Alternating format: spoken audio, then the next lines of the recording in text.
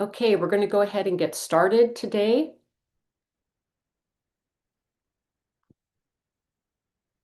Welcome everyone to the second day of the Global Women's Assembly for Climate Justice, Path to COP30 and Beyond. We're just so glad to have you here. We had an amazing day yesterday and we're looking forward to another one today. It's just such a critical time for all of us to be meeting. And I want to thank everyone for your patience so that we can do a little housekeeping to ensure that people are able to participate in different languages. So we're going to be starting with that little bit of housekeeping. So when someone is speaking in a language other than your own, please activate the Zoom interpretation by clicking on the interpretation globe in the lower right side of your screen and choosing the language in which you would like to listen. If you're connecting to Zoom through your phone, please touch the three dots at the bottom right corner of your screen where it says More and choose Language Interpretation. Choose the language in which you would like to listen and then touch Done. And if the interpreters would please kindly give instructions now in Spanish and then French and then Portuguese. Thank you so much for doing that, and we really appreciate the interpreters for helping us. Muchas gracias. Tenemos interpretación disponible al español. Para escuchar la interpretación al español en una computadora, haga clic en el icono del globito, el globo terráqueo que está en la parte inferior de su pantalla, y seleccione español. No hay que silenciar el audio original. Luego, si usted se unió en un dispositivo móvil, busque el menú en la parte inferior de su aplicación de Zoom y en la extrema derecha haga clic en Más o More, luego en Interpretación, luego Español y Finalizado para que se guarden sus preferencias. Si alguien tiene problemas con la interpretación, estamos aquí para ayudar. Mi nombre es Megan, estoy aquí con mi colega María y pueden hacernos saber en el chat si necesitan apoyo con la interpretación. Adelante, gracias. Bonjour, je m'appelle Gaëlle et j'assure avec Rachel l'interprétation en français pour cette semaine. L'interprétation est disponible en anglais, espagnol, français et portugais. Veillez à sélectionner le canal français pour accéder à l'interprétation. Si vous utilisez un ordinateur, vous pouvez cliquer sur l'icône en forme de globe qui dit interprétation dans la barre d'outils ci-dessous. Si vous utilisez l'application Zoom sur votre téléphone ou une tablette, cliquez sur les trois petits points ou plus, puis sur interprétation, puis français, puis terminer. L'interprétation n'est pas disponible sur les appareils Chromebook ou Linux. N'hésitez pas à intervenir en français, nous interpréterons vers l'anglais. Si vous rencontrez un problème avec l'interprétation, veuillez nous en faire part sur le chat. Merci de nous aider à créer cet espace multilingue et bonne session. I'll give the floor to my Portuguese colleagues. Thank you. Olá a todos os participantes, muito obrigada por estarem no nosso evento hoje. O evento acontecerá em 4 idiomas, em inglês, português, francês e espanhol. Para acessar a interpretação no idioma de sua preferência, no seu computador, na parte inferior da tela, você encontra o ícone do globo. Por favor, clique nesse ícone, escolha português e clique em concluído. Esse mesmo ícone você pode encontrar caso você esteja participando de um celular. É só na barra inferior do Zoom, você desliza para o lado e consegue encontrar os 3 pontinhos onde diz mais, e aí você encontra a função de interpretação. Caso você tenha algum problema, por favor, não hesite em escrever no chat, que eu e minha colega Patrícia, nós estamos abertas para ajudar. Muito obrigada. Thank you very much. Thank you so much. We're really thankful to the interpreters for helping us to make sure that there's language access for the entire assembly. So yes, welcome everyone to the Global Women's Assembly for Climate Justice, Path to COP30 and Beyond. My name is Osprey Oriel Lake, and I'm the Executive Director of the Women's Earth and Climate Action Network, or WECAN, and I'm living on Coast Miwok lands in the San Francisco Bay Area in California. As we open the gathering, again, we just continue to welcome you to introduce yourself in the chat with your name and where you're from. It's really exciting to see people from literally all over the world. For those of you participating through various live streams, we welcome you from far and wide. And if you would like to hear all of the sessions in your preferred language and also participate in the live chat, please be welcome to join us in the Zoom room. And the registration link is on our website and across our social media channels. We are excited to learn from our opening day yesterday that so far there's been over 100,000 people tuning in and viewing the assembly across the live streams and Zoom. So we're really excited about that. We really want this message to go out to the world from all of these amazing leaders. And so with that, I also want to take a moment to not talk about logistics for a second, to really just acknowledge this very challenging time that we're all living in and welcome you to a space for us to be together and to support one another. Please know that WeCan is here for you and that you're not alone and that we send you our love and well-being. The Global Assembly is taking place during the second week of the climate talks in Bonn, Germany, where the continued struggle by our movements is underway, challenging governments to fight for climate justice, to end fossil fuels, the 1.5-degree guardrail, centering gender in the UNFCCC negotiations, climate finance, the just transition, and more. Our assembly is timed to create a bridge with the vital advocacy work at the UNFCCC. And yesterday we had some really prominent leaders who were in Bonn speaking on some of our panels, and we will continue to do so throughout the week. Before our first panel of the day, I want to remind everyone that as part of the assembly, we have released yesterday a powerful call to action to governments and financial institutions globally. We want them to hear from us. And this collectively written call to action will be delivered at the UN General Assembly in September and at COP30 in November. And you can see our call to action and our demands in the chat. And we also welcome you as organizations to sign on, because there's still time to sign on to, even though we did our first release yesterday, there's still time to sign on to the call to action for the release in September and the delivery at COP30. And our last announcement is that we are also soft launching a WhatsApp networking platform so that our conversations generated at the assembly can carry on into action going forward. The WhatsApp group is a place where you can connect with each other and share your climate justice related work, research, projects, campaigns, and find collaboration partners. And we're going to put that link into the chat. And so we really welcome you to join us so that we can continue to network beyond this time that we're together, and to be able to continue to expand our networks. So thank you for that. And we're going to get ready for our first panel. And I'm just looking to my team to make sure that all of the speakers are here with us. Could I get a signal from our crew?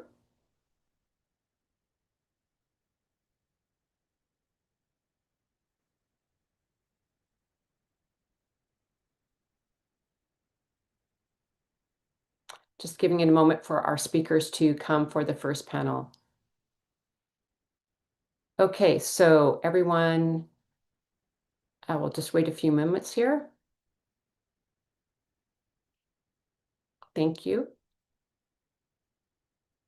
We're seeing people from Zambia joining us, people from Germany, people from Uganda, South Africa, Colombia. Amazing. Welcome, everyone. It's just so wonderful to have you here. Sri Lanka, Nigeria, India, Canada, Brazil, Zambia. Wow, wonderful. Just beautiful to see so many people. Belgium, across the US.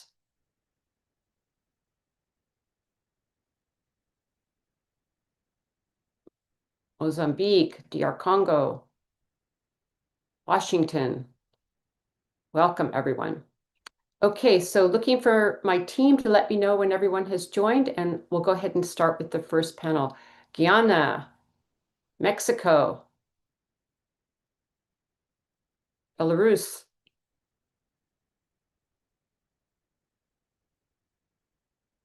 Okay, we'll go ahead and get started. Thank you everyone for your patience as we're getting all of our speakers into the panel session with us. Thank you.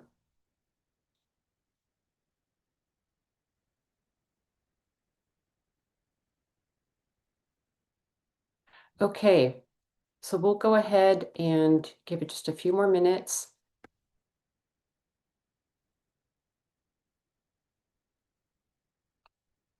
From Cameroon, from Kenya, San Francisco, Paris, Chicago. Wonderful. Sweden, Ecuador.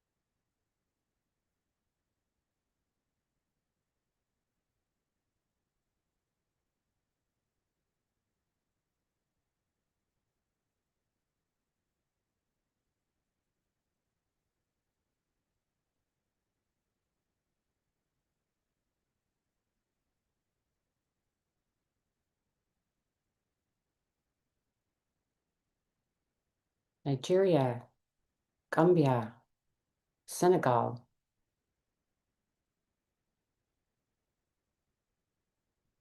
Wonderful to see you all. Okay, let me check one more time.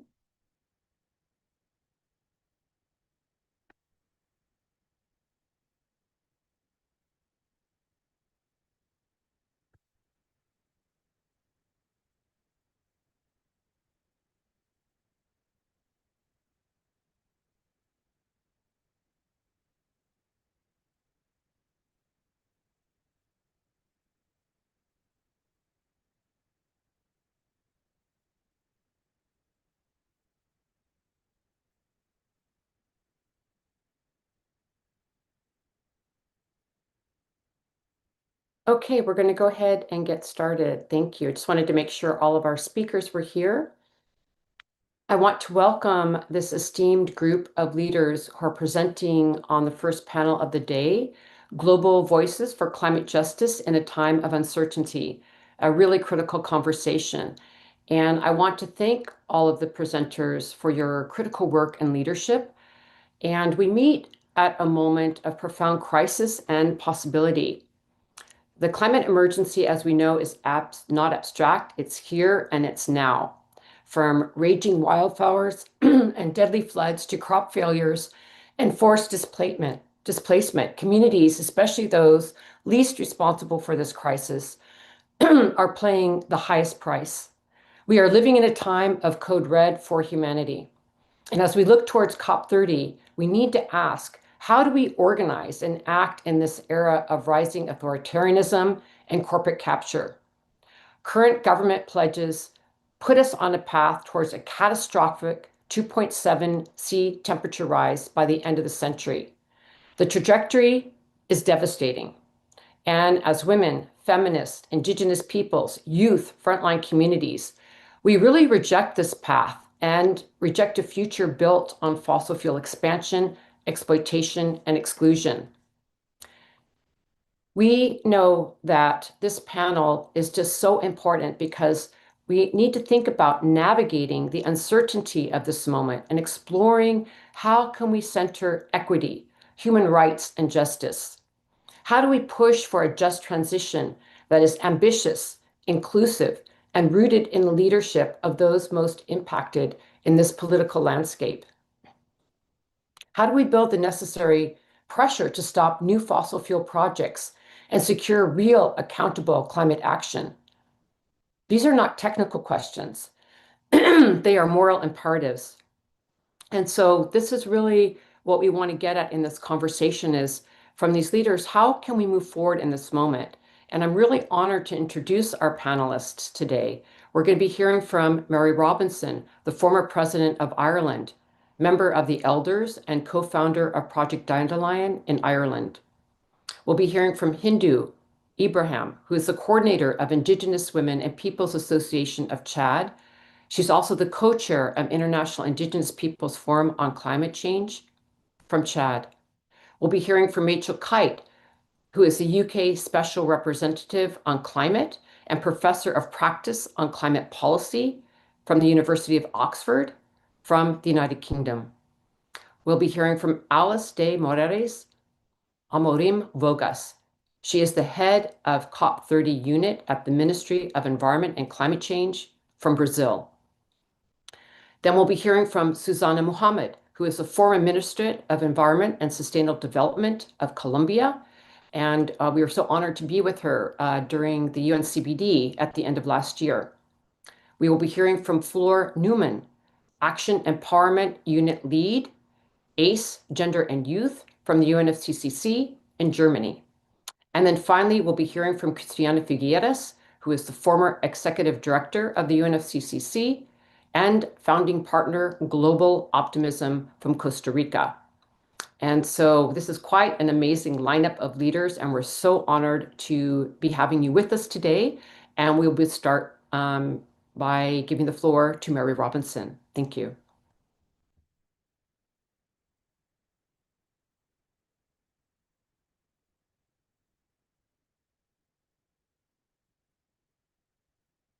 Warm greetings to you, dear Osprey, and to all at this weekend Global Women's Assembly for Climate Justice, the path to COP30 and beyond.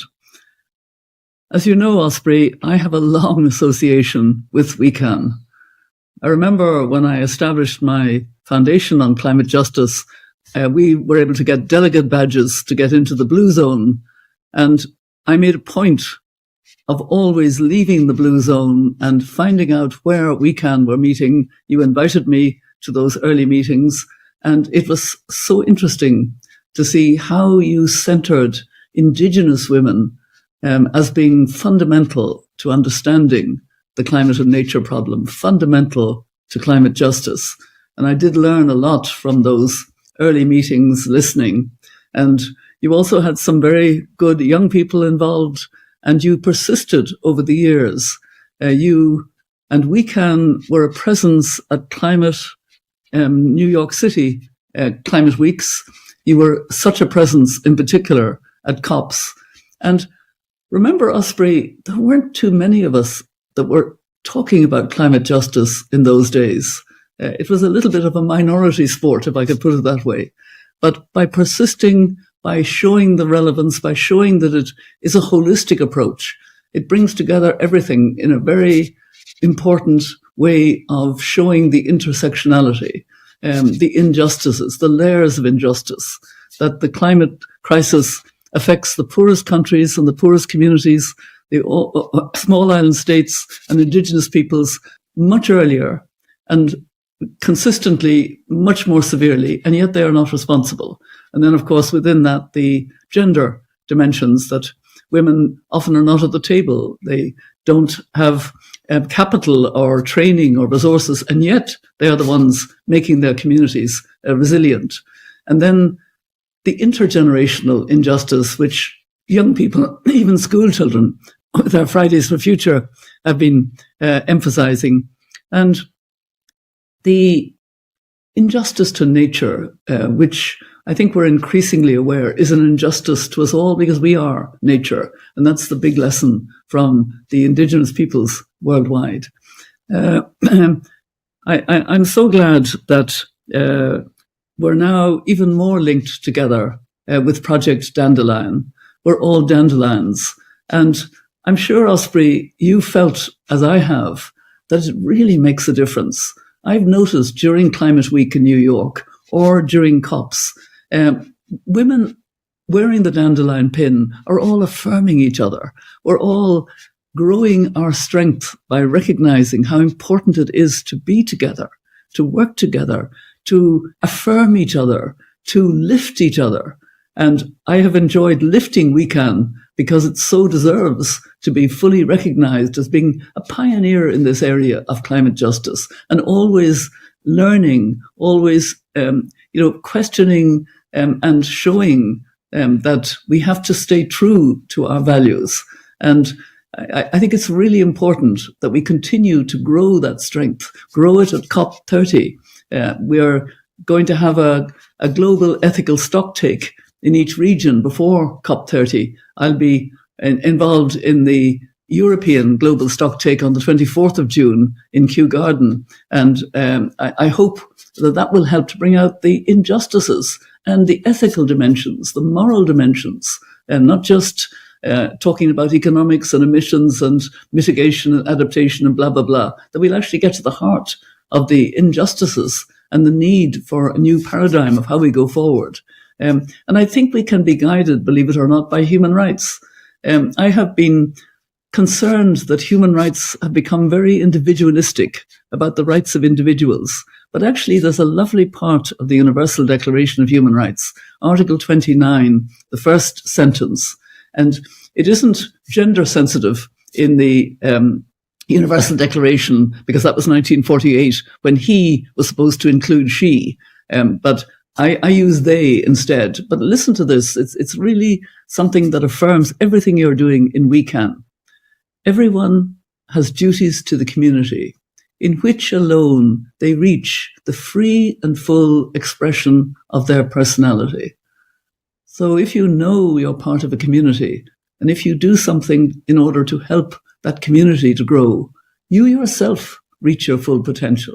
And I know you have reached your full potential, Osprey, in the enormous work and dedication you've given to We Can over the years.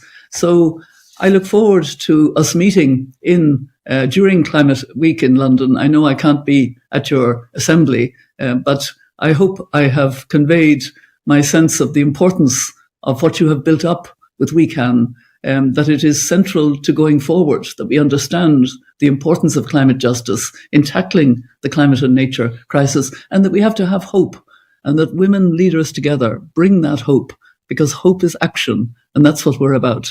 So all the best, and I look forward to seeing you in other spaces during the week.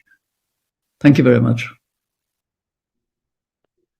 Well, we thank Mary for joining us. She is at Climate Week in London, so she sent us that really wonderful video of her today so we could hear her voice, and we really appreciate her comments. And also, I really appreciate her bringing forward the issue of human rights and how we can continue to utilize these international standards like the Declaration on Human Rights, Universal Declaration on Human Rights, to help us in our climate justice struggle. So we thank Mary for her work, her incredible work around the world, and for her comments and for highlighting this really essential point.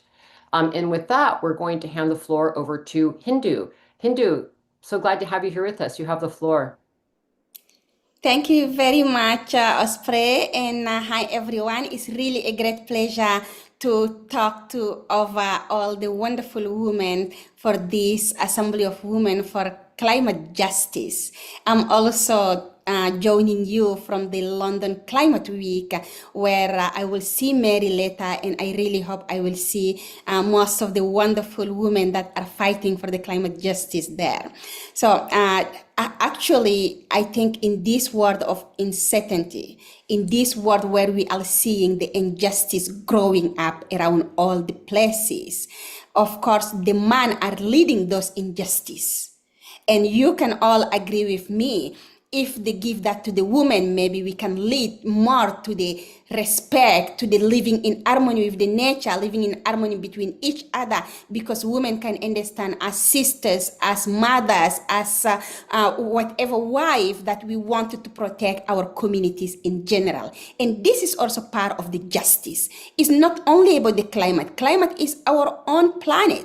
Climate is everything, from the city, from the rural area, from all the rest of the places. And we need peace to build our planet planet is as a better place. And this is like what really come to me in mind when we talk about climate justice today. And that's also why I say like, okay, maybe if as women we come all together, yes, we can, because we can do that. We know how to do that, and we need just to be into the driving seat. We need to be get into decision making.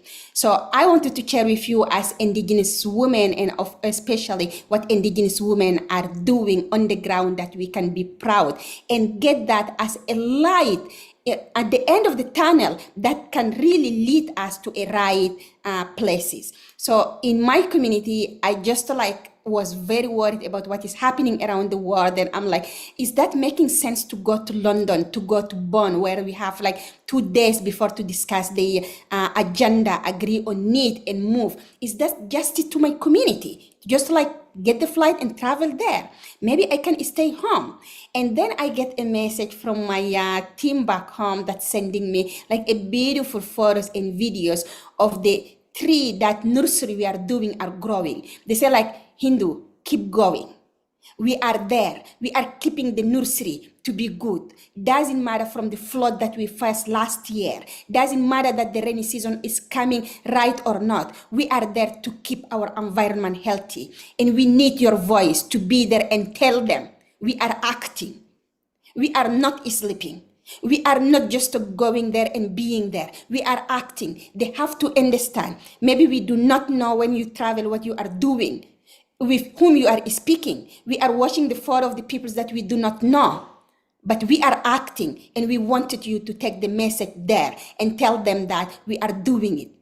Imagine just so I get the press choosing if I go to Bonn or go to London, because I really choose to come to London. It's less than a week. And I get this message, and I get all the energy from all the women from the communities, all those Indigenous women just fighting back. So I think if we all come together, we can get this light and come to those spaces and tell them women are acting for real. And you, the rest of the world, you have to follow. You have to give us the space. So in the way to Belém, we just have 5 months, even it's not 6, because this month is ending already. And we have many places that we have to go and speak. Doesn't matter if we come in London, we have to go to New York, if of course the visa allow with all what is happening around the world. But if you get any opportunity as women, we have to go there. We have to be there and say it's not any government, it's not any politician, it's not anyone who can stop us by doing the work that we are doing as justice. We can do it, and we have to do it as collectively. We cannot do it individually. We have the pre-COP who is happening also in Brazil. We have to go there and tell them that what we want is not the talk, it's not getting stuck 2 days in the agenda to agree. We need you to act in your NDCs, to make it more ambition, to cut the emission, to let our communities live, to let our peoples really live in harmony with the nature. We have to tell them as women we can meet and have lunch, have breakfast, have dinner, and come up with a united voice. When we go to the negotiations, we look at each other and we know what we bring there. We don't have to tell them that, like, put the women there, but as women, we can backing up. We have to stand up and back up. Women stand for women, and let the man that understand we are united in this negotiation. We can make the just transitions equitable, just for the women, for Indigenous women, for Indigenous communities. We do not allow them to grab our land. We do not allow them to use the just transition on the name again of the greenwashing to become more rich and to give into the big companies, to create a justice where the countries like mine, like many countries in Africa who do not have access to water, to electricity, to use the just transition to get the access to the basic need, to restore the land. We can fight with them in the new program of the TFFF, the Tropical Forest Forever Facility, that to be not only 20% to the Indigenous peoples, but more than 20%. And this revenue, if it's become a reality, go directly to the hand of the women, to the hand of those who are impacting and on the ground. So we need to tell them that from Belém, we have to make a work plan beyond Belém. Helen, by 2030, we have to make the climate to go down, decreasing on all the greenhouse gases, but not increasing. And I think I wanted to end by saying that as women, we can do it. We have to back up each other, and we have to ensure that we get sit in the tables, we get participations in an event that we have to make our voices. We have to get a direct access finance to make a real project on the ground happening for the real. And women can stand for women, and yes, we can do it all together. Thank you very much. Thank you, Hindou. It's always fantastic to hear from you and really good to see you. Thank you for taking time. I know that you're on the road, as you said, speaking out, which we need to hear your voice. It's so important, your dedication. I've known Hindou for many years. I met her at a climate negotiation many years ago in Cancun, and just have watched her leadership rise, and just so proud of your leadership and so thankful for it. And just wanted to say, yesterday we had a discussion of, talking about women's leadership, how at the last COP in Azerbaijan, of 78 world leaders that were there, only 8 of them were women. And, that's just like one stat. We could pull out so many, but we've got to get women into decision-making places, respected, and all the reasons that we've talked about over the last day of why women's leadership is so essential, but it's being left out. So I'm really glad that you brought that forward. And yes, we need to be together. And with that, I would love to bring Rachel Kyte into the conversation. If you came in late, Rachel, we've already done the introductions at the beginning. So I'm just handing the floor to you. And thank you so much for joining us. Well, Osprey, thank you so much for inviting me to be with you today. And hello to everybody, many of you that I know and many of you that I don't know yet. I'm speaking to you from my office in London. We're in the middle of London Climate Action Week. I'm sure there are other people here. I know Mary is here. And it's twice as big as it's ever been before. There's sort of 750 official events across the city on every possible topic of climate change, because as Hindou said, climate is everything and everything is climate. And I think there's a number of reasons why London Climate Week is big this year. I think uncertainty about the climate week that we would normally have around the United Nations General Assembly. Some people can't get into the country, has already been noted. It's not a safe space for many others. And there's a question about whether or not we would get the focus and the conversation that we really need. I think it's also, with COP30 being such a seminal moment, that halfway through the year, when we can clearly see that we're not on track, it's important for people to come together, to up each other's ambition, to check in on what's really happening, and how to drive that ambition forward, because, I mean, the news changes every morning, but also to find solidarity and succor and spirit from each other, because this is a long, hard slog. I just came from a meeting now where somebody was quoting Barack Obama, who always used to say, and I remember this, hard things are hard, the easy things have been done. And the hard things are hard, and that's what we're now grappling with at the beginning of a 10-year implementation agenda that the Brazilians hope to set forth at the next COP. I just want to make a few points which hold true for me in my current position as the UK's Special Representative for Climate, but were also true for me when I was working for multilateral finance, or for the UN, or for civil society and NGOs. First of all, is that we have to be able to hold two truths in our mind at the same time. First of all is that we are making progress. The second truth is that we're not making progress fast enough for enough of us. So we are at a point where we can see that a renewable energy revolution is underway. We can see that more investment is flowing into renewables than anything else, but also at the same time, we can see more investment going into fossil fuels. This doesn't mean that the analysis of what's going on in the energy revolution is wrong. It just means that the transition is at that particular moment in time. It doesn't mean that we should pull back. It doesn't mean that we should suddenly think that coal is going to be the solution again. What it means is that we need to double down on what's working. And as countries and communities want fast energy, they want energy now. They want energy now because they need it for prosperity, for growth, for development, but they also want energy now because they don't want to miss out on the next technological revolution, which is artificial intelligence, which is already here and driving energy demand in the north. And so still the quickest way to get energy is actually renewables, which means that we have to deal with trade regimes and finance and partnerships between countries and communities, and we have to deal with supply chains which are disrupted and blocked and dominated by some countries over others. And we've got to be able to do that while the clouds are gathering above our heads as the geopolitics become more and more complicated. But it doesn't mean that we revert to an old form of energy that didn't take care of everybody, certainly didn't take care of many women on low income. So can we be good enough, smart enough, clever enough to hold two truths in the same mind? I think that most women leaders, whether it be at the community level, city, country, or internationally, are able to do that. The second thing I want to say is, I think taking off a little bit of what Hindou was saying, we got to show up. You have to be in the room. You have to be outside the room. You have to be thinking ahead. We have to use the alliances that we've built over the last 20 or more years, and we have to be in solidarity with each other. If you sit in a room and something doesn't get said, then you have to say it. I was in a room at COP30 on adaptation, and I haven't been in many of those rooms because I've been focusing on finance and energy in the last few, but now as a representative of the UK government, I was sitting in an adaptation conversation.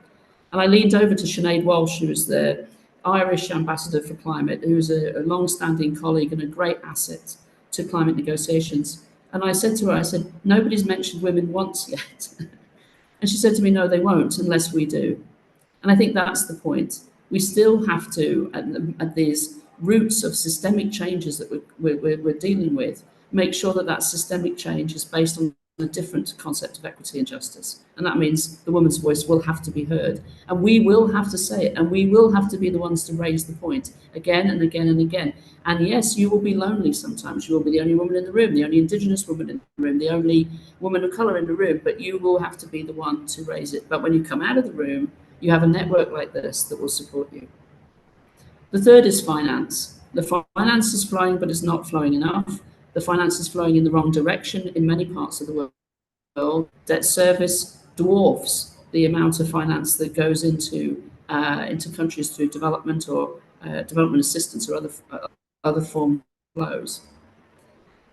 We also know that that finance is not flowing down to the people who really need it. The amounts of finance that are flowing into adaptation are far too few. We can't get carbon markets growing at scale yet, although I'm optimistic over the next 2 years that we can do that with integrity at the very heart of that. And that's a lot of what I'm doing here this week. And we have to deal with the fairness or the unfairness of the current system. And that's difficult to do when the boards of the multilateral development banks and international financial architecture are now split. We have lost the consensus of what we're trying to do because of the stance of some powers. But it doesn't mean that it doesn't need to be done. And my Foreign Secretary, David Lammy, made a speech in September of last year at Kew Gardens, and you can look for it on YouTube, where he talked about putting climate and nature at the heart of UK foreign policy because, apart from many other things, including the fact that nature is at the heart of our productive economy, that we would be able to reset our relationships if we were to put nature and climate at the heart of our foreign policy. So that's my day job now. So the time for women has always been now, but now more than ever.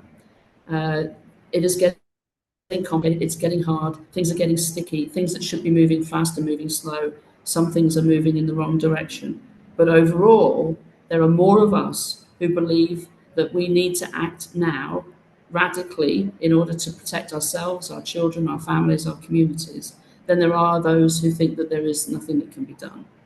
All of the polling shows that people believe that climate change is here, it's happening, it's having a negative impact on their lives, and that they could prosper more if they had cleaner air, cleaner water, affordable electricity bills and services that meet their needs. But they often feel that they're isolated and that not everybody feels the way they do. And yet we do. And so it is in networks like this where we come together and show the power of we can, we the ones who know, we the peoples, as the UN Charter says, we are more than they, and we have science on our side. So from my humble role, helping the UK government connect as a pragmatic partner, I send you all my love and solidarity and I look forward to seeing you in the months to come. We have much to do for each other and for ourselves. Thank you. Wow, thank you so much, Rachel. So appreciate your leadership and seeing you in all these different leadership roles over the years. And just thank you for your dedication and your strength. I really appreciate you bringing forward the issue of Climate Week in the U.S. Since I'm in the U.S. and the very challenging situation that we're in. And I just wanted to comment that we were talking yesterday about how with the United States pulling out of the Paris Climate Agreement again with this current administration, that it's not just a policy failure, it's a moral failure at this point. It's a radical failure because of the signal it gives to the rest of the world and to polluters. So it's important in this assembly that we keep putting a spotlight on our geopolitical situation and be frank about that. And I just wanted to make a few other comments about, that you were talking about how important it is that we keep having women in these spaces and recognize the fact of women's leadership and gender diverse leaders. And we were noticing how during Bonn, there was the release of the agenda from the COP30 presidency that had left out gender commitments. And it's something that we're working on at the Women and Gender constituency and other spaces. But we need to keep pushing governments to keep remembering that focus. And then lastly, before we hand the floor over to Alice, is that you are such an incredible expert on the energy transition, and we don't need to get into it now, but just wanted to flag, because we are a climate justice space, how much we're working to not replicate the same extractive economy when we go to renewables. And I know you know a lot about that, but just wanted to mention that we're well aware that we need to make this transition, but how we do it and how we respect Indigenous rights and human rights and not continue the extractive, overconsumptive economy is also a part of that scenario. And I know that you know that, but just wanted to mention that, and we can have that in the discussion. And I would love to hand the floor over now to Alice, who has also already been introduced, and you have the floor. Thank you, Alice. Thank you so much for the invitation to be here. It's a great pleasure. I'm actually here as well at the London Climate Action Week, trying to help spreading the word about COP30, and actually using our starting point and why are we talking about a COP? Why do we need to be talking about implementation? Because inaction is not neutral, right? When we talk about climate justice, we talk about making choices, having intentionality about the choices, and framing the COP process and understanding that a lot of the decisions that must be made in order to tackle all the structural elements of our society, of our development models, they are outside the traditional UNFCCC and COP process. So we want to not to reinvent this process, but to reshape it, to make it much more fit for purpose for implementation.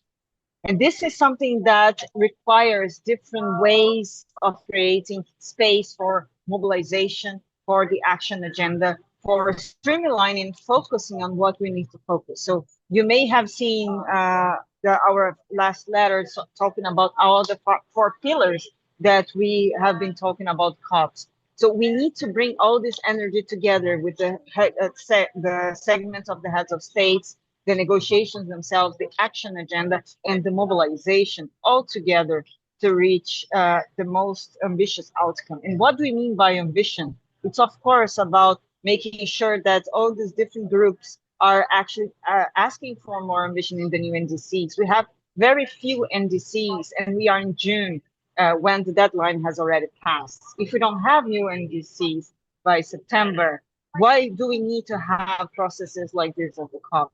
These processes are domestically driven. They are not led by the COP alone. And we need the voices. We need to discuss the quality of those NDCs. We need to have the commitment also to make sure that the whole world understands that Paris is working. And as Rachel said, it's not as fast as bold as we need, but it is working. So we need to make it working.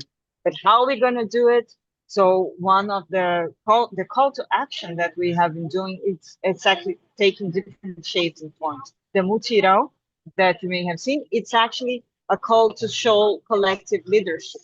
We need, of course, decision makers to take the right decisions and to incorporate justice with intention in their target setting, in their prioritization to loss and damage, to adaptation, and so on. But we also need to understand that communities need to have the driving seat of this vision on how we're going to drive, how we're going to change the realities on the ground. So to connect this very local leadership that, for instance, we just saw here a couple of mayors coming in and actually expressing how much they have been advancing, regardless of the signals that the U.S. federal administration have been putting forward, but that climate action is happening on the ground and will continue to happen because it makes sense in social terms, in economic terms, and it's something that it's actually reshaping the whole economy. So we need to make sure that everybody understands their role and their capacity to drive this reality. We are talking about a massive behavioral change if we really want to embrace justice into the quality of the low carbon development that we want to see in the world.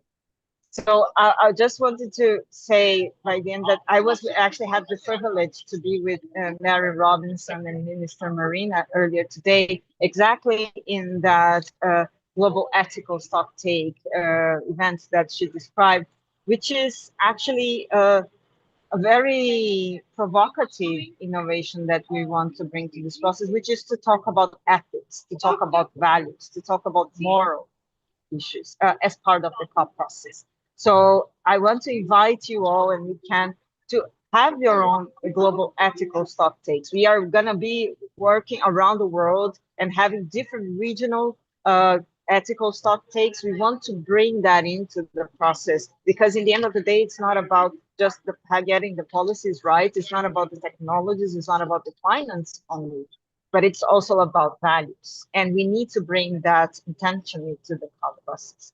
So I invite you all to learn more about it. It's in the COP30 website. We have more information. We're going to share more as we go. We just launched it today. And I would love to see at the African Climate Week, not only the London Climate Action Week, all these movements around action. We need to act fast, and we need to be bold, way beyond the COP process, because in the end of the day, we are talking about a deeper structural decisions that will shape our present and our. Thank you so much.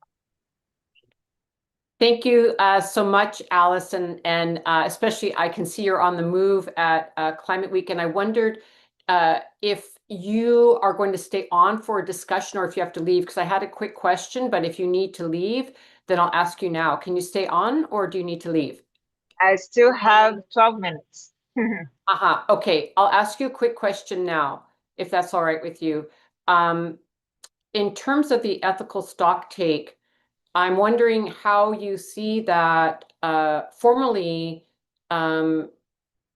being interwoven into the actual negotiations, because we do see there being such a difficult, the negotiations are so difficult in terms of what actually is working. We talked at the introduction of this panel about the fact that right now governments have us leading toward 2.C degree rise in global temperature, right?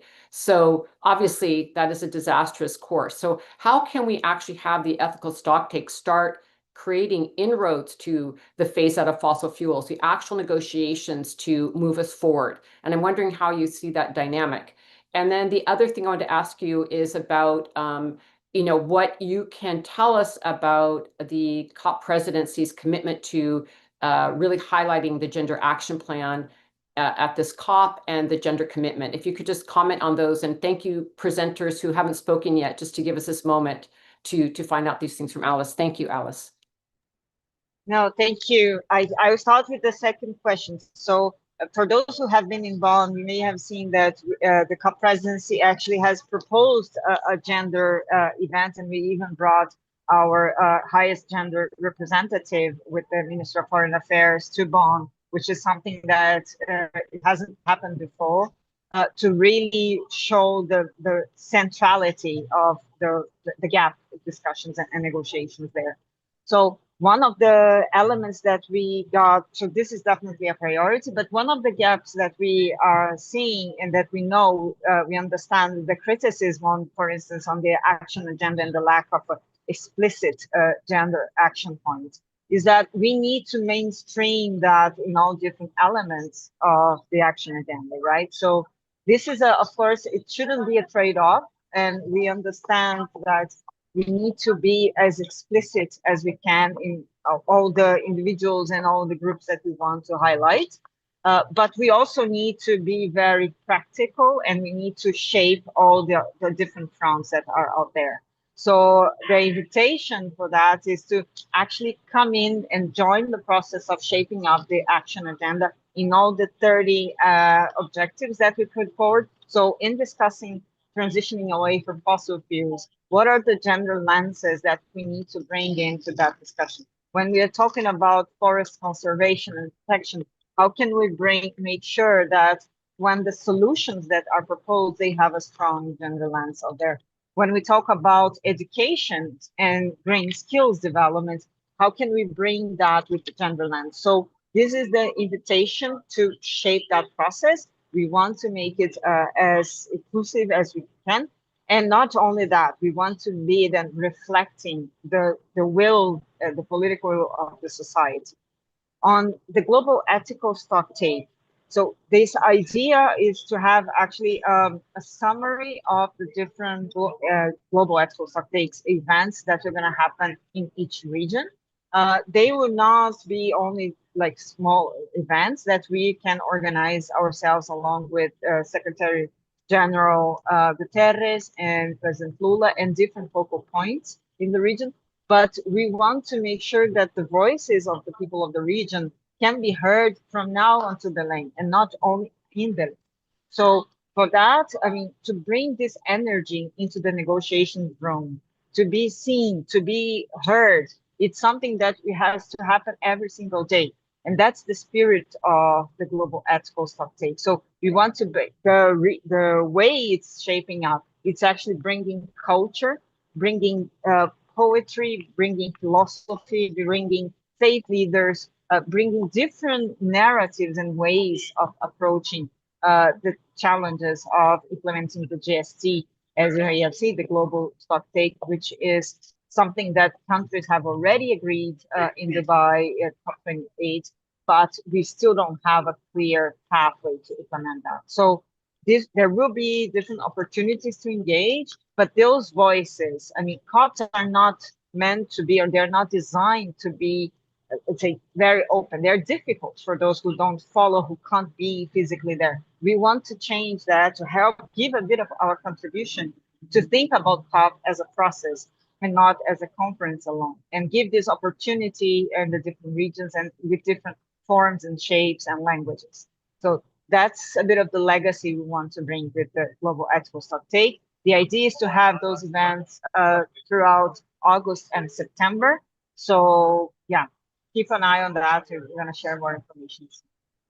Thank you. Thank you so much, Alice, for your leadership, taking time with us, and for answering all of those questions. Thank you so much. We really appreciate your time, and we know you have a lot of work to do between now and COP30, and we hope you have all the support you need for that work. Thank you so much. I'd love to hand the floor now to Susanna Mohammed. And Susanna, we have introduced you before if you weren't on earlier, but welcome. So glad to see you. Thank you so much. It's really, really amazing to be here. Thanks for this effort. I love the idea of Global Women's Assembly. I think we should assemble more. There is a theater play from the Greek times, from Aristophanes, that is called Women Assembly. And it's about what happened if women were at the assembly in the agora in Greek times. And I think it's so modern and important because we have to gather from our experiences and energy as we are approaching this amazing intersection in time, where for the first time we're going to be having a COP30 in the Amazon. I think there is a perfect juncture that speaks about the relationship between ancient cultures, nature, and climate. But climate, I will start calling it the civilization change. The climate problem is a capitalist problem, it's an economic problem, it is a power struggle. That's what is at the center of the climate issue. Climate is not something outside us. This transformation of the climate has to do, as you all know, with the type of economic system and the system that is being fueled by fossil fuels. But that system at the structure has a power struggle. And what I see from the COP process is that we talk about shifting the emissions. Even last time in COP28, we were able to speak about shifting away, transitioning away from fossil fuels, but that's no near enough of what is required. Because what is required is actually a whole system change. And that means going at the heart of the economic system and its power structure. We don't discuss in COPs about this. And we think that the paradigm behind it is that if we make all our best effort, and especially at national level, we will be able to bring emissions down. But we don't put the elephant in the room at the center. And that elephant in the room is that the current structure is not shifting and is actually getting worse. It's getting so worse that it's not even now respecting the multilateral system. It's going through the process of direct action through war. So how do we tackle this in the current COP process? What should be the shift in Belém as we move forward towards a decade, the half of the decade, which is critical to be able to balance somehow the climate? I think the reality is that we will need to acknowledge that by having the COP in the Amazon, we have to put forward the non-proliferation of fossil fuels at the forefront. And this means that the Amazon countries, including Colombia, should start committing to non-proliferation of fossil fuels in the Amazon. And the reality is that there is the intent and the capacity to do so. It is a total contradiction to have one of the key biomes in the world that sustain life right now, and at the same time, make it a production site for fossil fuels. It is a total contradiction. And I think from civil society, activists, and from actually those that are trying to tackle the contradictions of the system is an issue that needs to be highlighted. The presidents from the Amazon countries are going to meet here in Bogota in August. This should be a discussion. Probably for COP30, there will not be a decision, but I think it's one of the angles of change, because non-proliferation in key biomes where actually ancient cultures, biodiversity, and what is sustaining life is critical should be one of our main flags. I would like to finish that a lot of my faith is actually in grassroots and community, and the capacity of mobilization from the bottom up, because it is really the consumption and production system and these inequalities in the economic system that are at the center of the crisis. So from the citizen movement, from the mobilization, not only at the different scales, grassroots, cities, regions, nations, we need to push for dealing with the real problem. And our consumption and production patterns, plus putting at the forefront the most vulnerable people, the voices of the people that are most vulnerable to climate change, should help us to get that click that is required to make climate not an abstract process where actually right now is depending in global finance and technology, but a lively process where people can take change into their hands, as it is already happening, but that requires much more empowerment. And the third element will be public investment. And then the geopolitics there require a shift of power. And this is not happening. While we discuss at COPs the requirement of this huge investment, other parties see that the next change will be another version of green capitalism, meaning, again, the logic of extraction from the south to be able to implement technologies in the north that we end up buying. This cannot be the next cycle because this will be the end of the process. What we need actually is a regime, a decision, a political decision that shifts this economic regime, and that politics takes again control over the decision making. We continue in the paradigm, even with a lot of the talks that we have at COP, that the market will solve this issue, and the market will not solve this issue. Change the economic regime, we're going to be able to affect the climate. Continue with the economic regime, even in its green version, the climate will not change, and the most vulnerable people in the planet are the ones to suffer. Thank you so much, Susanna Mohammed. That was so beautifully said and powerfully said, and we completely agree with your analysis and really appreciate you speaking out about it. And I also wanted to thank you for your amazing leadership at the UNCBD at the end of last year and sharing this perspective throughout that entire process.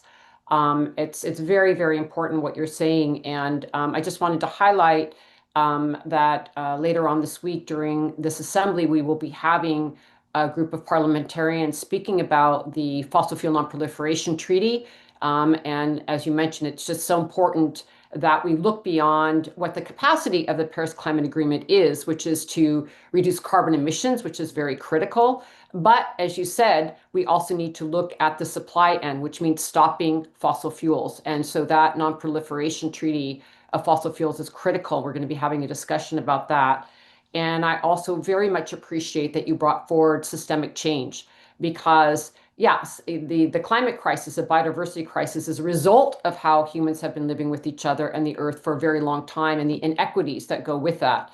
And so if we don't have systems change, we're still going to perpetuate these systems of harm and inequities and injustices. And so one thing I'll end on and hand it over the floor over to Fleur in a moment is that one of the things that I've really been touched by coming out of the global south, out of Latin America particularly, is the whole idea of buen vivir, living well, and the economy of living well, and these new economic frameworks, which I'm sure you can speak to in depth, looking at beyond growth, looking at the well-being economy. And buen vivir has been such a powerful philosophy and practice that we can learn from your region of the world. So thank you so much for your comments.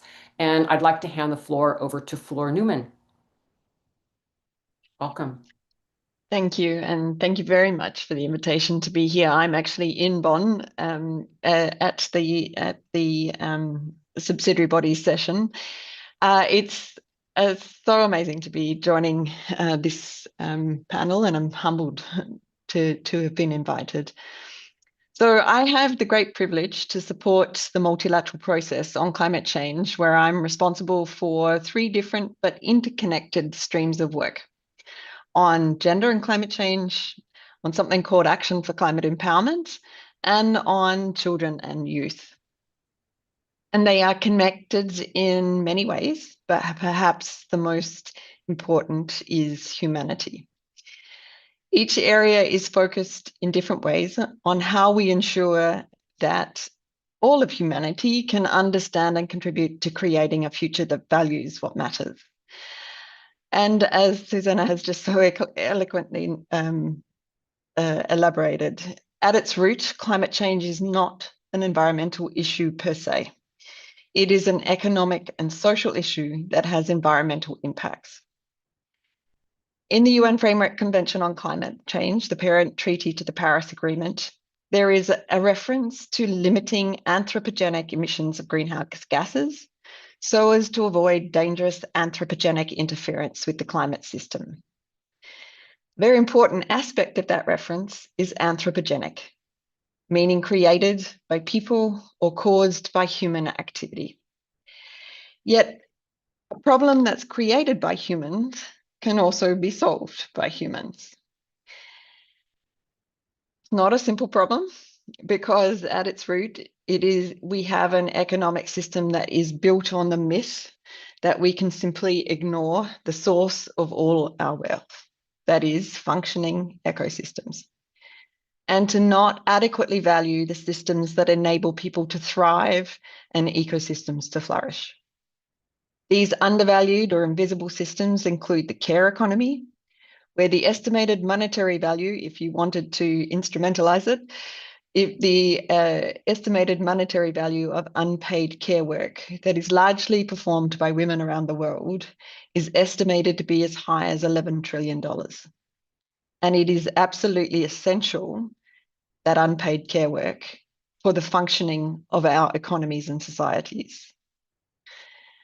So I'm excited to share that right now in Bonn, Germany, governments and civil society organizations are for the first time thinking about and have put in writing the connection between the care economy and climate change as they begin developing a new gender action plan under the multilateral process. And for me, to Rachel's point earlier about progress, this is progress. It may not be fast enough, but it is absolutely progress. And a reason for hope. Likewise, they're exploring if and how to connect the work of women, environmental and human rights defenders into the action plan. Again, this is something that 5 years ago perhaps would not have even been brought into the conversation.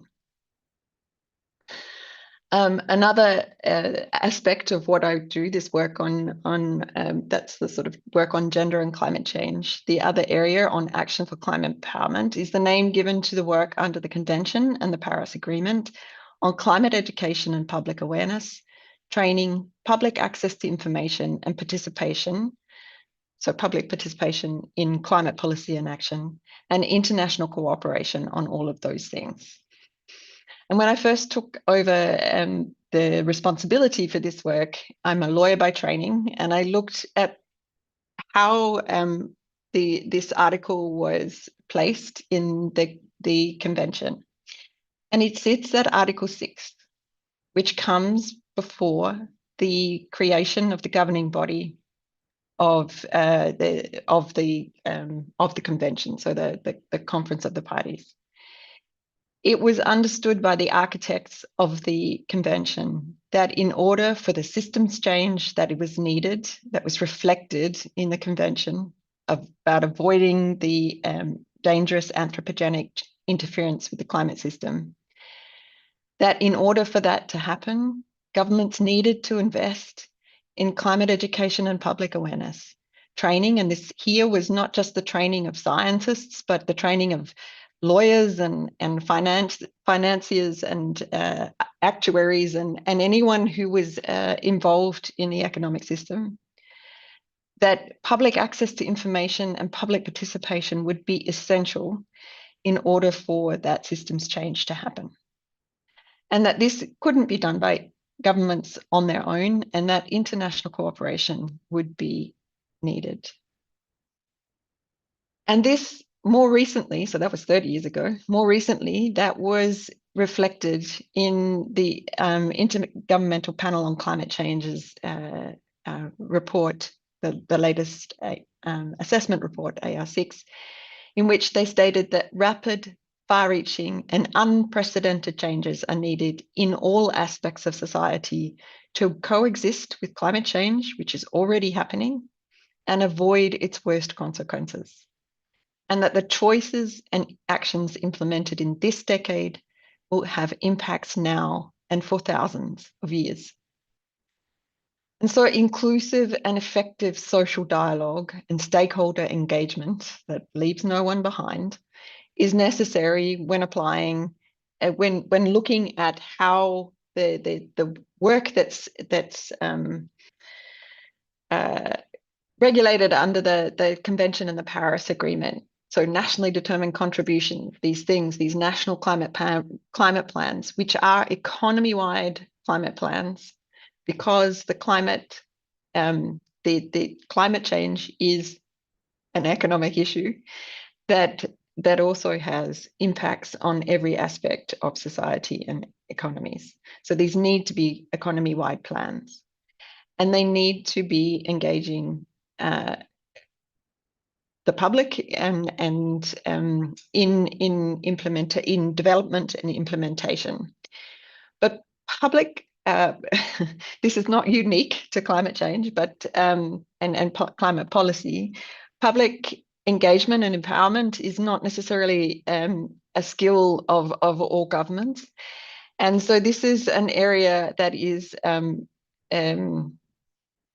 looked at through what is known as the Glasgow Work Programme on ACE. One of their aspects is looking at how to improve public engagement and empowerment, and also climate education. So here, again, because climate is not only about climate science, climate education, and this it links to the comments about the ethical stocktake. Climate education is about philosophy. It's about critical thinking. It's about civics engagement. It's about law. It's about understanding that you can't have growth on a financial growth on a world that is 3.5 degrees hotter. It's knowing that if you are providing financial advice, that advice needs to be taking into account the reality that the system that we live in is being changed by the choices that we've made around the use of fossil fuels. And I think this is, the point that Rachel made earlier about the ability to hold true truths. This is as much about climate education as anything else. This ability to be able to think critically and to be able to take on the challenge of understanding the systems change that's required. So, and the final aspect of what I do is to support the work on children and youth engagement in climate policy and action. And again, this links back to something that Mary said about human rights and community, and the need for the understanding that children, for instance, have the right to understand and know what's happening and to be engaged in different ways, met where they're at in climate policy and action. And that is a challenge that is really only just being acknowledged in the process, but is now being acknowledged in the process. So I would just end by saying that the urgency, scale, and complexity of what we need to do to address the climate crisis also means that we need to have networks like this one to be doing things differently, which means making sure that we have different people at the table who are making those decisions. And certainly one of my mantras at the moment is that we need to change the minds of decision makers, or we need to change the decision makers, and that we can do through public engagement and empowerment. So thank you. Thank you so much, Fleur, and thank you for all your incredible work. Fleur has been at this a very long time and very, very dedicated inside the process, as you can hear. And we sort of view it as an ecosystem where we all need to be in different places, all moving towards a collective goal. And so we really acknowledge, Fleur, the incredible work that you've done from inside the belly of the beast, really, and helping to push forward climate justice agendas, ensuring that gender commitments are made. You've really been such a force for that. The youth, as you mentioned, and education are highlighted. So I just really wanted to thank you for the incredible work you've done to hold down the ground, if you will, in a difficult space, and do so with grace and commitment. Thank you so much, really, and for joining us. And now we're going to hand the floor over to Christiana Figueres. Osprey and I were recently at an event whose leitmotif was the Japanese art of kintsugi, which is the art of repairing broken pottery by putting it back together, mending the cracks, but to do it with gold so that the cracks actually add to the beauty of the pottery. And I was really taken by this philosophy that I knew of, but all of a sudden it took on so much more meaning because we are living in a world of broken promises, of broken systems, of broken structures, of broken hearts. We're living in a world of total uncertainty where we have no idea what tomorrow is going to bring. We have no idea what we would be able to do in a world that we cannot predict. So I would just like to be inspired for a few minutes by Kintsugi, because in a world in which we realize that we cannot control any external circumstances, we can never control them anyway. That is just a fact of life. But especially now, external circumstances are really happening so fast and so strange and with so much impact that there's no way that we can control or in fact even influence external circumstances. So in that world, what can we do? Is there anything that we can control? Is there anything that we can influence? Well, my sense is yes, we can control our own thoughts, our words, and our actions. And interestingly enough, as we develop that capacity to control our thoughts, words, and actions, we begin to have an influential effect on the external circumstances. So let me use kintsugi to explain this concept. When there is a piece of broken pottery, masters of kintsugi will not throw the pottery out, throw the ceramics. They will actually gather all the pieces with care and, dare I say, with love. Because they know that this can be brought together again in a different way, certainly in a different way, but that it can actually be greater, more whole, and more inspiring than the original pottery. That is the first lesson for me from kintsugi. Because what it tells us is that in the face of broken systems and broken hearts, we can actually choose what mindset we use to respond to the brokenness that is in front of us.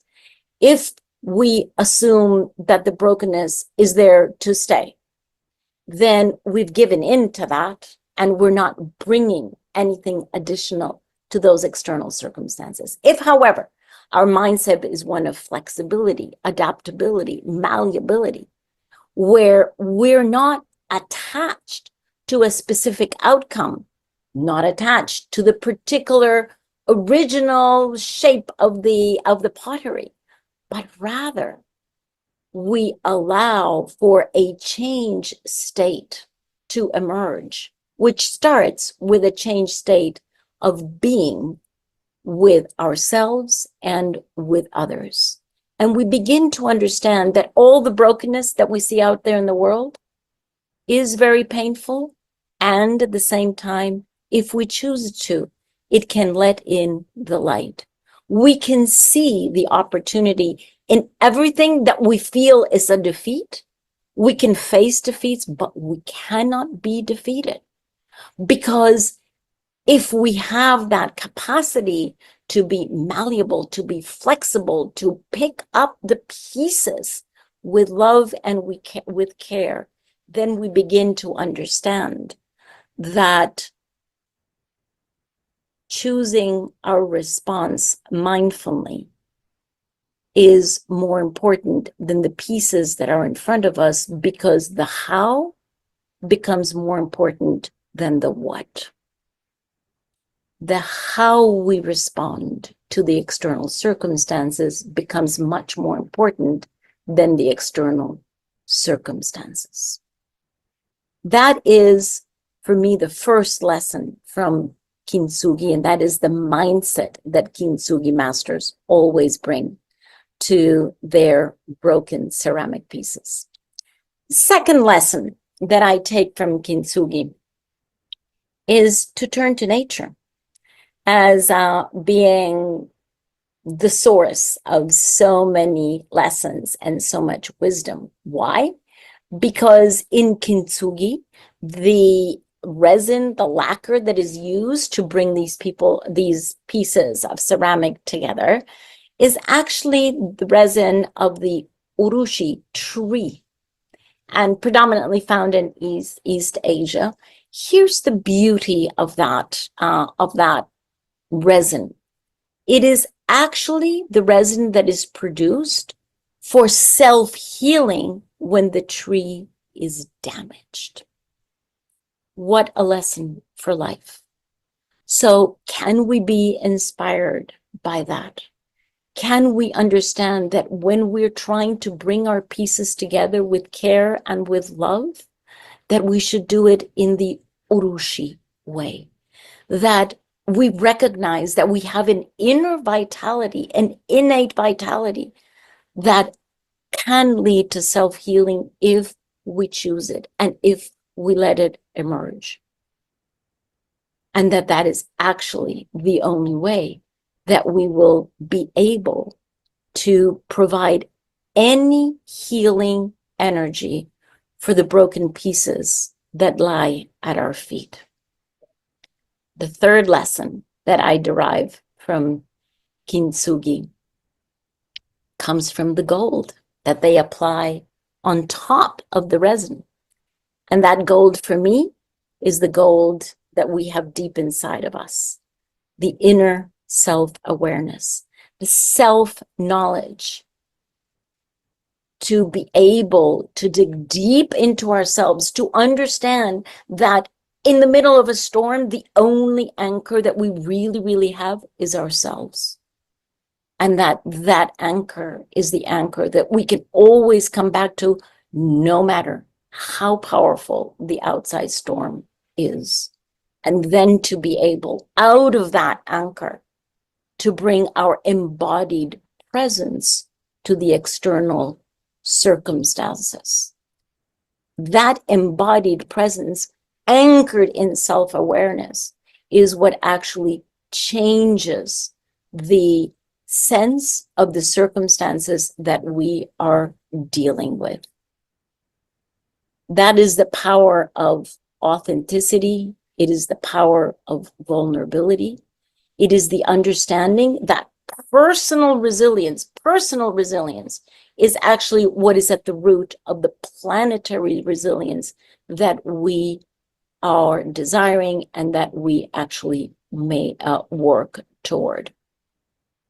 The wisdom of starting with self-awareness and putting that really as our deep anchor is being increasingly recognized by many authorities. Of course, all ancient traditions, all Aboriginal knowledge traditions have always recognized this.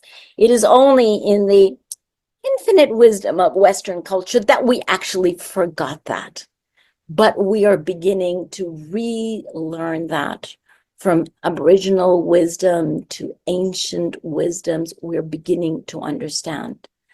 And I think Otto Sharma, the founder of the Presence Institute, puts it really beautiful. He says the success of an intervention depends on the interior condition of the intervener.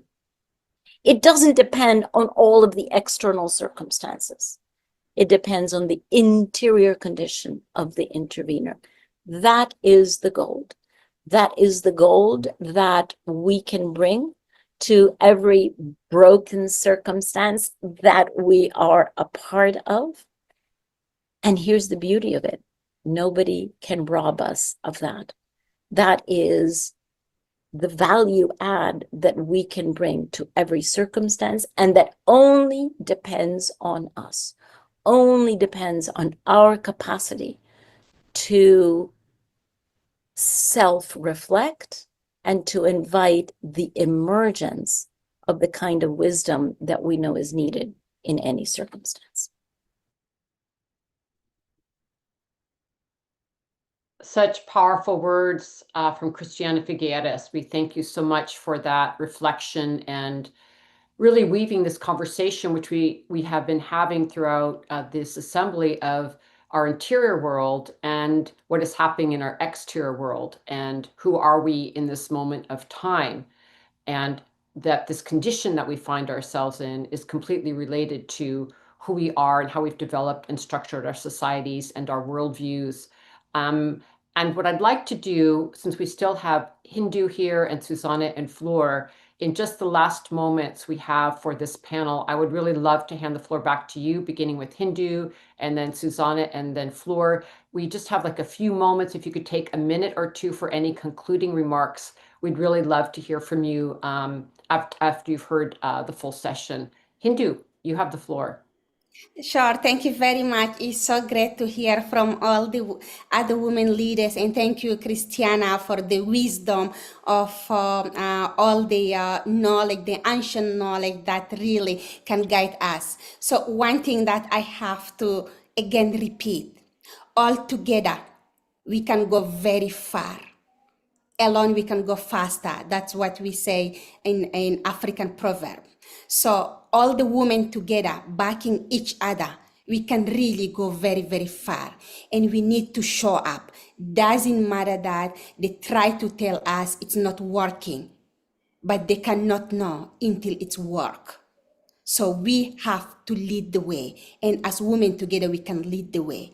And please, in anything that you are speaking, make sure that to highlight the indigenous peoples. We are not the victim. We are the solution. What we are bringing in the tables is a lot. And we know that from our communities. And Belém is going to be the COP in the home of indigenous peoples. Even if it's going to be difficult, we know logistic accommodation and many challenges, but it is going to be in indigenous people's place. We need you. We need you to be with us. We need you to stand up with us. We need you maybe for the first time. They can listen from us, all those leaders. So together as women, as indigenous peoples, we have to make it. We have no choice. Like I have no choice. My community, indigenous peoples, counting on me. So we have to do it. And I hope I can count on all of you. And thank you so much again for this wonderful, wonderful panel. Thank you so much, Hindou. We thank you so much for your work and your leadership. And to be sure, we are standing with you. We will show up. We will be with you. We stand with you. And we thank you for your leadership always. And yes, Indigenous peoples are a climate solution. It's so powerful to continue to reiterate that. And with that, I want to hand the floor over to Susanna Mohammed. Thank you. Thanks for all the reflections. I have been also reading the chat. So I thanks all the women that are participating and putting their comments. I would like to highlight two aspects additional or in complementation to what I said. There was somebody in the chat called Arabella. She's actually pointing in very wise words what I was working to frame, and I think she said it better than I did. So actually, I like to acknowledge that and say that what we are seeing is a crisis by the system, by an economic system that is exploitative of people, exploitative of nature, exploitative of one culture over another. So colonialism, patriarchalism is at the heart of this process, and we keep going around trying to not see the power at the center of that. But how do we shift it? I think I agree with her that the first step is to name it as it is, and it's difficult because that puts people into danger. And that's why women, human rights, defending land, defending everywhere in the world, their livelihoods, their cultures that have been subjected to extractivism are in danger, are in life danger. I'm working here in Colombia from political perspective because I think this is a power struggle. So it is also in the realm of politics, but I agree also very much with the people that have talked in the chat. That is a cultural issue. A cultural issue, how do we create a culture not centered in the economic growth and fossil fuels? I will call it a carboculture, a culture of carbon. All our life are intersected by carbon and by fossil fuels. Everything we do in modern society, and not every culture, the mainstream, because there are cultures that are not dependent on this carbon culture. How do we shift it towards a bioculture, which is a culture where you put life at the center and life in a transcendent way? Life meaning the planet is alive and we depend on it. And I agree, indigenous peoples teach us that, but also one step beyond, as Christiana said, with the uncertainty, we cannot come back to paradise. Paradise has been destroyed. We're going forward to a very uncertain world. So what is the world in these conditions that we can create around bioculture?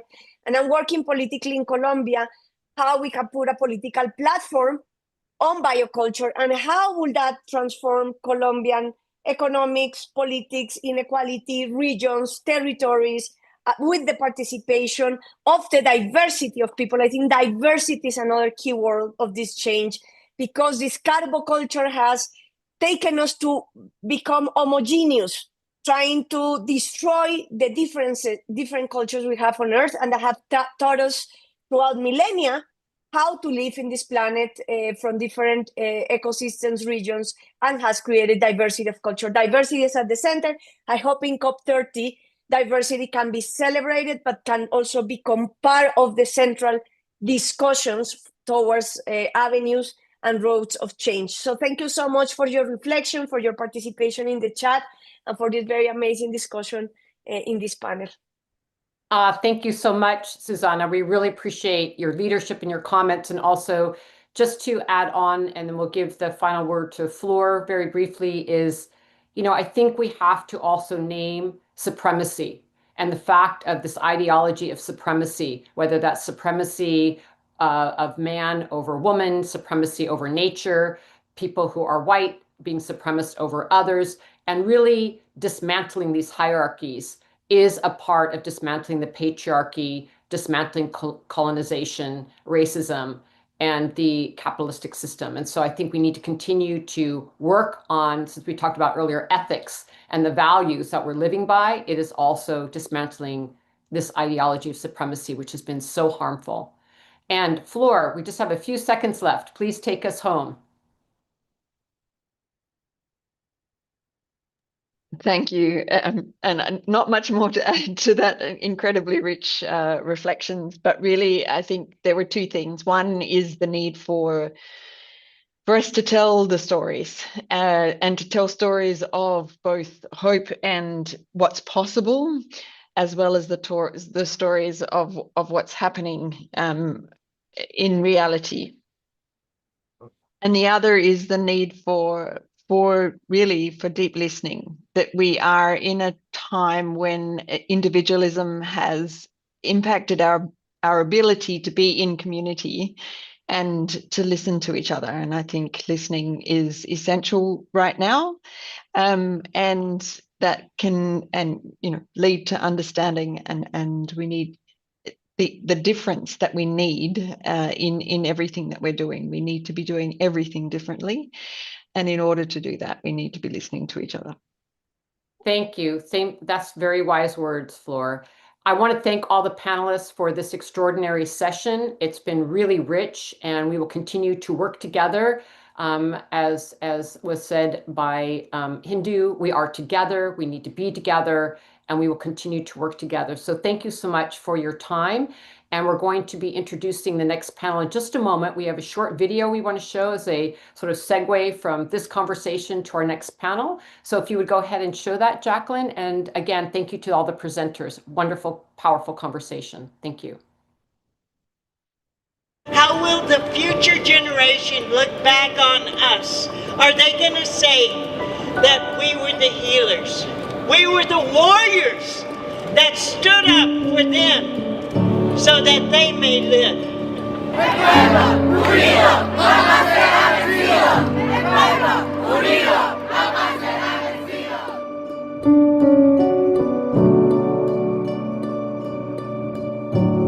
In this time of colliding crises and failing infrastructures, worsening climate disasters, I do believe we have a time to act, to ensure a fast, fair, and equitable phase out, and ensure a planet for current and future generations.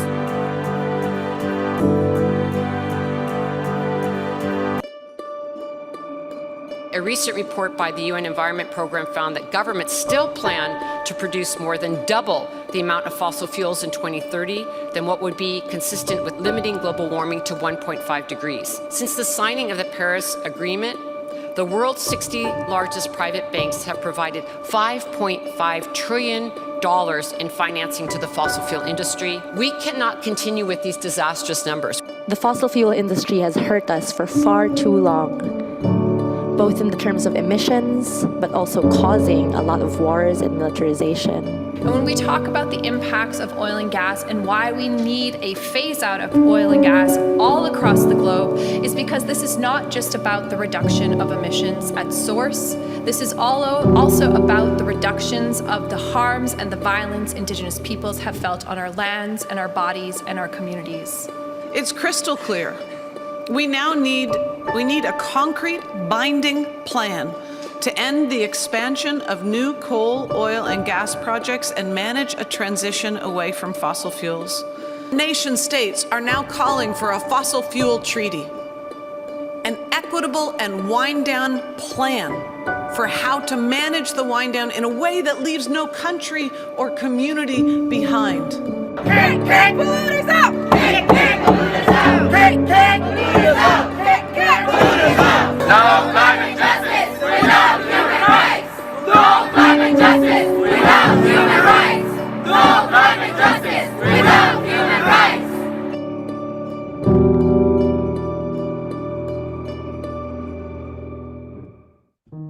Nós, mulheres, precisamos continuar avançando juntas.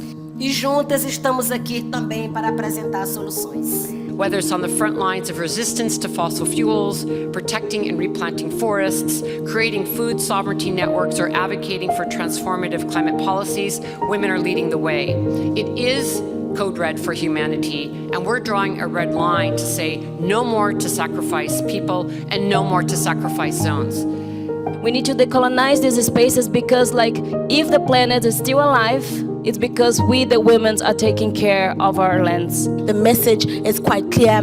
Feminists, frontline activists, frontline women, Indigenous people have long had the solutions, are advocating for these year in, year out, and it is time we heed to their leadership because we have long run out of time. E viemos fazer clamor. Não há possibilidade de barrar as mudanças climáticas sem considerar os territórios como solução número 1. Pela terra, pelas águas, pela floresta de pé, não podemos derramar sangue indígena no chão.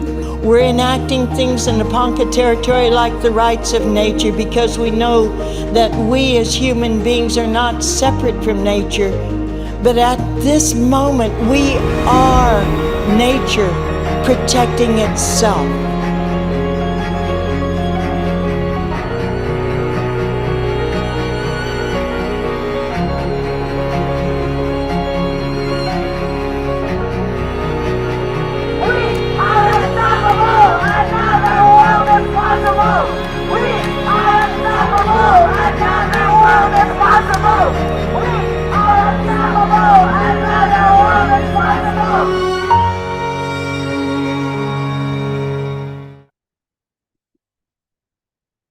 Okay, good to see all of those faces at the climate talks, some of the amazing leaders who are always working there. And now I want to welcome our next group of leaders, incredible leaders who are going to be speaking to us about building a healthy and thriving future, food sovereignty. And thank you all for your essential work and leadership in this field. In many regions globally, women farmers feed the world and are central stewards of seeds and agricultural biodiversity. They hold vast knowledge and skill gleaned through their traditional roles as healers, cultural shapers, and caretakers of water and land. Around the world, women in all of their diversity are securing and growing food and medicinal herbs for their communities and supporting a sustainable path forward towards community resiliency during cascading crises of climate and colonization. And through their effort, they are working to preserve and propagate plant knowledge and developing community and local economies by returning to adaptive practices rooted in land and seed knowledge as we learn to navigate this time. I have the honor of introducing these remarkable leaders, and this will be the order that they're speaking in, and we're just so glad to have you here. Thank you for taking time with us. We're going to be hearing from Kahea Pacheco, who is Kanaka Oiwi, and she is the co-executive director of Women's Earth Alliance, and she's from Hawaii. Then we'll be hearing from Marianne Bassi Orowuji. She is deputy executive director of ERA, Friends of the Earth Nigeria, and coordinator Food Sovereignty Program, Friends of the Earth Nigeria and Africa. Then we'll be hearing from Monique Verdon from the Huma Nation, and we're very glad to have her as our Weekend Food Sovereignty Program Coordinator in the Gulf South from Turtle Island and the USA. Then we'll be hearing from Yaso Kanti Batachan, who is Tak Ali. She is Vice Chair of the National Indigenous Women's Forum and founding member and advisor of the National Indigenous Women's Federation from Nepal. And then we will be hearing from Wilma Mendoza, who is Mos Etten. She is the president of the National Confederation of Indigenous Women of Bolivia. So this is an incredible lineup of amazing leaders, and we're so honored to have you here. And with that, I'd love to hand the floor over to you, Kahea. Welcome. Aloha mai, aloha aina kako, o Kahea Pacheco ko'ui noa no punamaiao makamokopuni o Hawaii. Hello, everyone. As Osprey shared, my name is Kahea Pacheco. I am Kanaka Wahine, a Native Hawaiian woman, and I'm a co-executive director at Women's Earth Alliance. I'm joining you today from the District of Puna on the eastern side of the island of Hawaii, which are my home territories. And I'm so honored to be here in this powerful assembly and with this incredible group of leaders, organizers, and movement builders. And thank you, Osprey, and the entire weekend team, as always, for all you do. So we're gathering at a time when our world is being reshaped by fear and violence, climate disruptions, food insecurity, and the unraveling of systems that were never designed for us to begin with. But, you know, in the face of this, I believe deeply that the solutions we need already exist. They exist in our communities.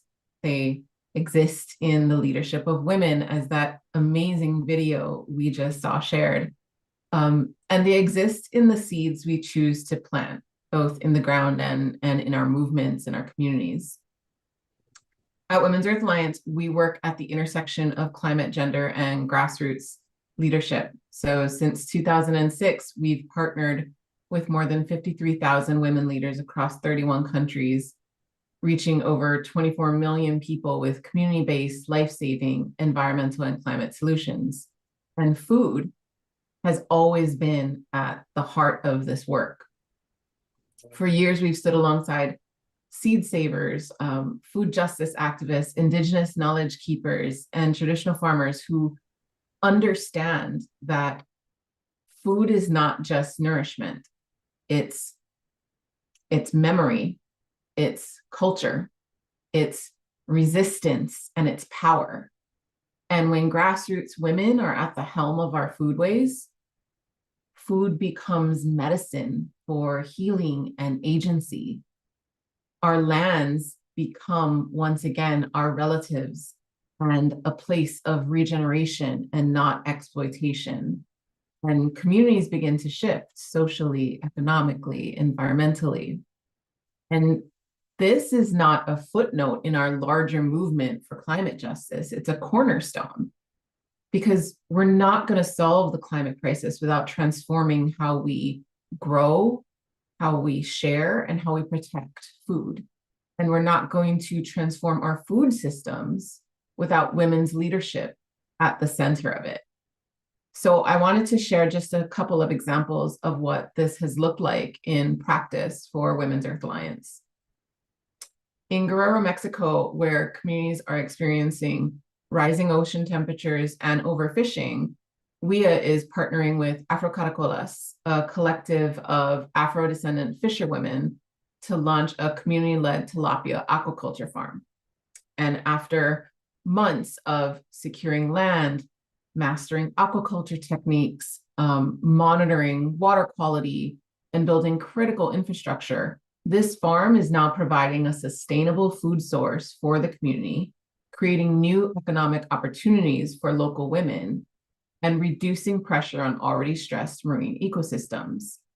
Because this is about food and, like all things, so much more. This farm is a site of power building. It's equipping Afro-Mexican women to play a bigger role in shaping local food systems, the local economy, and environmental decision-making. One of the leaders from Afrocaracolas told us, creating our own food source, not only for nourishment, but also for economic autonomy, and doing so in a way that commits to sustainability, is exactly what we need today to truly confront climate change. And that's the kind of change that women-led food sovereignty makes possible. We see it in the United States as well. When my friend Beth Roach, a member of the Nottoway Tribe of Virginia, joined Women's Earth Alliance's US Grassroots Accelerator in 2019, her vision was to grow the Alliance of Native Seed Keepers, an organization she co-founded to preserve and share Indigenous seeds. And through this work, Beth and the Alliance aren't only safeguarding seeds, they are reviving songs and stories and growing methods and entire foodways that colonization tried to erase. Some of these seeds hadn't been grown in generations. Some of the seeds were gifted by elders who said, I never thought I'd see this corn again. And with the tools and networks Beth gained during the program, she expanded the Alliance's online seed store, helping it reach more people, while continuing to distribute ceremonial and medicinal seeds freely. And then the pandemic hit, and Beth saw the impacts of the lack of food sovereignty in our Indigenous communities increase tenfold. And she thought, we need to grow more food. So she and her team jumped into action, sending Indigenous seed packets across the country to support home gardens and communities' food sovereignty efforts. Because as Beth said, every time we send a seed out, we send love with it. And what's more hopeful than a seed that brings medicine and healing to us?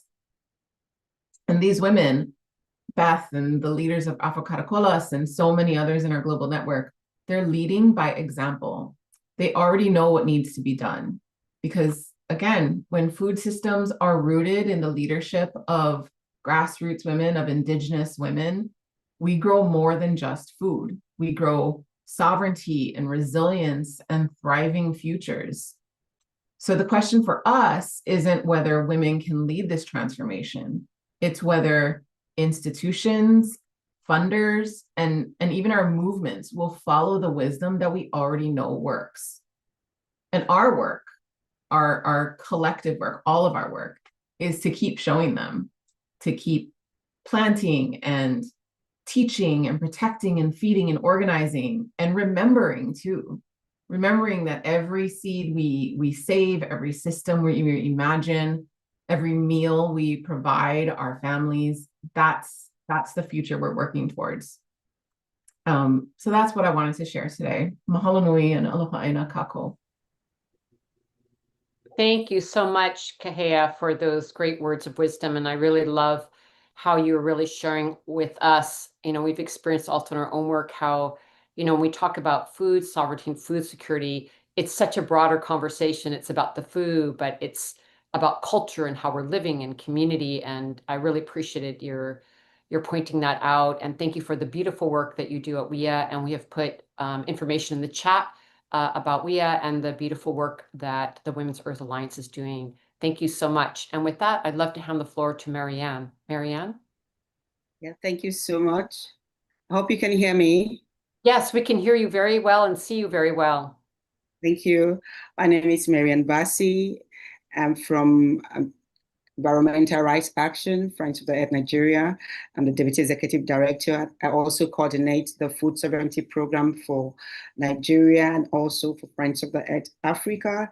And I currently also coordinate the Land Working Group for our Alliance for Food Sovereignty in Africa, the biggest food network in the region. First of all, I want to say greetings to all my sisters here and allies. I am happy to be here, surrounded by such incredible power, extraordinary strength, brilliance, wisdom. My God, grace and leadership. When women unite, we spark each other's light, and together we move mountains, catalyze action, shape the future, and drive real transformative change. No wonder they say, when women gather, the world shifts a little and change happens. Now to my discourse today. Food is life. Food is dignity. Food is power. One of my mentors, Dr. Vandana Shiva, said, and I verily believe her 100%, he who controls your food controls your society, and he who controls your seeds controls life on earth. Thomas Sankara said, those who feed you control you. Food sovereignty means power, the power of choice in the hands of the people. Our local food is more than just nourishment. It's a vessel of history. It's community bonding and indigenous knowledge passed down from one generation to another. Preserving this heritage is an urgent necessity. Our children deserve to inherit a rich food tradition that promotes healthy pride and cultural continuity. We are what we eat, as we say in Nigeria. And in our campaigns, we say, what you eat must not eat you.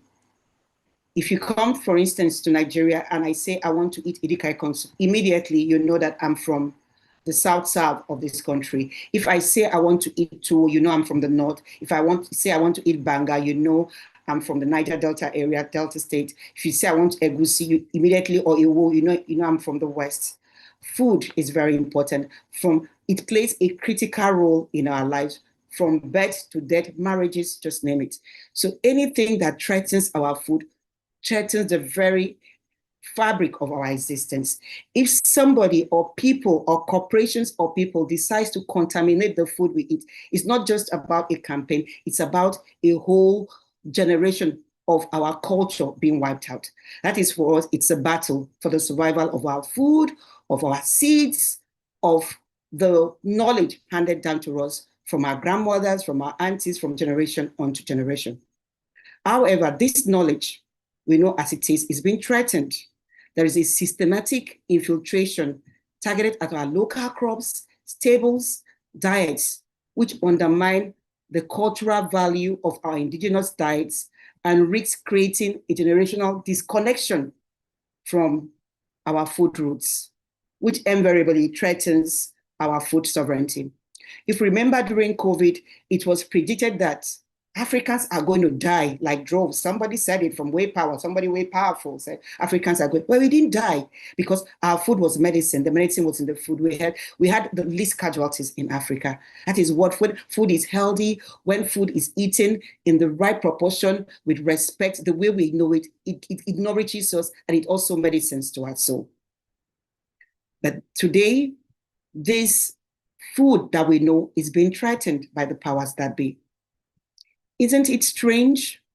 In a world of abundance, too many of our people go to bed hungry. People face hunger, malnutrition, toxic food environments, ecological collapse.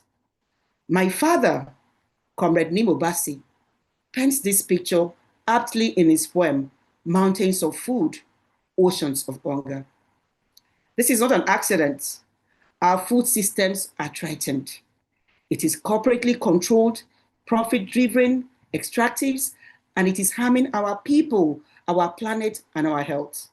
It's painful to note that our small-scale farmers are still the first victims of this industrial model of productions. Sad that the ones producing food can hardly live from the land anymore in our societies. At this point, and as we prepare to go on the pathway to COP30 and beyond, we want to make this abundantly clear and say it loud to the corporations and multinational companies. You cannot tell our stories. You cannot tell our narratives without us in the room. Enough is enough. We will not back down. We will not be silenced. We will not look away. We are here. We are rising, and we are bringing the change, and we will tell our stories. We cannot allow the retrogressive messaging of industrial corporate bodies, agencies, and their local actors to continue unchallenged. We cannot continue to make chemical giants happy at our expense. It's time to advance common sense approach, which is food sovereignty. Well, it's not all doom from me. There is hope. The hope, a transformative solution exit. I'm not calling it alternative. I don't really like it when we say looking for alternative. There's not. This is the real deal. Food sovereignty to the rescue. This is how we will build healthy and thriving futures. It's the right, as we know, the right of our peoples, of communities to define their own food systems. It's about who controls land, seeds, food, and knowledge. It's about local control, not corporate control, not corporate control. It's about respect for the people who produce the food. 70% of the food we eat in this world is produced by small-scale farmers. It's about growing food in ways that nourish people and the planet. Agroecology, biodiversity, and it's about respect for our people, respect for our food. Do not poison my food. Do not tell me what to eat. It's about respect. It puts women, indigenous peoples, small-scale farmers, and communities at the center, not corporations, not corporations, not corporations. Why does this matter so urgently?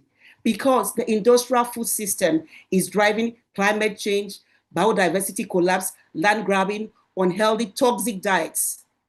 Without food sovereignty, there can be no food justice. Without food sovereignty, there can be no climate justice. Without food sovereignty, there can be no health justice. Women grow more than 50% of the world's food. Women are the true seed savers, the knowledge holders, the custodians of our biodiversity. Yet, too often, women are denied land, excluded from decision-making, marginalized in policies. I want to say it clear. Building food sovereignty is a feminist work.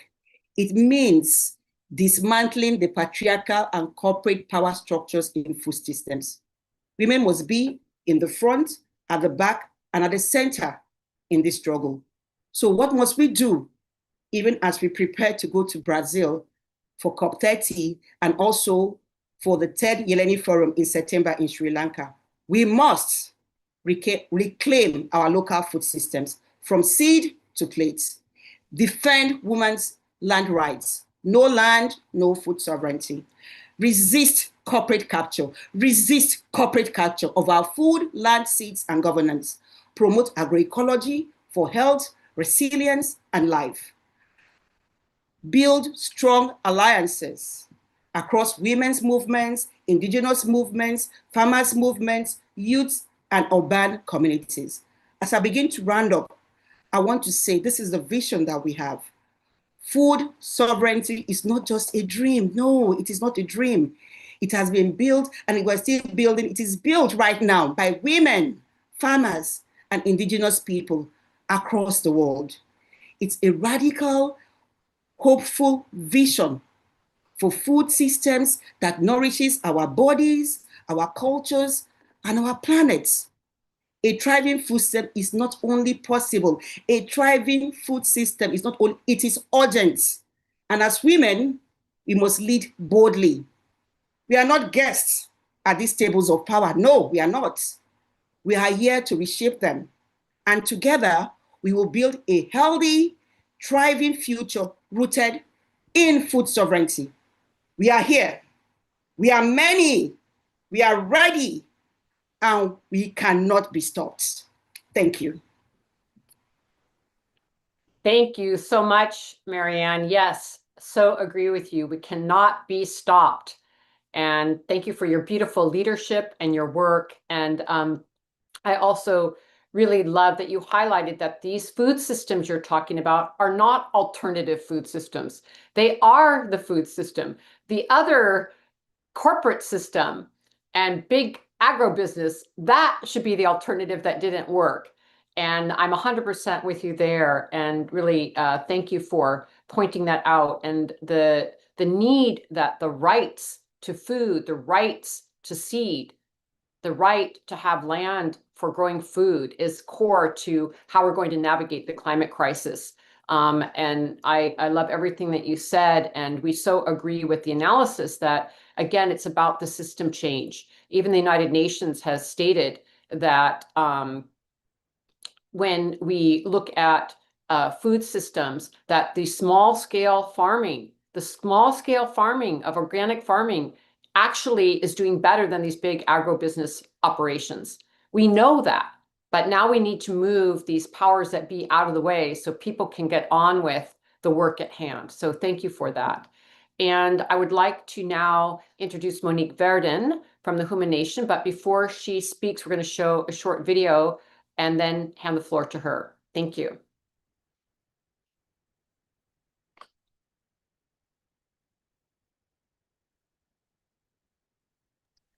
Apologies, Osprey. I need to come in. We're having some heat wave related technical issues for one of our logistical leads. So I just wanted to let you know that in the back end for the video playing and a recognition of all the different elements that we're all in right now. Oh, thank you. And sorry to hear that. So does that mean we should not show the video? Maybe we can show it right after, Monique, Okay. if that's okay. All right.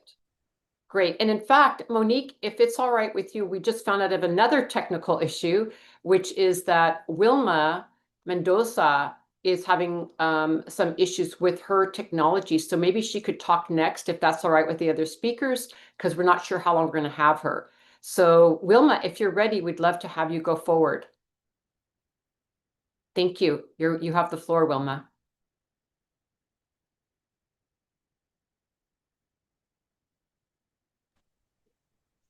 ¿Sí? Sí, ¿Bueno? yes. Ah, Yes. Perfect. bueno. Primero que nada, saludar a cada uno de ustedes, a los panelistas, para hablar sobre este tema muy fundamental, muy importante para nosotras, como mujeres que somos las sembradoras de las semillas, ¿no? Y del conocimiento. Personalmente y como mujer indígena, para nosotras la seguridad alimentaria, hablar de la seguridad alimentaria es un derecho, ¿no? Tiene que ver con los derechos de las mujeres, de la sociedad, de los pueblos indígenas específicamente, ¿no?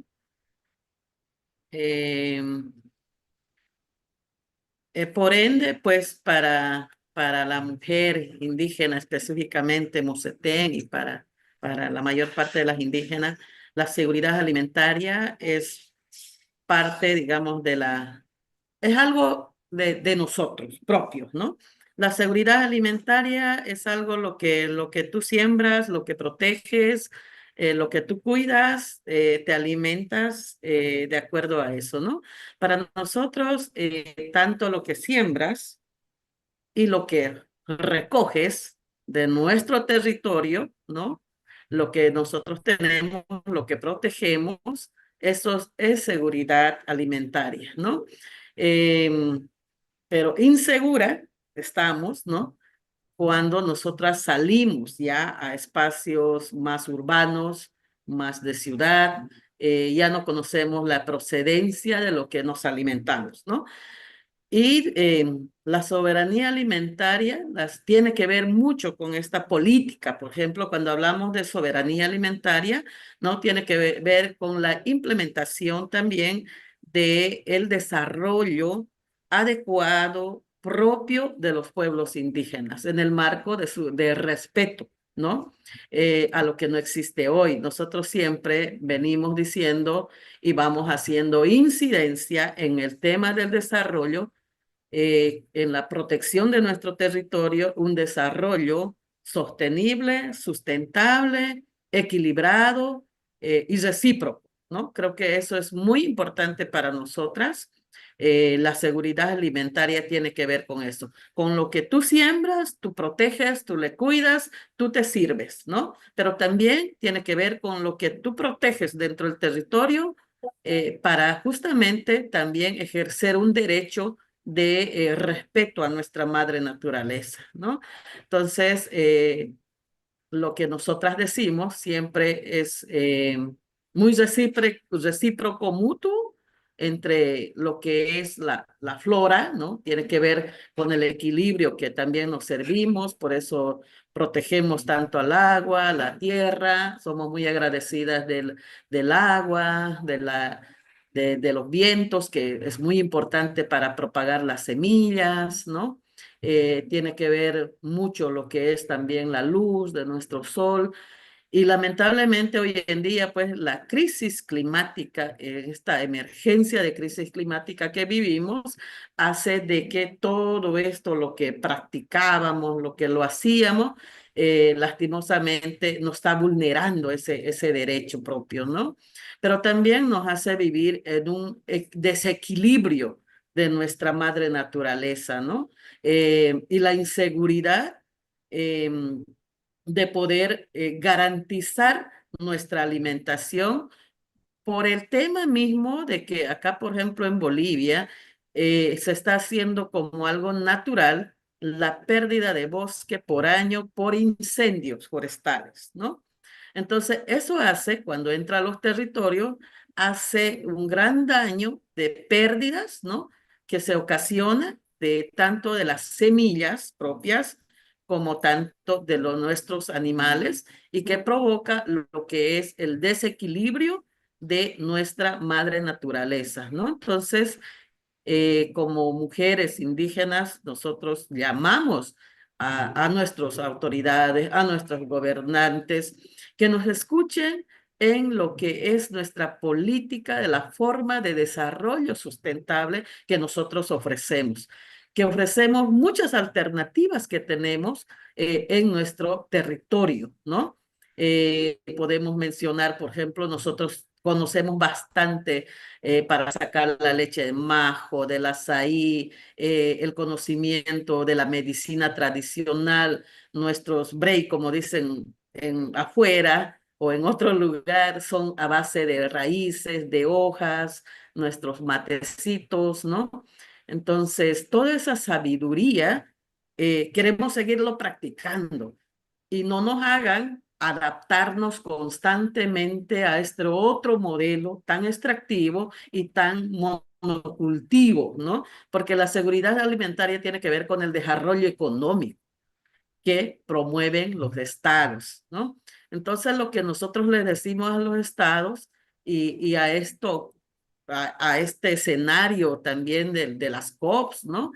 Que deben generar políticas adecuadas y amigables a nuestro entorno, ¿no? Y respetar a nuestros territorios, como nosotros queremos desarrollarnos en este tema de la agricultura, del desarrollo productivo que tenemos, ¿no? Entonces, por mi parte, eso puedo mencionarlo sobre este tema de la seguridad alimentaria, y no solamente las autoridades competentes de generar políticas tengan que en el discurso hablar bien, poner en la agenda de país, colocar buenas teorías y no practicarlas, ¿no? Yo creo que es momento de hacer oratorias como lo hace, pero también ponerle en práctica y en acción en el marco del ejercicio de los derechos colectivos y en el marco del respeto mutuo que se debe tener. Muchas gracias.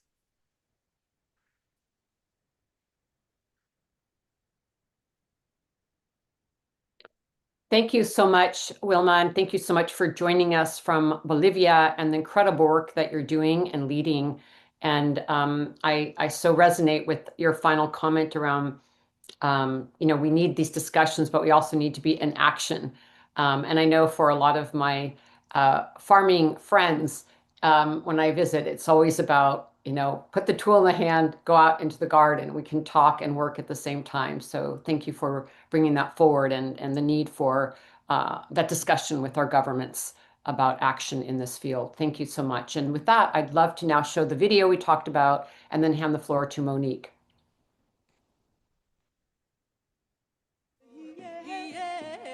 At the end of the Mississippi River, there is a place, the Shada, called Bolbuncha, place of many tongues, a place of many languages, known better as the global port city colonizers rebranded as New Orleans, where a crossroads of waterways provides access to sites of sacred trade, stewarded by the ancestors of these lands and waters. Generations have been weathering discrimination, land grabs, hurricanes, oil spill disasters, and the catastrophic side effects of man's manipulations, flooding our ways of life. Our intertribal alliance, Oklahina Ikish Holo, People of the Sacred Medicine Trail, is working to reestablish old trade routes and networks, adapting and co-designing paths for tradeways for the future, ways to exchange medicine, food, and skills to support biodiversity and sovereignty. This is a really exciting project that is rising up like a shining light out of one of the most polluted areas in all of Turtle Island, of all of the United States, an area that has been called Cancer Alley because of how much fossil fuel pollution is in this part of the United States, and instead show a place of regeneration and healing led by Indigenous farmers who are building community, sharing stories of the land that are lifting up a very different vision of how we can move forward in this time of great transformation where we have a need to be able to live with each other in the land in a very different way. We believe that it is crucial for us to protect and reclaim our relationships with our sacred homelands and waters in order to restore the natural balance, so the intelligence of the system can be respected for our communities to survive in deep collaboration with the nature, like our grandmothers before us, preparing for the unknown by putting our hands in the ground and our hearts into the work needed to strengthen decentralized systems of support, from mutual aid to intentional investment in building circular economies. I think as we look at the multiple crises of the climate crisis and environmental degradation and colonization and environmental racism, that one of the most important things that we could be doing is to really support food sovereignty programs and food security, a way to really ensure cultural survival and cultural practices as we see storytelling taking place, and the story of the seeds and the story of the communities and all these different peoples that came together on these trade routes. When we talk about what we're going to do about the climate crisis, what are we going to do about colonization, what are we going to do about respecting Indigenous peoples and Indigenous peoples' rights, this is a response. Our gardeners are on a journey together, collectively learning and sharing skills, hosting workshops on a spectrum of topics, from composting to multimedia storytelling to medicine making, seed harvesting, and more. The Oklahina Ikisholo network of gardens connect us to each other, to traditional territories, to the places we call home, to the earth, and to the planetary work that is so urgently needed. But we know the plants carry the lessons to help us face the intersectional toxic challenges of injustices tied to colonial practices, perpetuated by multinational petrochemical corporations, fueling the climate crisis. We are Uma, Shata, Osage, Lakota, Muskogee, Eastern Siouan, Sichungu Lakota, and Creole, femme and non-binary gardeners, seeding and growing and building across the Gulf South to defend and protect and to restore our lands and waters in the Mississippi River Delta and within the ancestral territories of the Shata and Muskogee. And it's one of the ways that we begin to really honor the call from Indigenous peoples for land back, for rematriation of the land. And the dream of this project is a seventh generation project that will go on for many, many generations.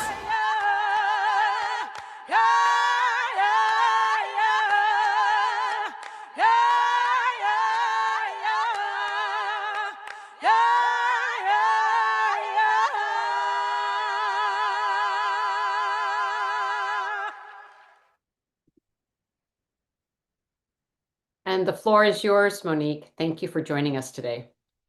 Thank you so much, Osprey. I'm super honored to be on this panel and have really been inspired by all the words that have been shared, and yeah, feeling emotional as we are all over the planet, and these are incredibly hard times for all the living beings. I'm here on the edge of the Atchafalaya Mississippi River Basin. I'm on the western edge, where the swamp meets the tall prairies that used to grow here, that I'm trying to help be a good steward and reseed. As we know, carbon sequestration does not only have to entail these dirty pipelines of carbon that are being pushed through territories and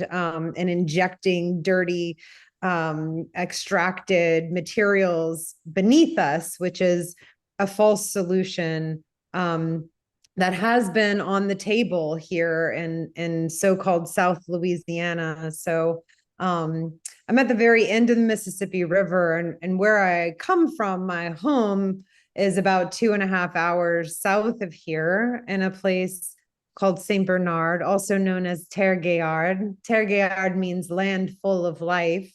And I've been really leaning into that. Some people say that, you know, where I live is Cancer Alley, and that is because we have 200 plus facilities that line the Mississippi River banks from our state capital, which is called Baton Rouge or Itioma, all the way to the Gulf of Mexico, which of course is connected to all the oceans of the world. I recently learned that sea level rise is happening faster in the Gulf of Mexico because of the loop current, which is stalling out, but we're losing land here at one of the fastest rates on the planet. The statistic, which is maybe a little oversimplified, but easy for us to get our heads around what's really happening here, which is that every 90 minutes a football field is lost from our coast. And that a landmass the size of the state of Delaware, which is not a very big state, but it is a state, has been lost since the 1930s.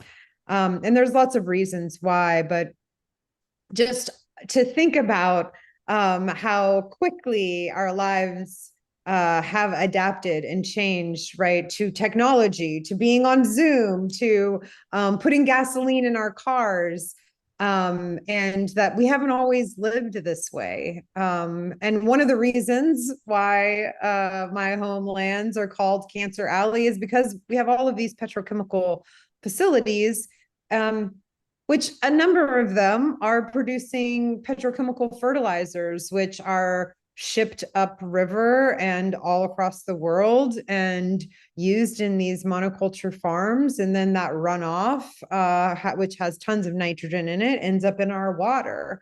And I just want to recognize that as important as having access to land is, we have to remember that our waters that we are part of the water cycle ourselves, you know, that we're carrying this water within us, that we need the water to be clean for us and for all the living beings, and for the climate to you know, the ultimate equalizer of the climate is our oceans. So I know some of us are maybe further away from the oceans than others, but what the health of the ocean means to the health of all living beings. And so I'm really fascinated with being a person that comes from this in-between place. You know, it's in between land and not really land at all, and lots of water sometimes,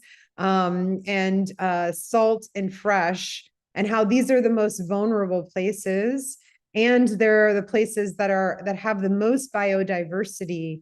And so just want to echo from the panel before our panel, that diversity, cultural and biodiversity, are so incredibly important, and that places like the Mississippi River Delta help to steward that. And so I've been honored to be part of, as we just watched, the Oklahina Ikisholo network of Indigenous gardeners.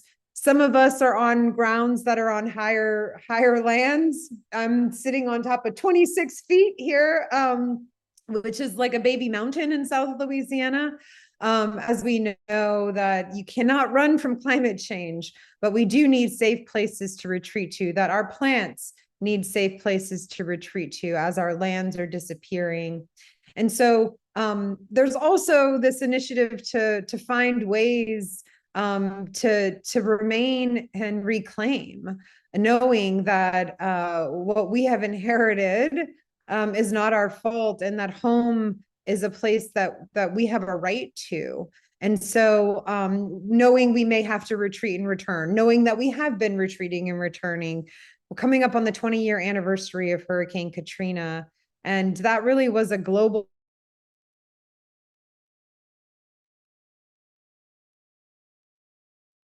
these man-made protection, which the Army Corps of Engineers does not call it protection, it's called risk reduction, because they cannot promise protection.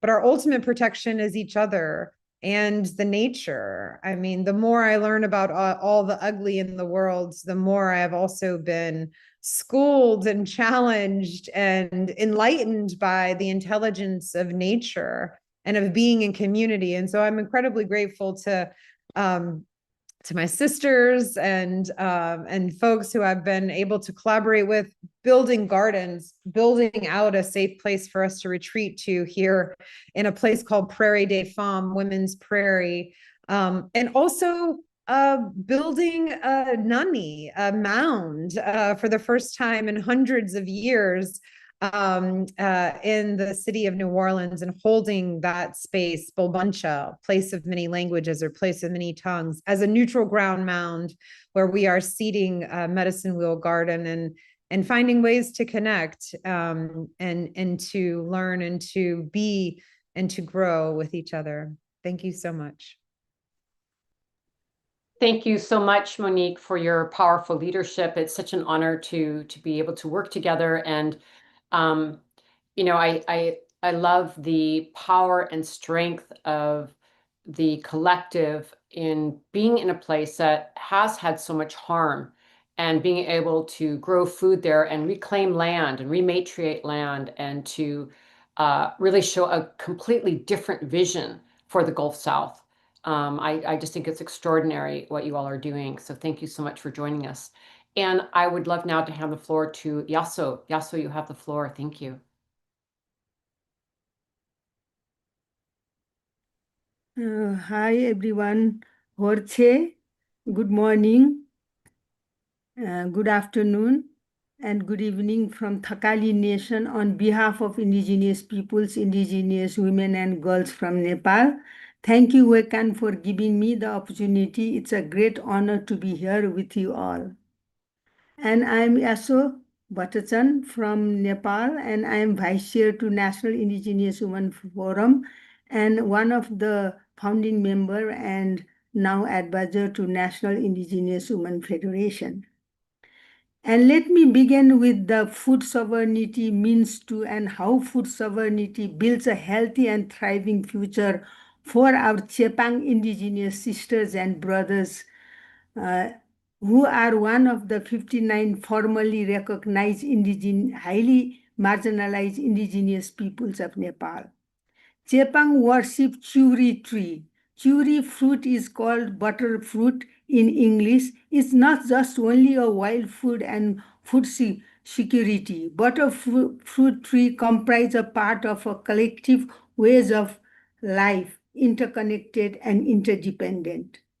Churi butterfruit is a source of main food and drink such as fruit, juice, ghee, clarified butter, honey, chomero is in Nepali, bat, alcohol for consumption, rituals and festivals, also used as fodders, fertilizer, organic plate, medicine, oil for lighting, lamp, trap insect, and make wooden furniture, firewood, cosmetic, daughter's property, spiritual, religious, and a source of income for the women and girls. It is a part of the ritual, spiritual land, territory, and resources. Marriage, family, kingship, and contributes enrich forest, environment, and ecology. Thus, Churi, Bat, and Chepang are interconnected and interdependent. Hence, Churi is a form of symbol of Chepang collective identity. Chepang is just an example. It applies to all indigenous peoples of Nepal and around the world. And indigenous people food sovereignty is restoring indigenous right and identity along with mainstreaming food sovereignty, food security, the right to healthy and cultural appropriate food produced through ecological sound and sustainable method and rights to define food and agriculture system.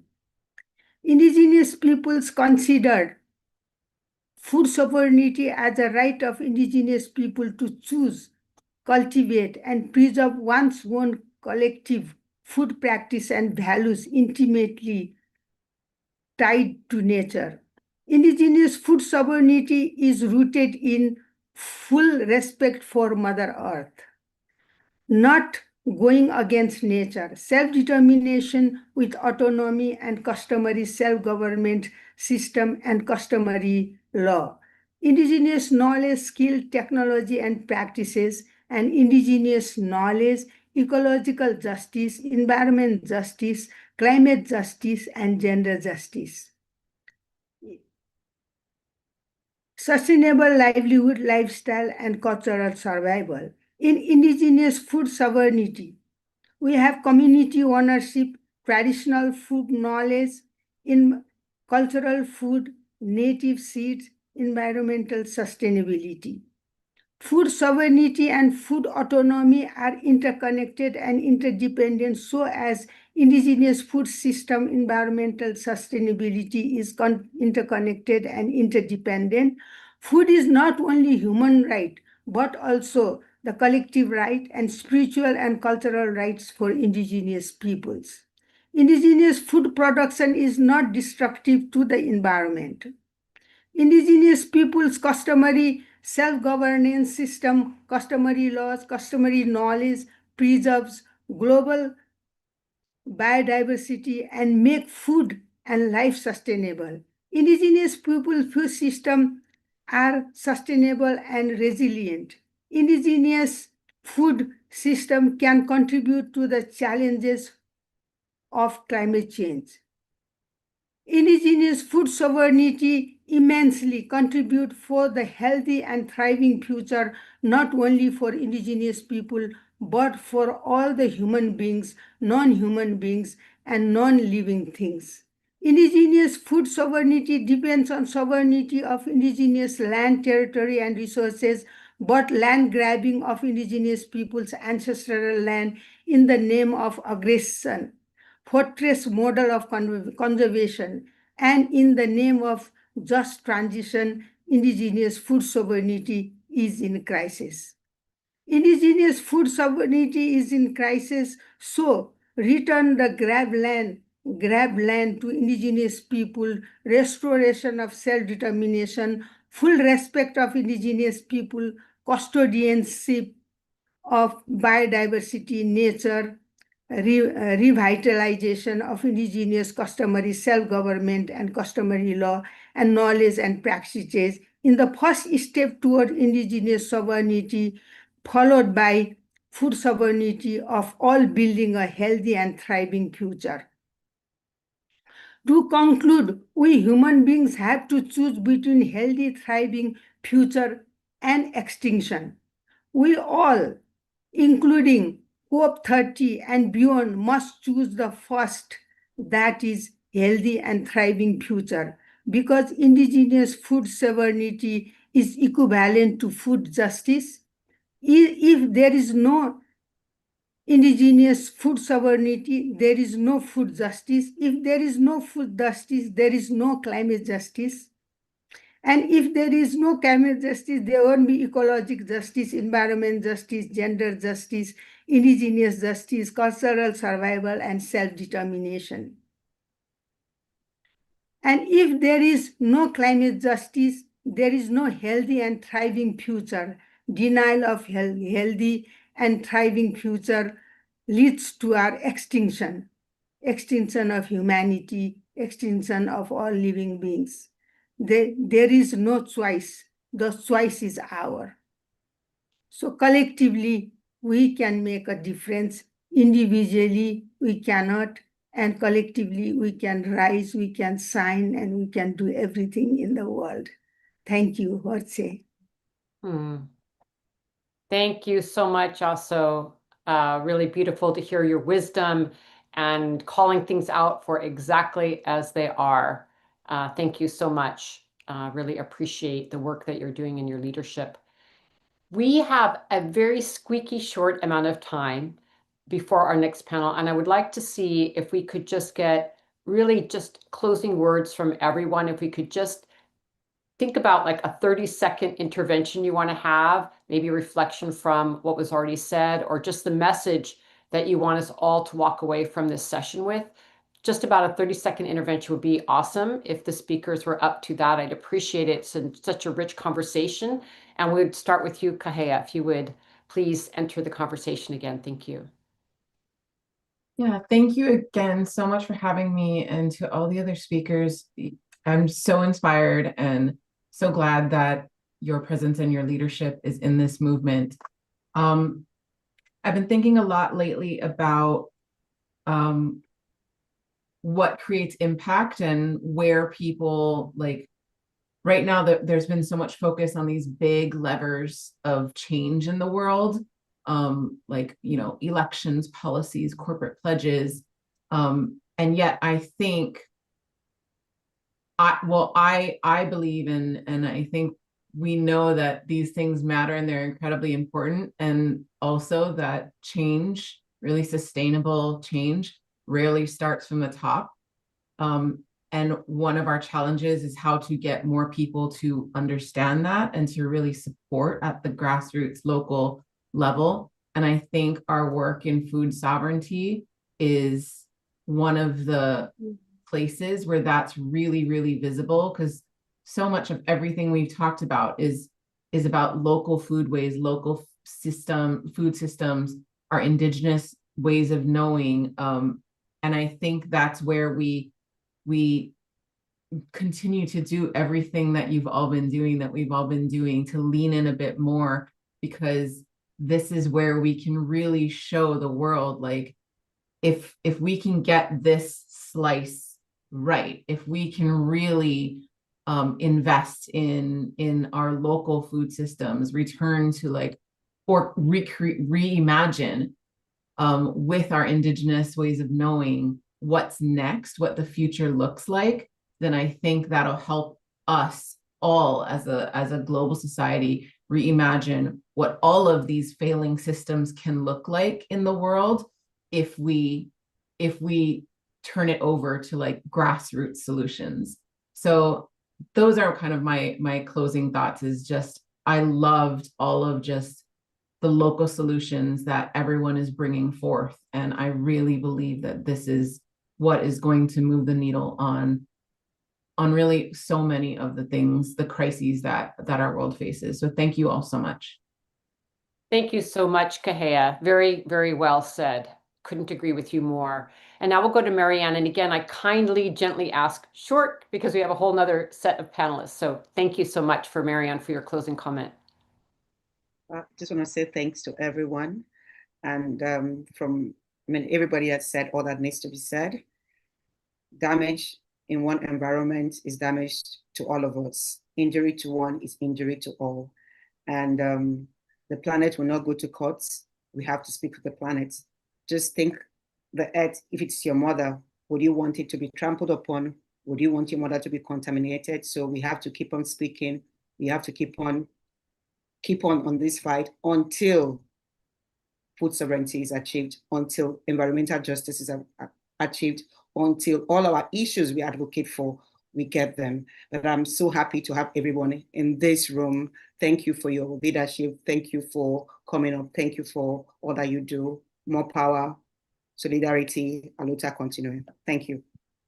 Thank you so much, Marianne, for your good words and your leadership and all the work that you're doing. Monique? Yeah, I think that what I just want to leave folks with is something that I've been meditating on, which is spirit of needing safe places to be, just the need for ritual real estate and places to return to. And I think that when you're living with the nature and in the seasons, like, there are things you cannot ignore. And there's a lot to learn there as we are adapting in these times. So sending you all best wishes from these bottomlands to your homelands, and incredibly grateful. Thank you, Weekend. Thank you so much, Monique, for your leadership and for all that you bring to the movement and to your community. It's so, so important. And now we can hear from Wilma, if you have a short closing comment, if you're still with us, Wilma. We might have lost her from Bolivia. Yaso, would you like to make a final comment, and then we'll close the session?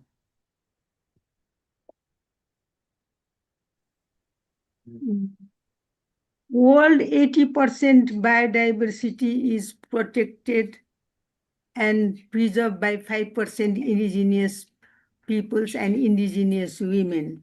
So what we need to do is that we need to divide it, we will shrink and lose. Collectively, we can make united and solidarity. Collectively, we can win. And also in every climate action program and policy, indigenous peoples need to put in center, because if there is no justice to indigenous people, there won't be any justice in the world. And without the indigenous knowledge, cosmovision, and indigenous knowledge, practice, technology, the world would not be a better place to live. So we need to make Mother Earth happy and healthy. It's in our hand. Thank you. Thank you so much, Yaso. I think that's a beautiful note to end on. Let's make Mother Earth happy. I love that. Thank you for a beautiful session to all the presenters and the beautiful, powerful, strong work you're doing. It is resistance, it is resilience, it is building the future. Thank you very much. And with that, I'd like to transition us to our next panel. I want to welcome this wonderful group of leaders who are presenting on Narratives Matter, Social Media and Stories as a Tool for Climate Action and Education. And thank you all for your vital work and leadership in this field.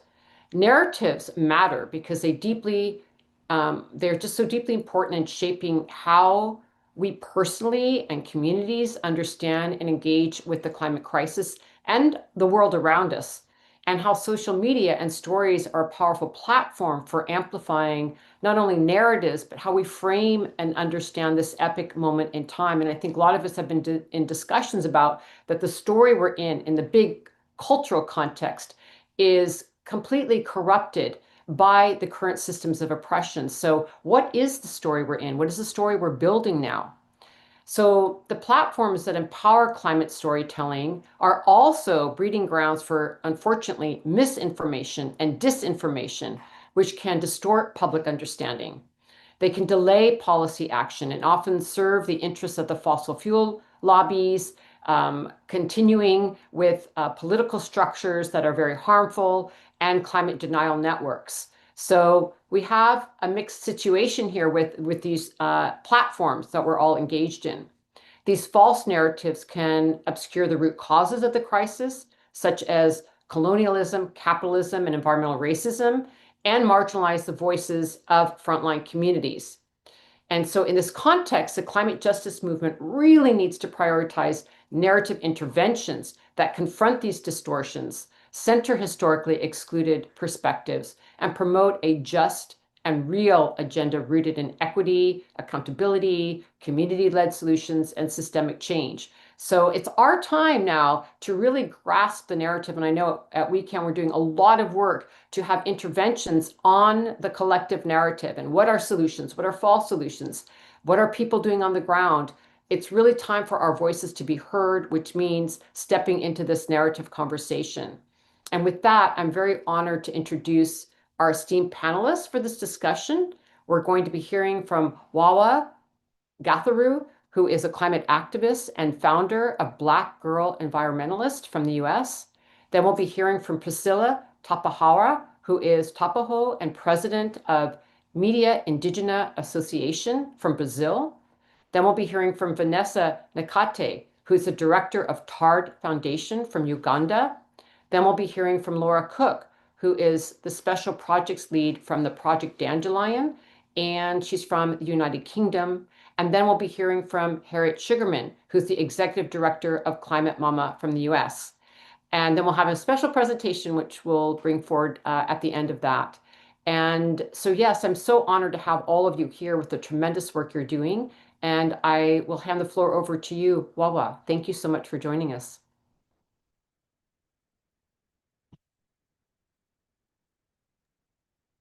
Hi, Osprey. This is the logistics team again. I'm very sorry to share that we just heard from Wawa just a few moments while you were presenting, and she's no longer able to join us she's doing well, but just wanted to let you know that here. Okay, thank you. Well, we sent her our best, and we will hand the floor to Priscilla.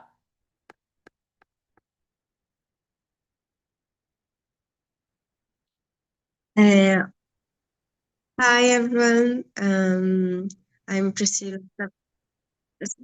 Just a second, I need to turn it off my translation. Good to see you, Priscilla. I'm sorry. Okay.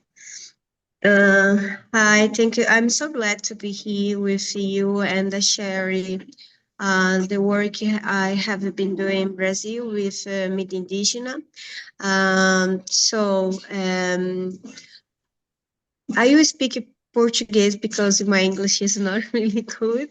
And No, I that's hope okay. What I want to do is okay. just remind people to, if you'd like to hear in English or another language, just reminding people that there is a globe at the bottom of your screen on the right-hand side, and you can click to your preferred language. Just want to make sure people were set up for you. Please go ahead. Thank you for the interruption. Okay, thank you so much. Yeah, I speak in Português now.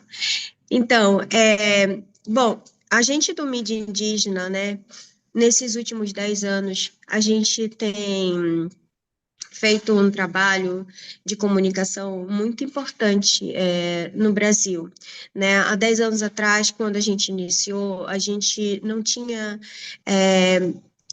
coletivos, a gente não tinha comunicadores, no qual nós, jovens comunicadores indígenas, a gente podia se inspirar, né? Então, foi a partir desses pensamentos e também da importância de que a gente precisava ocupar um novo espaço, né, de que a gente precisava usar novas ferramentas de luta para a gente estar ecoando o nosso trabalho, a nossa luta, a nossa diversidade cultural, né, a gente precisava.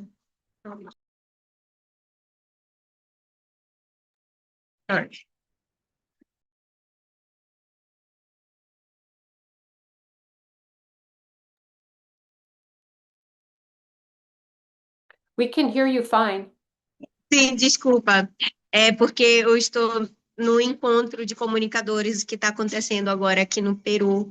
Então, por isso também que eu estou assim um pouco com um pouco de barulho, né, nos lugares. Mas, enfim, esse trabalho a gente vem desenvolvendo, né, como eu estava falando, nesses 10 anos, para cada vez mais estar empoderando não somente os comunicadores indígenas, mas principalmente as nossas lideranças. Porque a gente viu que no Brasil a mídia ela era monopolizada, né, os grandes meios de comunicação, eles não falavam sobre a nossa luta, e quando eles falavam sobre os povos indígenas, eles falavam de uma forma estereotipada e de uma forma que a gente não se via representado. Então, nesses anos, a gente tem crescido muito, tem fortalecido cada vez mais. Então, a comunicação indígena no Brasil modificou. Antigamente, a gente tinha poucos comunicadores, hoje nós temos mais. A gente fez um mapeamento, agora na semana passada, a gente finalizou esse mapeamento, e hoje a gente trabalha com 989 comunicadores indígenas, que estão espalhados em todos os 6 biomas brasileiros, em todas as regiões do país, fortalecendo, ajudando essas comunidades, ecoando a luta e as vozes das lideranças que estão dentro do território, através dessa ferramenta que é a comunicação, né? Mas quando a gente pensa numa perspectiva indígena, o que é a comunicação? A comunicação, ela não é só essa ferramenta tecnológica que a gente tem acesso hoje. A comunicação indígena, ela sempre esteve presente há muitos anos, né? Através das nossas falas, das nossas contações de histórias, dos nossos cantos tradicionais, das nossas danças, das nossas pinturas, que também são forma de arte, mas que também eram formas de comunicar que a gente usava antigamente, e que foi através dessa comunicação que até hoje temos muitas culturas indígenas vivas, né, com as nossas línguas, com as nossas tradições. Então, hoje a gente utiliza outras ferramentas tecnológicas, mas ferramentas tecnológicas atuais, para a gente estar empoderando e fortalecendo a nossa luta e o nosso movimento em defesa da Mãe Terra, né, em defesa dos nossos direitos indígenas. Então, quando a gente também pensa numa perspectiva de mulheres, quando eu principalmente comecei na comunicação, não tinha uma representatividade de mulheres indígenas dentro da comunicação em nível Brasil, né? Então, foi crescendo nos últimos anos, muitas mulheres também foram se inspirando em mim, como eu me inspirei em algumas mulheres que eu via, como Tia Graciela Guarani, que é uma cineasta indígena, mas a gente foi criando caminhos e abrindo esses caminhos para que essa juventude que hoje está fortalecendo seus territórios, eles pudessem vir, e a gente está fazendo cada vez mais esse trabalho. Então, quando a gente, hoje, esse ano, o Mídia Indígena, ele faz 10 anos. 10 anos de uma trajetória que não foi fácil, mas que a gente continua persistindo e lutando. A gente sabe que é muito difícil a gente conseguir suportes, né, para manter nosso coletivo, mas a gente não desiste porque a gente entende que essa luta ela não é uma luta individual, ela é uma luta comunitária, é uma luta que precisa alcançar cada vez mais pessoas e que se não for nós falando por nós mesmos, os outros dificilmente irão falar da forma que nós gostaríamos de ser ouvidos. Então, ocupar esses espaços, ocupar essas novas ferramentas, é sim uma forma de lutar pela nossa preservação dos nossos territórios, das nossas línguas, das nossas manifestações culturais, né? Falar para o mundo, mostrar essa diversidade cultural entre os povos indígenas, que tem no mundo todo, mas tem no Brasil também, até mesmo na minha região já tem uma diversidade cultural entre os povos. Então, a gente mostrar essa pluralidade, esses conhecimentos que são esses conhecimentos ancestrais, com que faz com que durante anos e anos e anos nós vemos protegendo e defendendo e mantendo a floresta de pé e os rios vivos, né? Então, a gente, esse conhecimento, que é esse conhecimento, como o meu avô sempre fala, não há mais nada tecnológico do que a natureza. A natureza, ela é a tecnologia pura, né? Ela é a nossa escola, ela nos ensina sobre a vida, ela nos ensina sobre o respeito, sobre o cuidado, sobre entender e sobre o pertencimento. Então, a partir do momento quando a gente aprende, a gente sabe manusear, sabe utilizar essa ferramenta, entender e respeitar, a gente também começa a entender o resto do mundo, a gente começa a ter uma visão de dentro para fora, uma visão de pertencimento, né? Todos nós somos filhos da Mãe Terra, todos nós pertencemos à Mãe Terra, então a gente precisa ocupar esses novos espaços. E para a COP, a gente tem realizado vários projetos. A gente está com o projeto da Casa Maracá, que vai ser a primeira casa indígena durante a COP, onde a gente vai utilizar a comunicação e a arte para estar ecoando cada vez mais a luta dos povos indígenas, mostrando que nós, povos indígenas, somos sim as soluções para as mudanças climáticas e que não tem como pensar um futuro sem pensar e sem incluir os povos indígenas e as comunidades locais nesses debates e nesses espaços de discussões. E a gente vai trazer, sim, a nossa cultura, a nossa diversidade cultural, as nossas danças, a nossa arte, para estar fortalecendo e quebrando estereótipo e trazendo mais pessoas para vir lutar com a gente. Muito obrigada. Thank you so much, Priscilla. And I'm really excited to hear about all of your work, and also what you're going to be doing at COP is really amazing. It's going to be quite an important space that you're creating. Thank you so much for your work. And now I would like to hand the floor over to Vanessa. Yeah, thank you so much. Thank you very much for having me on this panel. Actually, I came in this conversation thinking about how social media can be used to advance climate action. But after hearing Priscilla speak, she has reminded me of something, that communication is way more than the technology that we know right now. It has always been, embedded in stories, in poems, in, proverbs. And that is something that I also grew up, seeing. Like, there was so much knowledge and wisdom that was passed on from grandmothers and mothers through these conversations. And it's so easy to disconnect from that, but I'm really grateful that Priscilla has talked about it. It has reminded me of the different things that I learned from my elders through their stories and through their proverbs. And when it comes to the issue of narratives, I do believe that, in order to move forward in the conversations of climate, we really have to own the narratives, especially for the people that are on the front lines of the climate crisis. When we look at, the salience of this issue, for me, it really starts from people talking about it, people creating awareness about it, and getting leaders to do something about it. And for me, that was in a way my story. When I started my activism, in 2019, I started by organizing climate strikes after being inspired by Greta Thunberg. And at that time, of course, the climate strikes were, they were really small strikes, but I would take pictures and share them on social media. And I saw how the more I shared my work on social media, the more it reached different people and different audiences. And it introduced me in a way to people like, Laura Cook, President Mary Robinson.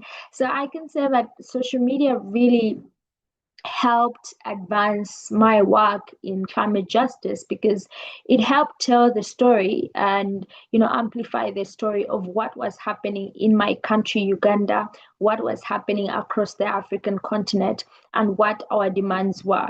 It wasn't so, it was never easy for people from communities like ours, to find ourselves in halls of the United Nations talking about climate issues.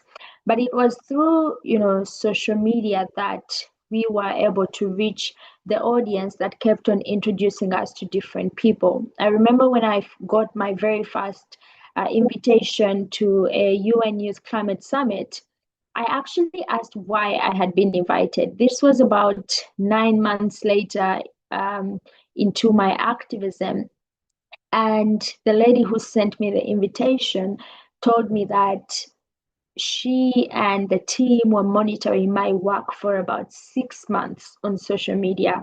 So I was doing my activism and sharing everything on my Twitter account at that time. And I didn't know that there were people watching. I knew there were people who would share my posts, but I didn't know that the people that would, lead me to be invited to the UN Youth Climate Summit and many other summits after that were following what I was sharing. And it really helped amplify, the story that I was telling and the stories of my communities. I've always believed that, every environmental defender has a story to tell, and every story has a solution to give, and every solution has a life to change.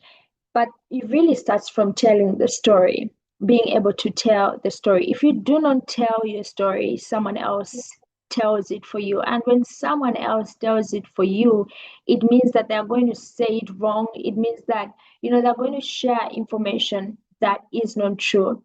So for me, my work in activism has always really emphasized the need to amplify the stories of those that are on the front lines of climate change. You cannot be in a room. I think there have been so many rooms where solutions are being discussed for people that in vulnerable communities, and yet those people are not there, which I find very problematic. And sometimes it's because of the challenges that people face to access these spaces. When you talk about language justice, when you talk about accreditation, funding, the visa processes, they really make it hard to access these places. But when we have tools like social media, they help us tell our stories. They help us tell the narrative. No one is going to own our story if we share it on social media. So that is why I think it's really important that for people that are organizing to really take advantage of these tools, because they help us reach more people, they help us amplify the story, and also they help, social media helps create this kind of global community. And I think for many people in the climate space, it almost feels like we are in this global family. And you find yourself, if you're at the Africa Climate Week or London Climate Week or New York Climate Week, it's like this community of people that you have seen through social media and worked with through social media, and then you get to see them in person. But usually these conversations start through social media. So I've really seen how it has helped. It has helped us create the narratives of access. First of all, access to climate justice, access to equity, access to sustainability. It has also helped amplify our narratives for protection, because when we are talking about climate issues, we are talking about protection. The climate crisis is not only devastating communities, but it is leading to the loss of lives, it is leading to the loss of livelihoods. So when we tell these narratives are for, access to justice and also protection of those that are on the front lines of the climate crisis, those that deserve to tell their own stories. And as we tell these stories, in a way, it puts public pressure on leaders, and I think I've seen it when global movements come together and they are working on a specific campaign. You will find a leader is forced to take a decision, is forced to say something about the issue that you are talking about, and the media picks it up as well. And I mean, in the end, I just see this is all like a chain that eventually leads to policy making. Policy making may not happen, it's like a chain of activities that lead to that. The media has a role to play, leaders have a role to play, but the public, we have the biggest role because we create the awareness, we create the narrative, we tell the story, we amplify the story, and we have to use all the tools that we have. If you can use some of the tools that Priscilla has talked about, the tools that have been embedded in culture through poems and songs and proverbs, those are tools that can be used. If you can use social media, that is a tool that you can use. I think that as a global community, we can find a way to tell the story. We just have to always know that every person that is on the front lines of the climate crisis, they deserve to tell their own story because their story has lives to change. I usually talk about how climate change affects so many people on the African continent, but I also acknowledge that I do not know the exact, the full experiences of people that are, in countries like Kenya, because I do not live there. I have been there, but I don't live there. People that live in maybe Nigeria, I may see the news saying, 500,000 people have been displaced by floods, and my work is to amplify that. But then if I don't share a platform, if I don't talk about the need to have an activist from Nigeria tell their own story, that means I also contribute to that problem. So it's really important that, if we are having discussions on the climate crisis in Nigeria, we have communities from Nigeria. If you're talking about Uganda, we have communities from Uganda because those people carry the experiences, those people carry their stories. And finally, I think my final thing is, even as we talk about the importance of social media, we really have to also think about the challenges that come with it and the need to push for more protection on social media, especially protection of environmental defenders.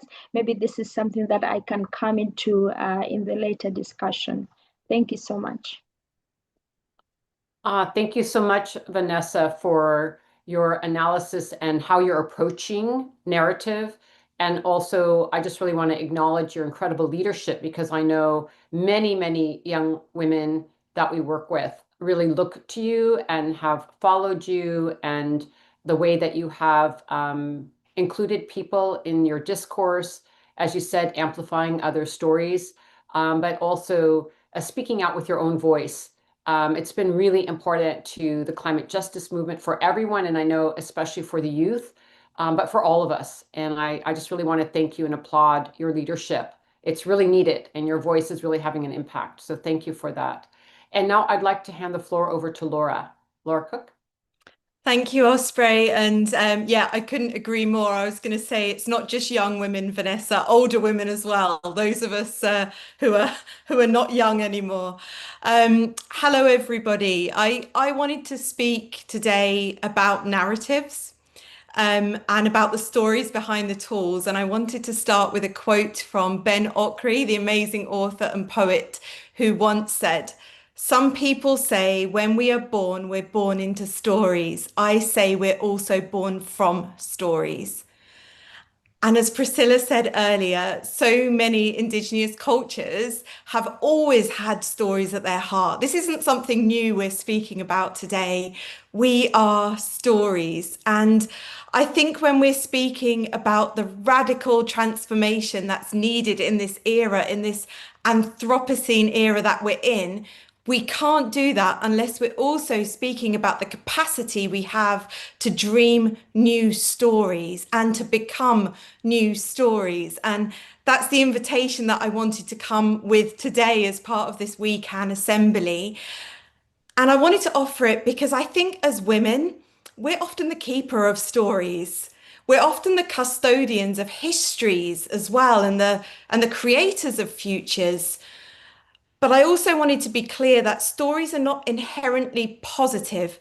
Anyone who's ever watched a really scary horror movie knows that stories are not always positive. And as Osprey said earlier, we only need to look at the world now to know this to be the case. We look at our news screens and we see new horrors daily.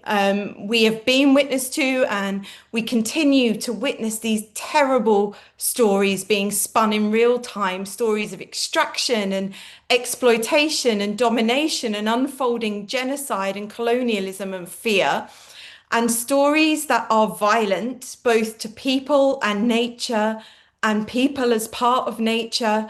And those stories have become normalized, which I think is one of the most dangerous things about the times that we're living in right now. And these stories don't serve life. These stories are corrupted stories. We also increasingly are seeing these false stories, lies. Let's put it bluntly, lies that are told through misinformation and disinformation. And we must not kid ourselves into thinking those are accidental bits of mistruth. These are stories that are being spun very purposefully by those that are funding what harms us. But we have an opportunity, I think, in this moment as well, to choose what we give our time to, which stories we choose to give our time to, and which stories we choose to amplify, which ones we listen to and which ones we make room for. And I wasn't 100% sure initially, I'll be honest, Osprey, whether I should take this speaking slot or not, because as you know, and as Vanessa knows, and anyone else who knows me watching this, I'm a pretty behind the scenes person. I'm not normally someone who comes on panels. And one of the reasons I was hesitant about this is, as a white woman, I honestly think white women need to make more space too, for people to be telling the right stories, for people like Priscilla and Vanessa, who have just spoken so articulately and beautifully, but also for those whose names we don't know as well. But I accepted the invite for two reasons, well, three. The third is because Osprey's great, but also because I think out of our privilege, sometimes we need to speak up. And right now we're in a time where actually people are starting to stop speaking. They're starting to silence themselves out of fear. And I think the silence is dangerous. And those of us with privilege maybe have more ability sometimes to speak up without fear. Secondly, because I want to encourage all of us that our stories matter, including my own. As Vanessa said, we need to use the tools that we have. And I think at the heart of it, the tool we all have is ourselves, our voice, and those stories that we own. I'm a poet. I've been using my poetry where I can, but I wanted to try and offer this tonight as well, or today or this morning, wherever you are. And all of our stories do matter. I'm sat with these fellow women in conversation who are living, breathing stories. Harriet, Priscilla, Vanessa, Osprey, you are beautiful stories. Vanessa, I've seen you grow into the most marvelous woman, and the work that you do is incredible. For anyone that just thinks Vanessa says nice words on panels like this one, I've seen her work in Uganda. I've seen her in action. She is service-hearted and she's amazing. And part of her story has interwoven with my own, and I'm the better for it. And I imagine for any of us listening to me today, we can all think of people in our lives that have interwoven with us their stories, and that we are better for it, and that's what drives us on. And this is it. Stories are not static things. They evolve, they grow, and we can build entire worlds out of them. And we do, and we do. And sometimes when I see the state of things in the world as they are, I find myself wondering, would nature just be better if there were no humans? But I do think humans have one critical thing in our favor, and that's this aptitude we have for dreaming new worlds, and not only dreaming them, but becoming them. And right now we need better dreams. We really need dreams that are rooted in care and in courage. We need dreams of regeneration. We need dreams of repair. We need dreams that are brave, brave dreams that we're bold enough to bring into being. And we need new symbols. I'm wearing this dandelion, and I know there's some dandelions already I've seen taking part this week. The dandelion is a strange symbol. In many places, it's a weed. It's seen as a nuisance, a flower, a beautiful flower, but that many gardeners try and get rid of. But it's resilient, it's healing, and it's good for biodiversity. But the thing I wanted to pick up on today is dandelions grow in the cracks. They grow in the crevices. They grow anyway. And to me, that's the symbol that we need in this time. We need to be like dandelions, unafraid to grow in the fractures of the broken systems that we have been speaking about as part of this assembly, willing to bring healing, ready to let go of the things that we shouldn't carry forward, to be rooted in care, and to be light and able to move easily. It's a symbol of unity. So if you don't know what I'm talking about with Project Dandelion, please go on projectdandelion.com and find out more. It's a very non-exclusive club. We want everybody. And Project Dandelion to me is part of this bigger story we need to tell, that we are in the majority. A climate and nature crisis. Up until now, this crisis has been marked by injustice and inequality. It's been a really dark, very, very depressing narrative, but we're not done yet. I'm joining today from London Climate Week in the UK, a very warm London Climate Week. And this morning I had the privilege of observing the very first of the global ethical stocktakes that the Brazil COP30 presidency, an initiative spearheaded by Marina Silva in the lead up to COP30, has begun. And that began today in London. This Friday, I'm helping lead a civil society version of the same thing. And these ethical stocktakes I wanted to just touch on today because they're not about policy or technical solutions. They're about pausing to reflect on the cultural and the moral and the spiritual dimensions of the climate and nature crisis, because it's not just a crisis of emissions or biodiversity loss. It's a crisis of imagination. It's a crisis of disconnection. And I think ultimately it's a crisis where we've sometimes pushed those things that really matter to us as human beings, so far to the margins that it even feels uncomfortable to name them. But it's a crisis of belonging. That's what this is. It's a crisis of belonging. And this morning during one of the coffee breaks, which is always where the best things happen, I found myself in conversation with a group of women, and one of them said, what will be the output of all of this, of these global ethical stocktakes? And then someone really gently offered, maybe this isn't about outputs. And I loved it because I thought, what if actually the COP30 presidency are offering something different, something deeper, a shift in the atmosphere, a rekindling of possibility, and a collective reimagining of how things can be. And don't get me wrong, COP30 is not going to be perfect. COPs are never perfect, and nor will these global ethical stocktakes be perfect, because we're humans and these things are always going to be imperfect just by nature of us. But I think instead of us being really cynical, which can be so easy to do, and I've done it myself, I think what if we ask that question of how can we support this move at the moment, mainly women-led, to try and get behind these things like the global ethical stock takes, but maybe do more than that, create our own in our communities. We've got so many communities represented here where we just spring up and start talking about these things, start talking about stories and the better story that we can tell. Project Dandelion is holding this informal version of the ethical stock take on Friday, and we are going to open source share the toolkit afterwards so that anyone that wants to use that and have a conversation of their own in their community can do so. I wanted to just finish by maybe where I began, which is how most good stories end, which is just this invitation, I think, to us all today to dream, because we're not done yet and we're still writing this story. And in this unfinished moment, we have choices to make. We can still dream better dreams. We can still build better worlds. And I honestly believe we can still become the kind of story that future generations will want to tell. Thank you. Thank you so much, Laura. Really inspiring presentation, and really loved you bringing forward to us, how we are all stories and how important it is that we tell our stories, but also, the broader context of this moment. I really appreciate it. And earlier, actually, on one of the panels, we've talked about the ethical stocktake and the launch of that during London Climate Week.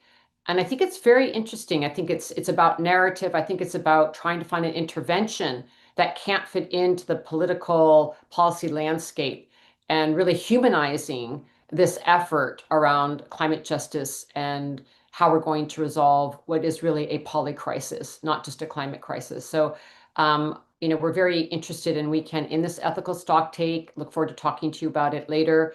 But I think it has some really interesting potential, as long as we can really ensure that that influences the negotiations. And I think that'll be a really important thing we can do as civil society. So thank you for that.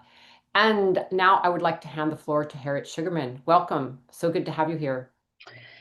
Thank you so much, Osprey. It's such an honor to be here. And thank you, Priscilla, Vanessa, and Laura. I am honored to share time with you today. And I'm learning so much from each of you.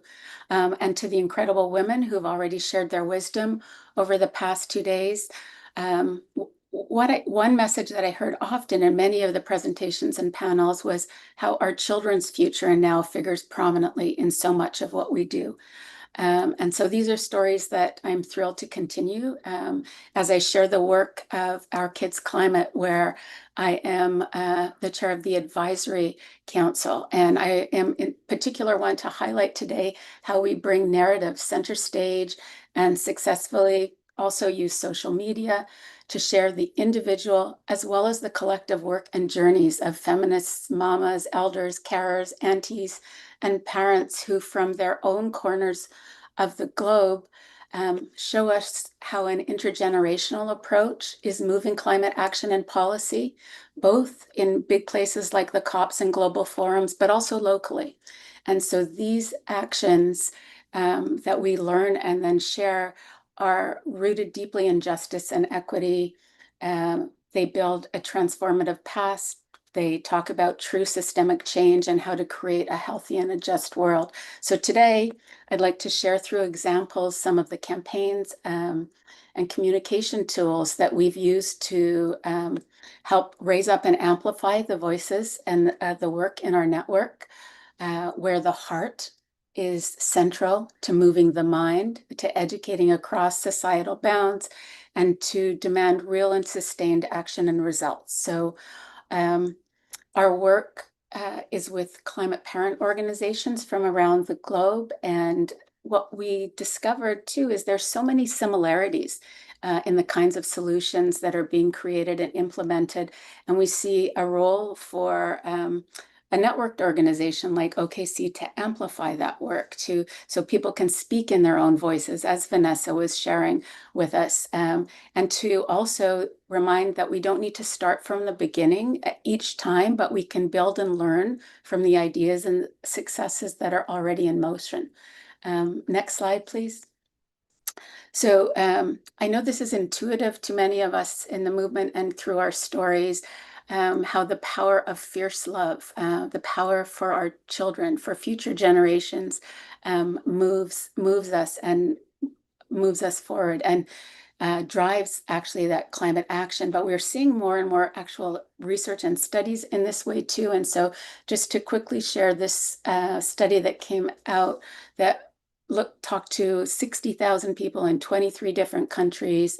And the number one driver of why people wanted climate action was care for the planet, for future and for future generations. Next slide, please.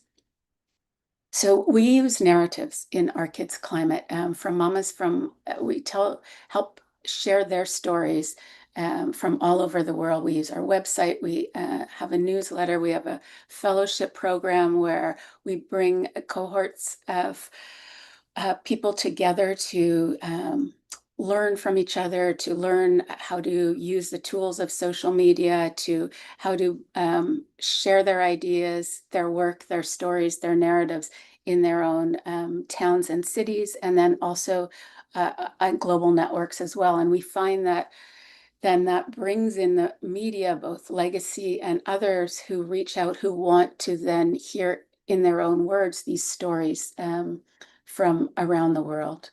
Next slide, please. So just a little background about our kids' climate, which was birthed at a COP in Paris, where we presented to the world leaders and the UN a petition from parents from around the globe who were demanding action on behalf of their children on climate.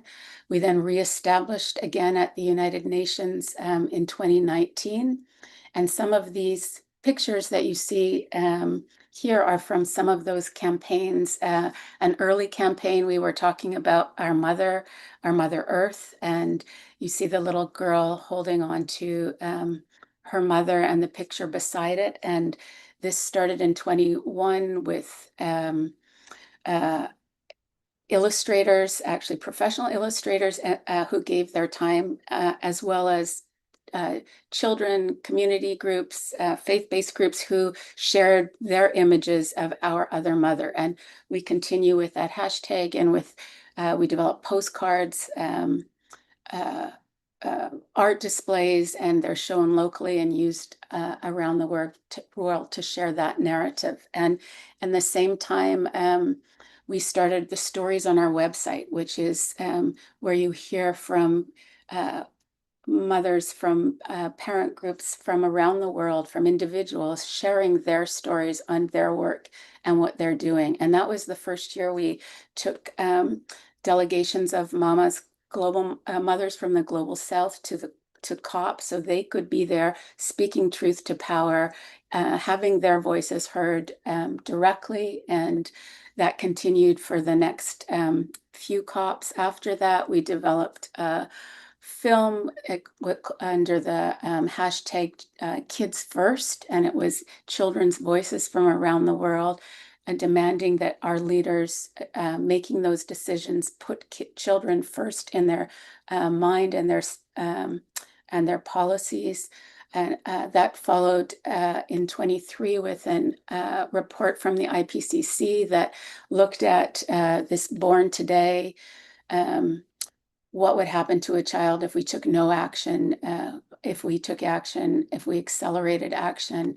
So we highlighted that and used that moment to raise up the voices and demand that look again at our children.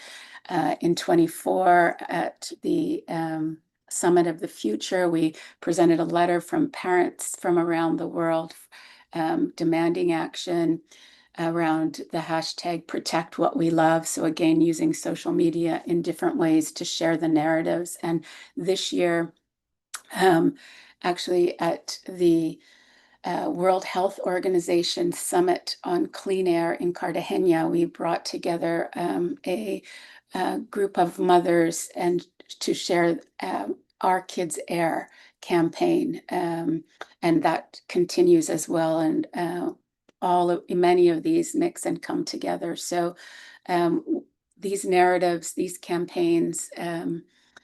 We have a short video that was developed that's evergreen, that can be shared with others on how our children and the fossil fuel burdened air they're breathing stays with them for the rest of their lives and impacts them. So these narratives, these stories are so important to tell. Next slide. Who are our collaborators and the audiences we're trying to reach and trying to share with, not just at the COP, but broadly, and it's growing. We're so happy. I'm so happy to bring our narratives and stories here to the Assembly. Osprey, thank you so much for making room for the voices from Our Kids Climate and for being able to share these strong stories again from around the world. And I pass it back to you and thank you. Thank you. Thank you so much, Harriet, for your dedication to really bringing forward the voice of the youth and caring for the youth and what they're experiencing and making space for that. And the parents, it's really important. So thank you so much for that outreach you're doing. I would like to take the opportunity now to give everyone a chance to have some closing remarks. If people could just keep it to like a minute or two, that would be good because we do have another panel. So I want to be just really mindful, like literally like a minute or two. I know that Vanessa, you also wanted to comment on land defenders and you were going to kind of bring that into the discussion part. So perhaps you could share that with us. But we'll start with you, Priscilla. If you'd like to sort of have some reflections from this panel or a closing remark, that would be fantastic. Thank you so much.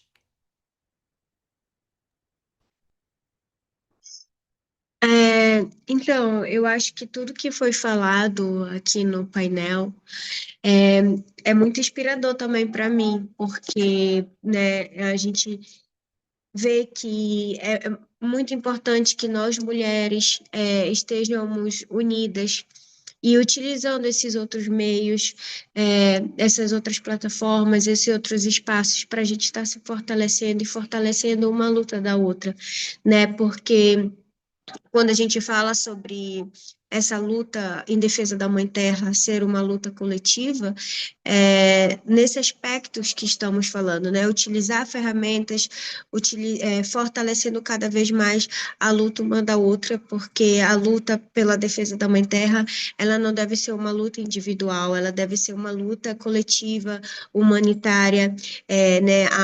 Todos nós dependemos da Mãe Terra e se todos nós iremos sofrer as consequências. Então, é por isso que nós, povos indígenas, a gente está ocupando outros espaços, a gente está aprendendo línguas diferentes, a gente está aprendendo ferramentas diferentes, entrando em espaços de política, entrando em muitos espaços para cada vez mais ecoar essa luta,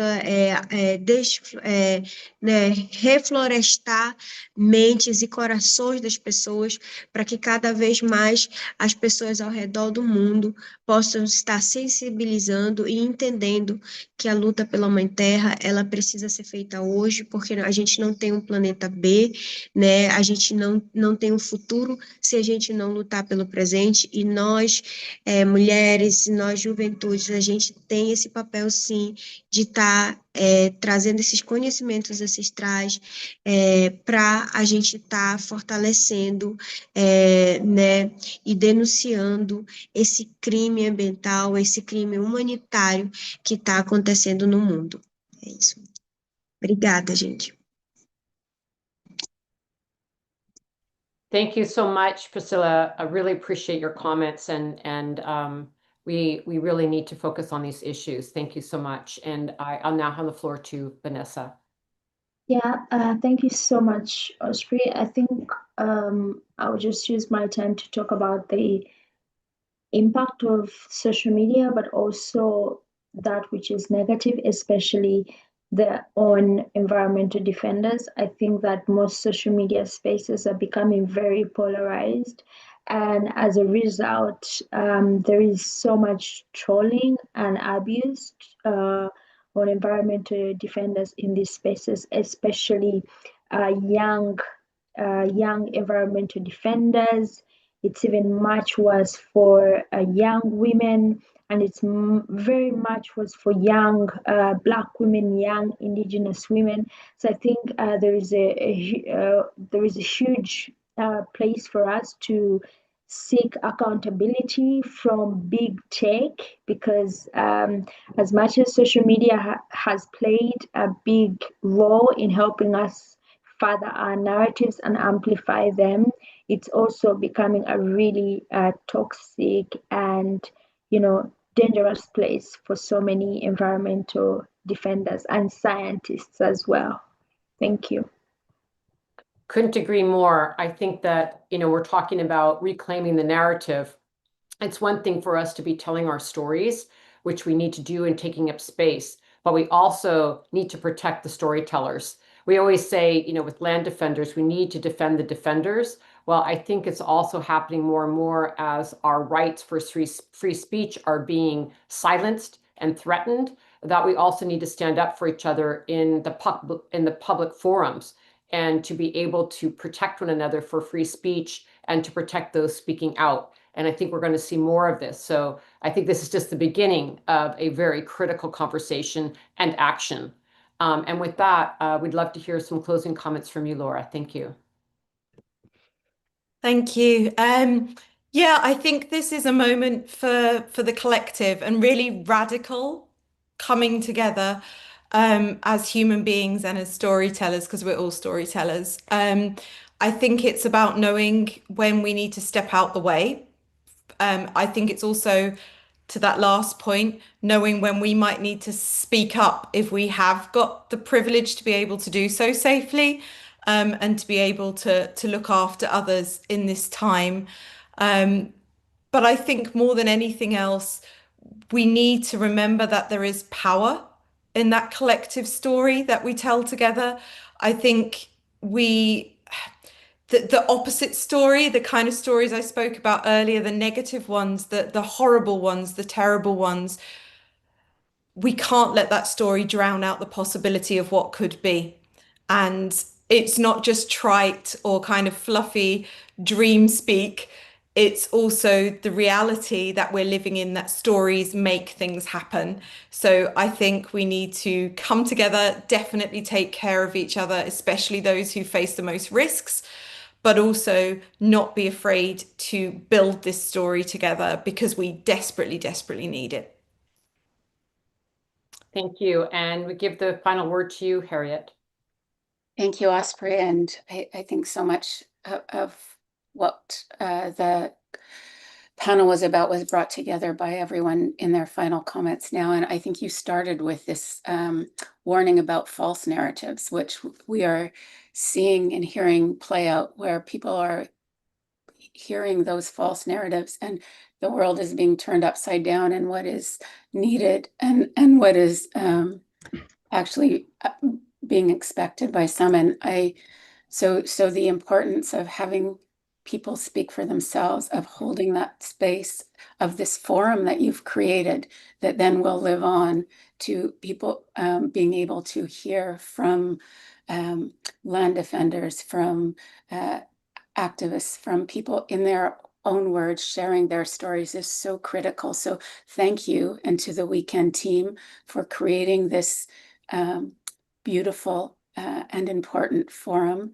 and for us to find ways to uplift the true narratives and call those out, or just push to the side so much of what is false. And it is, as Vanessa said, social media is tricky, right? It's good and it's can be terrible. So again, uplifting, as in spaces like this, and then sharing is critical. Thank you. Thank you so much, Harriet. And I really want to congratulate all of the presenters. This was a really interesting and important conversation. I feel we could go on for a couple of hours and dig into it more, as always is in these spaces. So, please continue on in the chat, and also just reminding people that there is a WhatsApp group forming from this assembly, and we can put that link in the chat so some of these conversations can continue for those who want to explore more on these themes. And yeah, just really, really appreciate the wisdom that you're all carrying as we work to transform our stories. There's so much to be said there. Before we go to the next panel, we just have a short little presentation that we want to offer from Aparna Packer, who is the Women Speak Coordinator at WeCan. And we want to share this resource with all of you since we're having this topic about shifting the narrative. And in fact, it's one of the big reasons that we're holding this global assembly is because this is like a giant narrative intervention at this moment from many, many different perspectives to really create a different space, not only around what we're going to do about the climate crisis, but society and the poly crisis that we face collectively. It's an intervention to bring forward a different story, to hear from people who we don't usually hear from, and to be clear that what governments and financial institutions and corporations are offering as solutions are in fact not the way forward that many of us see. So this is our space, and I'm glad people are taking up space and using this to share their work. And with that, Aparna, would you please come on and share your work, and then we'll move to the next panel. Thank you. Thank you so much for having me and for your words, Osprey. So I'm Aparna. I'm the current coordinator and a former researcher for WeCan's Women Speak program. And so as we know, women are impacted first and worst by climate change, yet are simultaneously essential actors in local and global solutions. Yet in spite of this, in the media, only 15% of the coverage on climate change includes women's perspectives, which is why WeCan's project, Women Speak, Stories, Case Studies, and Solutions from the Front Lines of Climate Change seeks to change this. Women Speak is a web-based research database that is designed to shift the current narrative and challenge dominant systems of exploitation and oppression of women and the earth as we collect and share stories by and about women who are leading struggles and solutions for climate justice. The database currently covers 14 categories, which include justice across movements, climate policy, forest protection, new economics, fossil fuel resistance, women land defenders, and many more topics. The stories and solutions that are included in this project are fundamentally rooted in a climate justice framework with a feminist lens, and they are meant to provide a vision towards a just transition towards a clean energy future, respect for our living earth, and justice for all peoples.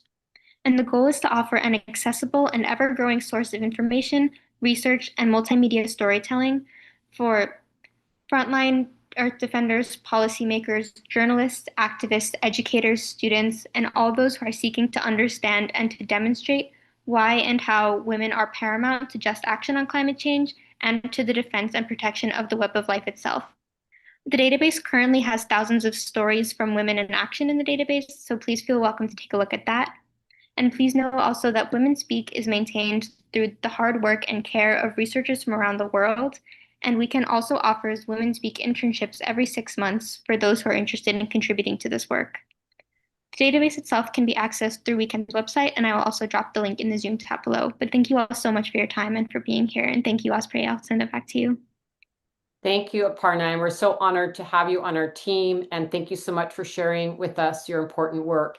And this will close this session on narrative. Again, thank you to all the amazing leaders who joined us for this session. And we look forward to being with you as we go forward and creating stories for COP30 and beyond. Thank you so much. And with that, I would like us to move to our next session. And I want to welcome this outstanding group of leaders who are presenting on the panel, Rematriating the Land, Indigenous Sovereignty and the Land Back Movement. Such an important movement. Thank you for your vital work and leadership in pushing this critical agenda forward. And today we're very honored to have moderation and comments by Dr. Lila June Johnson, who is Dene and Cheyenne and is an Indigenous musician, scholar, and community organizer from Turtle Island, USA. And she's truly an incredible leader. I've been so inspired by Lila for many, many years. And we thank you so much, Lila June, for introducing the panelists and moderating this really important session. And yes, we felt that it was really important that this session was led by Indigenous leadership. And the floor is yours. Please take it away, Lila. I'm so happy to be here. I'm so honored and blessed to be in circle with these amazing women. They are incredible, incredible people. And I think Indigenous women absolutely need to be at the forefront of all decision making, because we are not only of the cultures who are by definition experts in our own homeland, because in order to be Indigenous, by definition, you have to have been there for thousands of years with this institutional knowledge, but we're also the women of that culture, which in so many evolved societies throughout the world came to understand that when women lead, everything thrives. So yeah, I actually just got the stuff that you guys copied in the last like Zoom room I was in is not in the chat anymore. So if you could repaste it, that would be great with the names and titles. But I do remember that we're going to have a really powerful sister go first. And I do want to say that I'm really honored to be in circle with these 4 women, some of whom I know and some of who I'm meeting for the first time.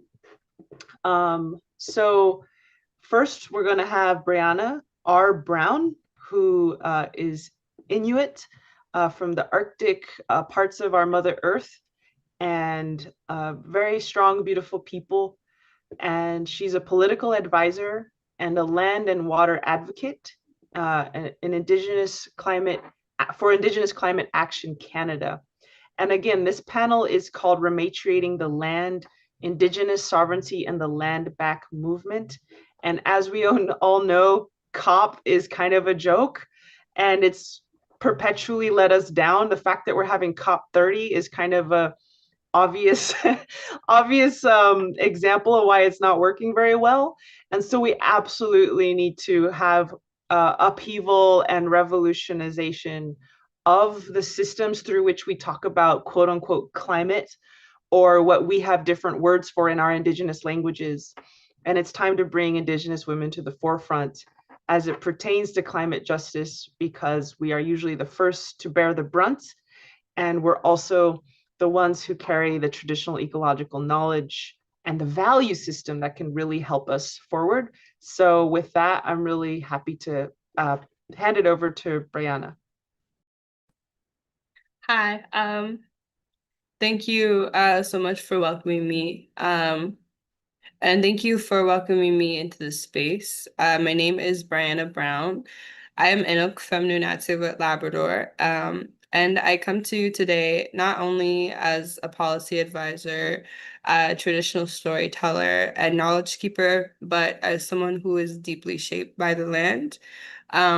Nunatsiavut, the land claims area where I'm from, it's on the northeast coast of Canada, so-called Canada. But our land is called Nunatsiavut, which means our beautiful land.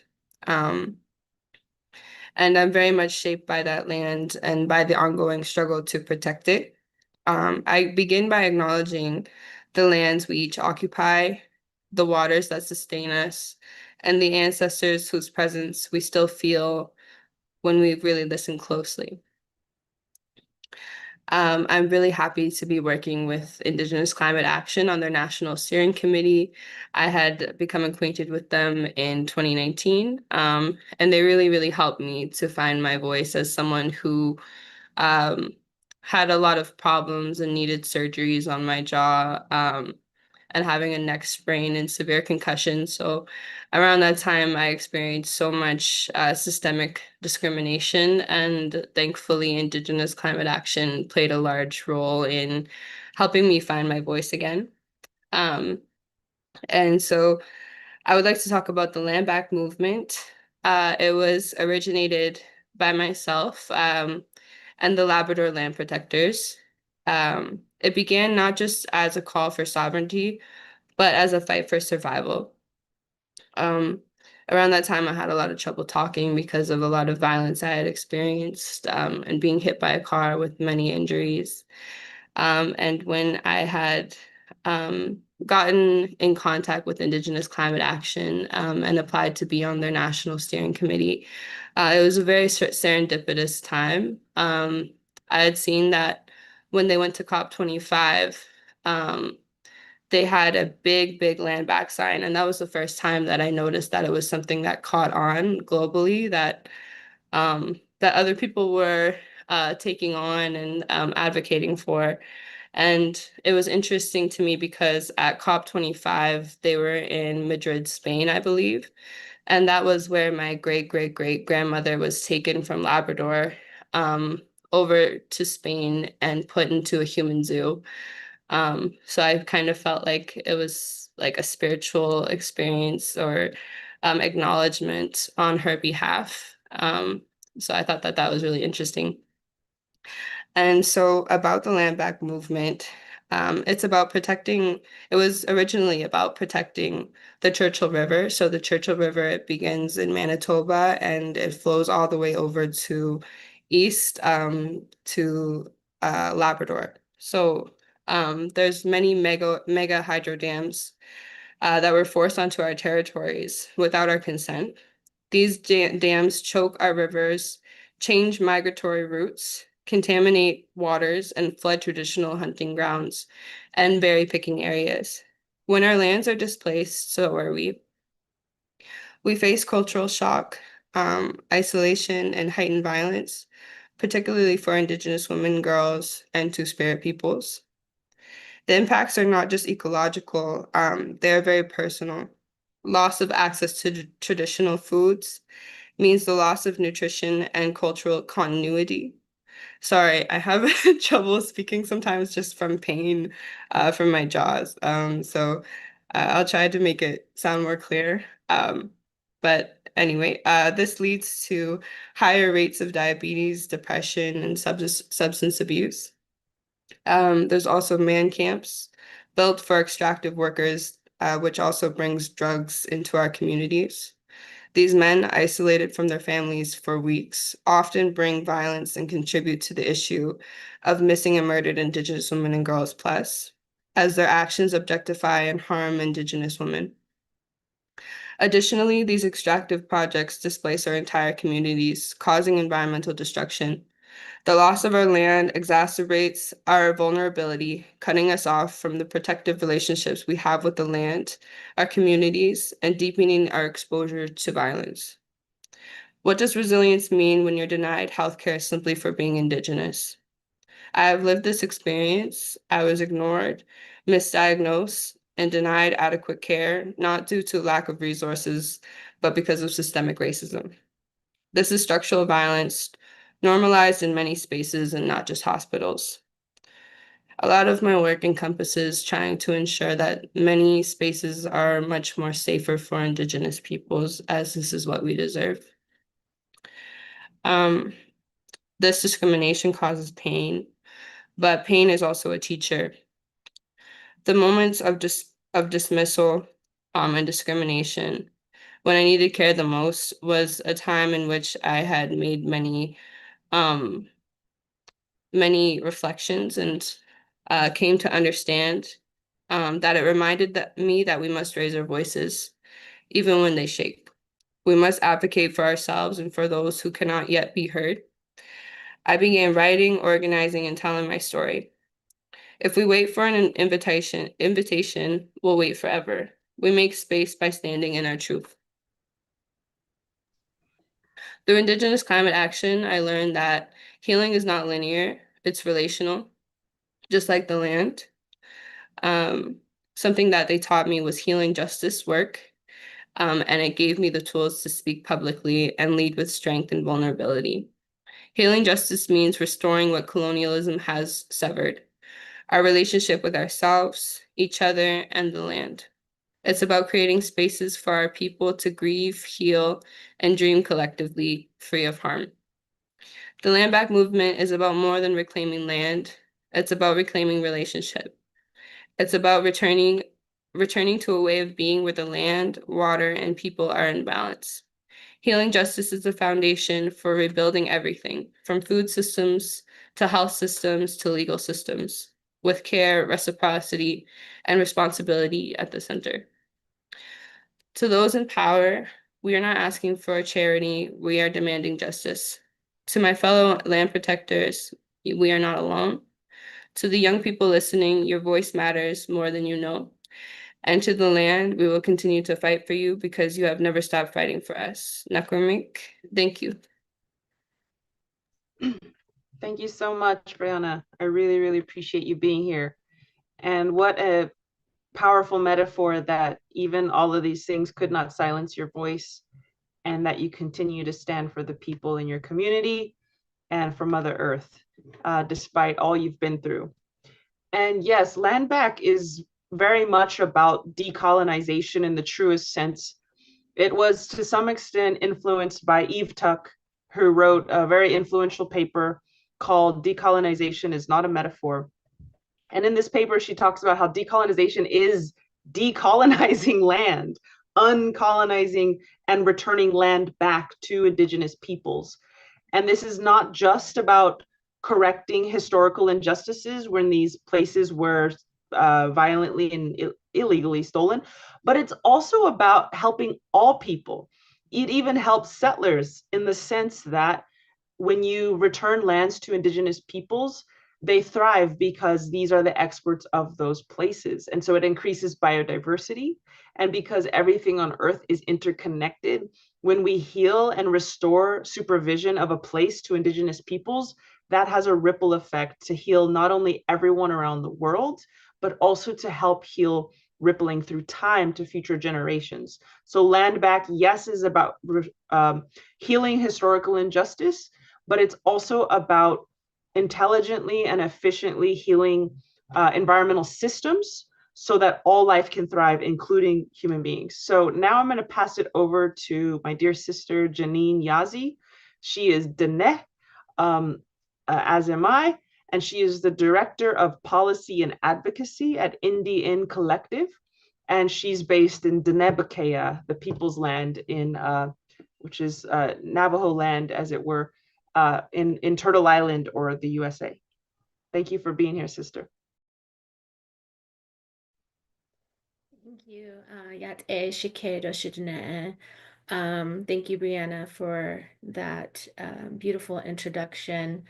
We often credit the development of the meta-narrative and political framework that is land back from the resistance that has taken place in our First Nations communities and over the medicine line to the north. But it's also important to remember that the land back movement has deep roots in Indigenous resistance since the beginning of colonization and across territories around the globe. The fight for territorial rights, for land rights, for return to ancestral homelands, and for the ways of living that are critical to our peoples as Indigenous peoples, has been the root of our resistance and our continued perseverance against colonial structures and institutions, enduring to this day. And so much of how the strategies and the wisdom around what land back means and how it's evolved has been informed by those different experiences, which differ across ecosystems, landscapes, experiences of colonization, but all hold fundamental things in common. One of it being the core belief that we're not fighting for some demarcation of land that is the equivalent of property rights or private property. Like, we are fighting for a way of life and to continue to live in our sacred responsibility as human beings to all that lives, all a sacred life, and to the lands, waters, mountains, ecosystems that are woven into the DNA of our ancestry and of our peoples, that has been preserved through our oral traditions and through our traditional life ways, and just all of the lessons, all of the songs, all of the ceremonies, all of the dances, all of the Indigenous science, all of the ways of caretaking of the landscape, of creating foodscapes, of restoring food systems, of being with and living with and learning from the ever constant alive forces that exist around us.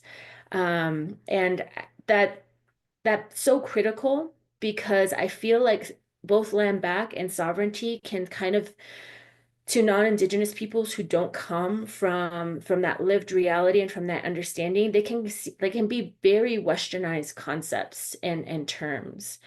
And that can lead to very real conflicts in understanding and interpretation.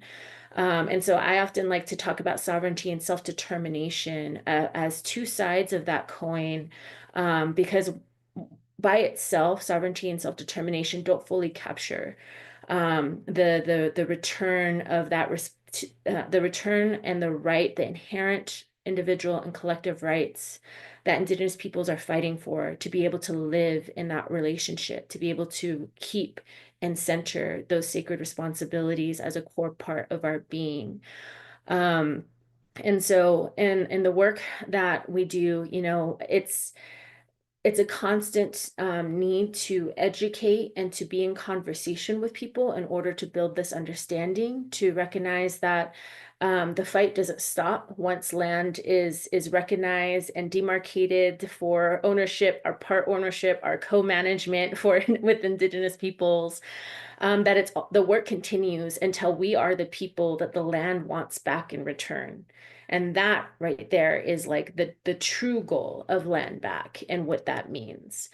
And that becomes important because we are always having to confront colonial institutions in this fight. And we have to like adopt languages and frameworks that help speak to those institutions in order to carve that space so that our people can continue to advance in our struggle. And as frustrated as we are with the COPs and the climate conferences, and how little they end up accomplishing, like we also must simultaneously recognize and uphold the incredible advancement that Indigenous rights defenders, land defenders, water protectors have carved out in that space. So much of the global recognition for the value and the wisdom that is in Indigenous traditional knowledge and ecological practices has come as a direct result of that advocacy, of the scientists that are guiding those decisions, being unable to ignore the fact that the most efficient and effective climate change responses come from lands that are stewarded by Indigenous peoples. And it's not like a magic pill. It doesn't mean that everything is like suddenly like easy for us. But it does speak to just the extraordinary expertise and wealth of knowledge and tool set that Indigenous peoples have to be able to continue to advance this fight and this struggle in all colonial institutions without losing our spirit, without losing the true intent of this. And just like was said before, despite all of the challenges and the things that we have been carrying, especially as Indigenous women in those fights, the broken hearts we're carrying, the wary spirits that we are carrying, because we continue to see this onslaught of attacks against our peoples and our lands all around us. We continue to witness all the forms of genocide that continue unabated. We're still there fighting from a place of love for these solutions and these pathways that don't just benefit our peoples and our families and our children, but that do truly benefit all peoples, all nations, all lands, all ecosystems, all waters, and all forms of sacred life. And I think that that's the most beautiful thing about land back, sovereignty, and self-determination, and the leadership of Indigenous women. Yeah.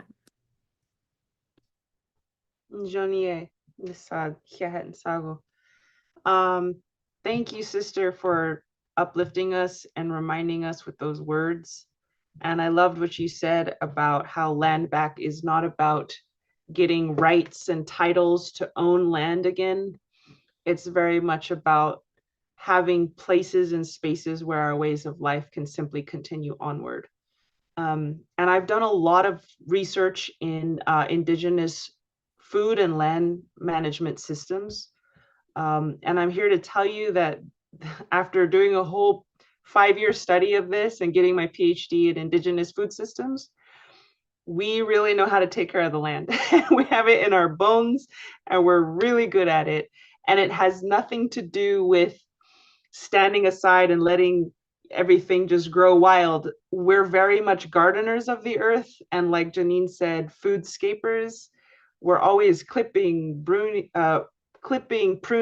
burning, thinning, selecting, supporting, facilitating, and gardening the earth on bioregional scales in ways that are regenerative, in ways that produce abundant food. A lot of the case studies I looked at produce more food than commercial agriculture does, and more humanely and more regeneratively. So Indigenous food systems are absolutely capable of feeding 8 billion people. In fact, they're more capable. And that's one of the myths we're constantly debunking, is that Indigenous peoples were just sparsely populated nomads, when in fact our food systems upheld dense populations. And every American city today squats on a pre-existing Indigenous city, an eco-city that thrived, that fed its people well, with a couple exceptions here and there. And even when our societies collapsed, as in the case of Chaco Canyon or the mound builders, etc., we metabolize that collapse. Unlike Jared Diamond, who paints us as like these people who are prone to just like collapsing and going extinct, he didn't understand that once we collapsed, we learned from those lessons, we metabolized those lessons, and we arose from those situations better, wiser, more sustainable, and more able to feed our people regeneratively. And so it's very exciting, the land back movement, which is inherently about rematriation. It's not just about giving land back, it's about, frankly, giving land back to women and letting grassroots femme Indigenous leaders have a lot of say over how the land is cared for. And these always have relationality in mind. That's why women are so good at this, because we have that relational mind in the right brain. We have that relational way about us, and that's always about taking care of relationships. And we're really good at it. And the men are also really good at what they're good at. And when we work together, it can really be a winning combo. And of course, our two-spirit relatives carry their medicine into the picture too. So turning it over to another matriarch, if you will, in training, and another amazing sister from Brazil, Taili Terena is a wonderful sister I had the joy of meeting in New York a couple months ago. And she's an Indigenous rights advocate in Brazil, as well as a climate defender. So I would love to hear your perspective down in Brazil, sister, and just welcome to the circle here. Thank you for being here.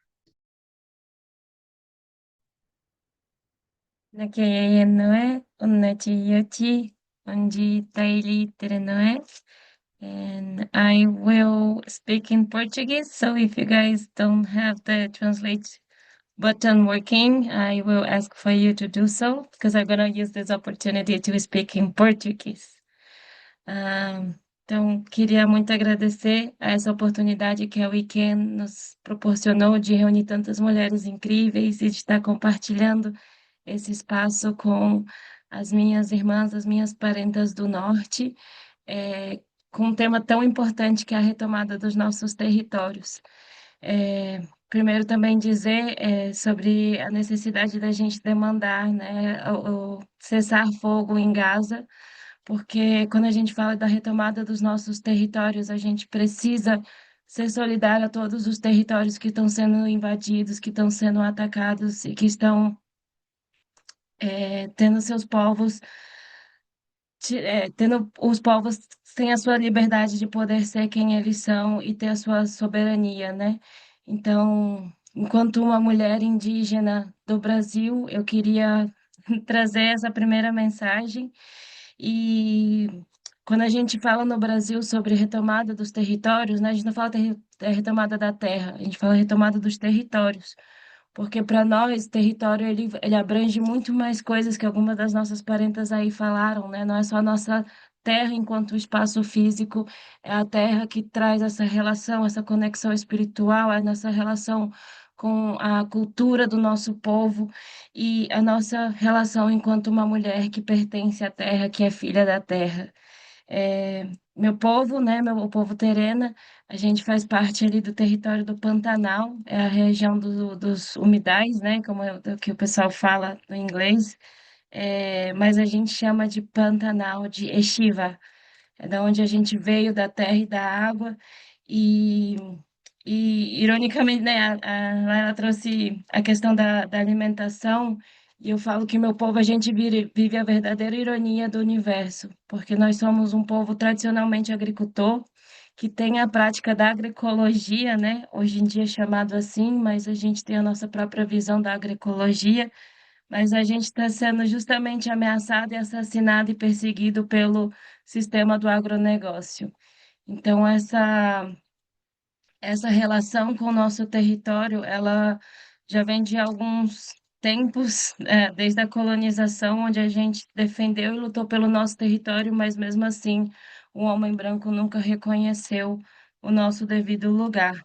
E falar sobre isso, né? Então, assim, nosso povo, a gente tem 12 anos já que a gente começou a fazer a retomada dos nossos territórios.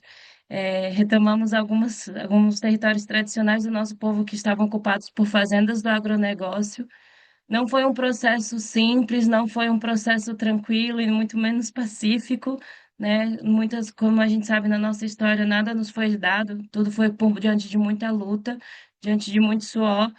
E queria trazer o caso do nosso povo, porque quando a gente teve a retomada, muito se falou do papel dos homens, né, em liderar esse movimento, porque apesar dos homens terem tomado a linha de frente nos conflitos, né, de terem ido para a capital, para Brasília, para poder negociar nossa terra, né, retomar nossa terra que nos é de direito, foram as mulheres que ficaram no território, cuidando das crianças, cuidando da terra, cuidando da comida, cuidando da plantação. E quando a gente teve o nosso primeiro encontro de mulheres terena, a gente conversou muito sobre isso e a gente ouviu de uma anciã, né? Por que que a gente está falando sobre isso, sendo que as mulheres não estão fazendo nada, a gente só está cuidando lá da terra? E a gente, né, mais jovem, né, as mulheres mais jovens falando, mas é exatamente isso a importância. E como ela falou, né, um equilíbrio, entendendo que cada um tem o seu papel nessa luta, né? Não é só sobre um lado feminino, um lado masculino, ou dos nossos parentes, né? Timbira, que a gente fala em português não, né? E no Brasil, que são os nossos parentes, dois espíritos. Queria trazer que eu aprendi desde criança que a gente não luta pela demarcação dos nossos territórios, que é muito falado no Brasil. A gente luta pela nossa soberania enquanto povo, porque no Brasil a demarcação dos nossos territórios, apesar de ser um direito nosso reconhecido na Constituição, ele ainda nos deixa na mão do colonizador. O nosso território ele não nos pertence, a gente não tem soberania sobre eles, ele pertence ao governo. E é exatamente por conta disso, por conta dessa fragilidade da lei brasileira, que hoje a gente tem enfrentado processos de marco temporal, que quer tentar remover os nossos direitos, e também a exploração dos nossos territórios pela mineração, pelo agronegócio, e por hoje dita transição energética, que não acaba sendo justa. Então, nesse caminho para a gente andar para a COP30, né, nossa parente falou, é um fracasso, e sim, realmente, né, essas pessoas não deveriam estar tomando decisões sobre o nosso futuro, essas pessoas não deveriam estar tomando decisões sobre o nosso território, porque foi justamente elas que trouxeram ao nosso planeta essa catástrofe global que a gente está vivendo. Como é que pode ser essas mesmas pessoas que nos trouxeram para essa catástrofe serem as pessoas que vão tomar as decisões para as soluções do planeta que a gente precisa? Às vezes eu falo muito rápido, perdão a tradutora se eu estiver falando muito rápido, mas eu só queria deixar por último que no Brasil a gente tem colocado que a demarcação dos territórios é uma solução climática, porque os nossos territórios protegidos, eles estão com a floresta intacta, eles estão com os animais, né, protegidos também, as águas, e isso é a solução que o planeta realmente precisa. A gente retomar os nossos conhecimentos, as nossas práticas, mas também trazer a ciência ciência indígena como um papel, como a solução que a gente precisa. A ciência indígena não pode ser desmerecida apenas como um conhecimento tradicional. A ciência indígena já vem avisando há muitos anos que o nosso território e que nossas práticas são a solução para a gente adiar o fim do mundo. Então, falar em COP30 e esse caminho até lá, a gente precisa que as mulheres indígenas tenham mais espaço de voz, que a gente esteja participando nas tomadas de decisão e que esses homens brancos colonizadores comecem a repensar e mudar o pensamento. Porque sim, todo mundo tem uma função nesse mundo, mas se a gente não abre espaço para que outras pessoas possam participar e refletir sobre o passado que nos trouxe até esse momento do presente, a gente não vai ter as mudanças necessárias, e aí a COP30 realmente vai ser mais uma grande falação desses países que realmente não estão fazendo nada para a mudança, porque afinal de contas, se gastam trilhões em guerra e ninguém está querendo fazer um comprometimento de realmente financiar a transição justa que o planeta precisa. É isso.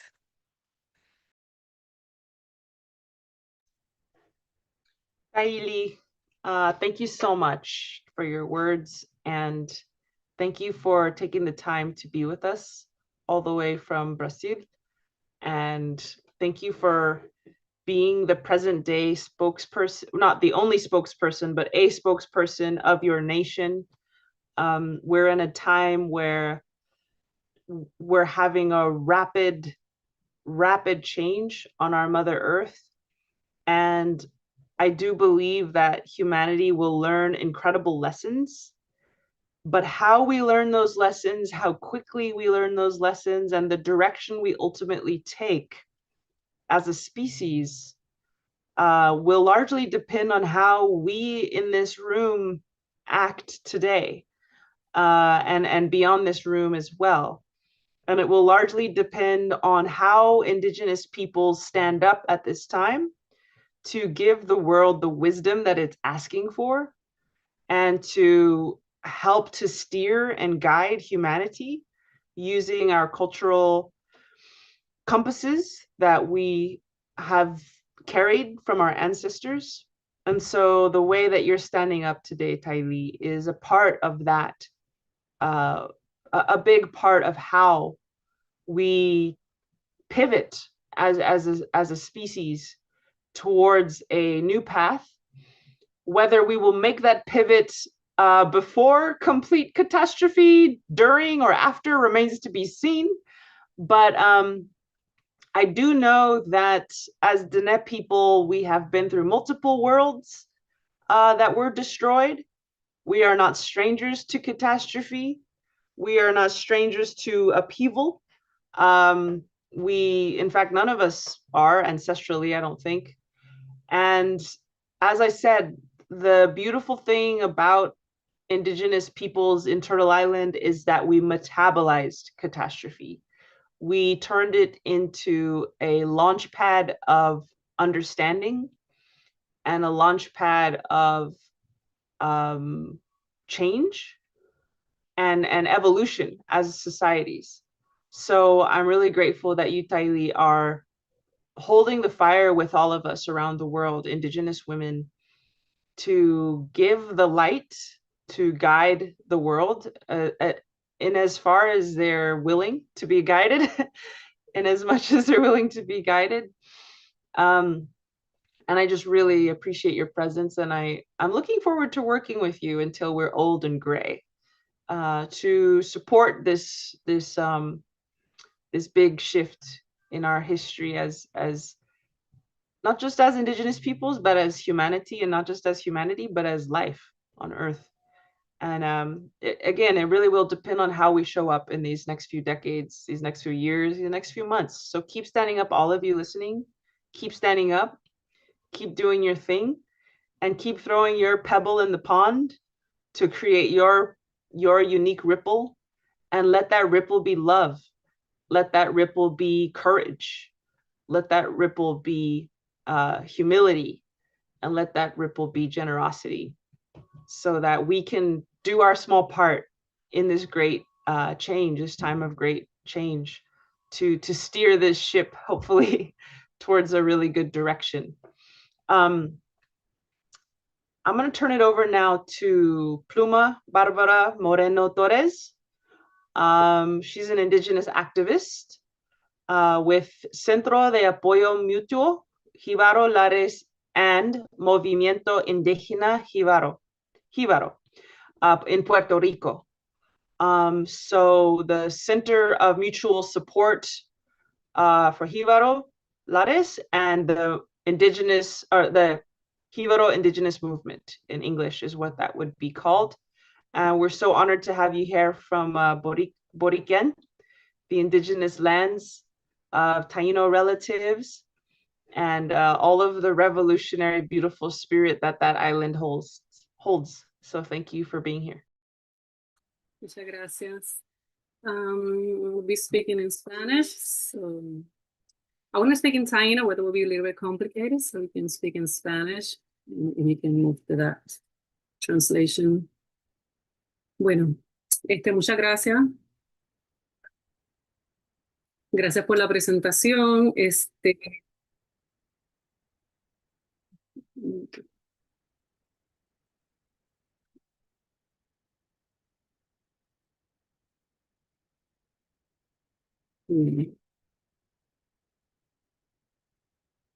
Vamos a apagarla. Bueno.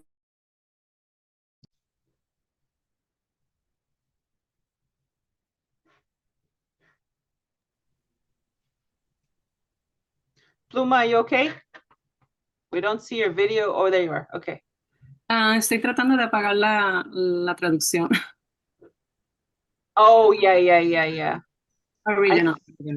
Yeah, okay. Bueno. Gracias, disculpen. Pues muchas gracias por la presentación, compañera. Mi nombre pues es Pluma Bárbara Moreno. Además de lo que compartió, yo represento la organización del pueblo indígena Canjíbaro de Boriqué. Nosotros pues somos la nación jíbaro, boricua, taíno. Tenemos muchos nombres porque somos muy antiguos. Todos esos nombres hacen referencias al pueblo originario de Boriqué. Es el nombre, el nombre antiguo, el nombre real de lo que se conoce colonialmente como Puerto Rico. Nuestro territorio está ubicado en la isla, en el Caribe antillano. Y importante remarcar desde ya, ¿verdad?, que seguimos siendo desde 1493 una de las últimas colonias ilegales del mundo, ¿verdad? Entonces, desde ahí me gustaría comenzar esta intervención compartiendo que para nosotros, para los pueblos originarios del Caribe, rematriar, restituir tierra y territorio es esencialmente soberanía. Para nosotros no es solo, ¿verdad?, la devolución de tierras, también es la devolución de la dignidad, de la memoria, de la libertad y el derecho histórico a existir con autonomía, con libre determinación en estos propios territorios. Solo en nuestro entorno diríamos que es así, ¿verdad? Desde nuestra realidad histórica, es una acción política radical y ancestral, lo que será la rematriación para nosotros, ya que es justicia para los pueblos indígenas, nosotros como pueblos originarios que hemos sido desarraigados por siglos de colonialismo. Han sido 533 años buscando cómo reivindicar espacios, nuestra soberanía, nuestra autonomía y nuestro derecho a la libre autodeterminación.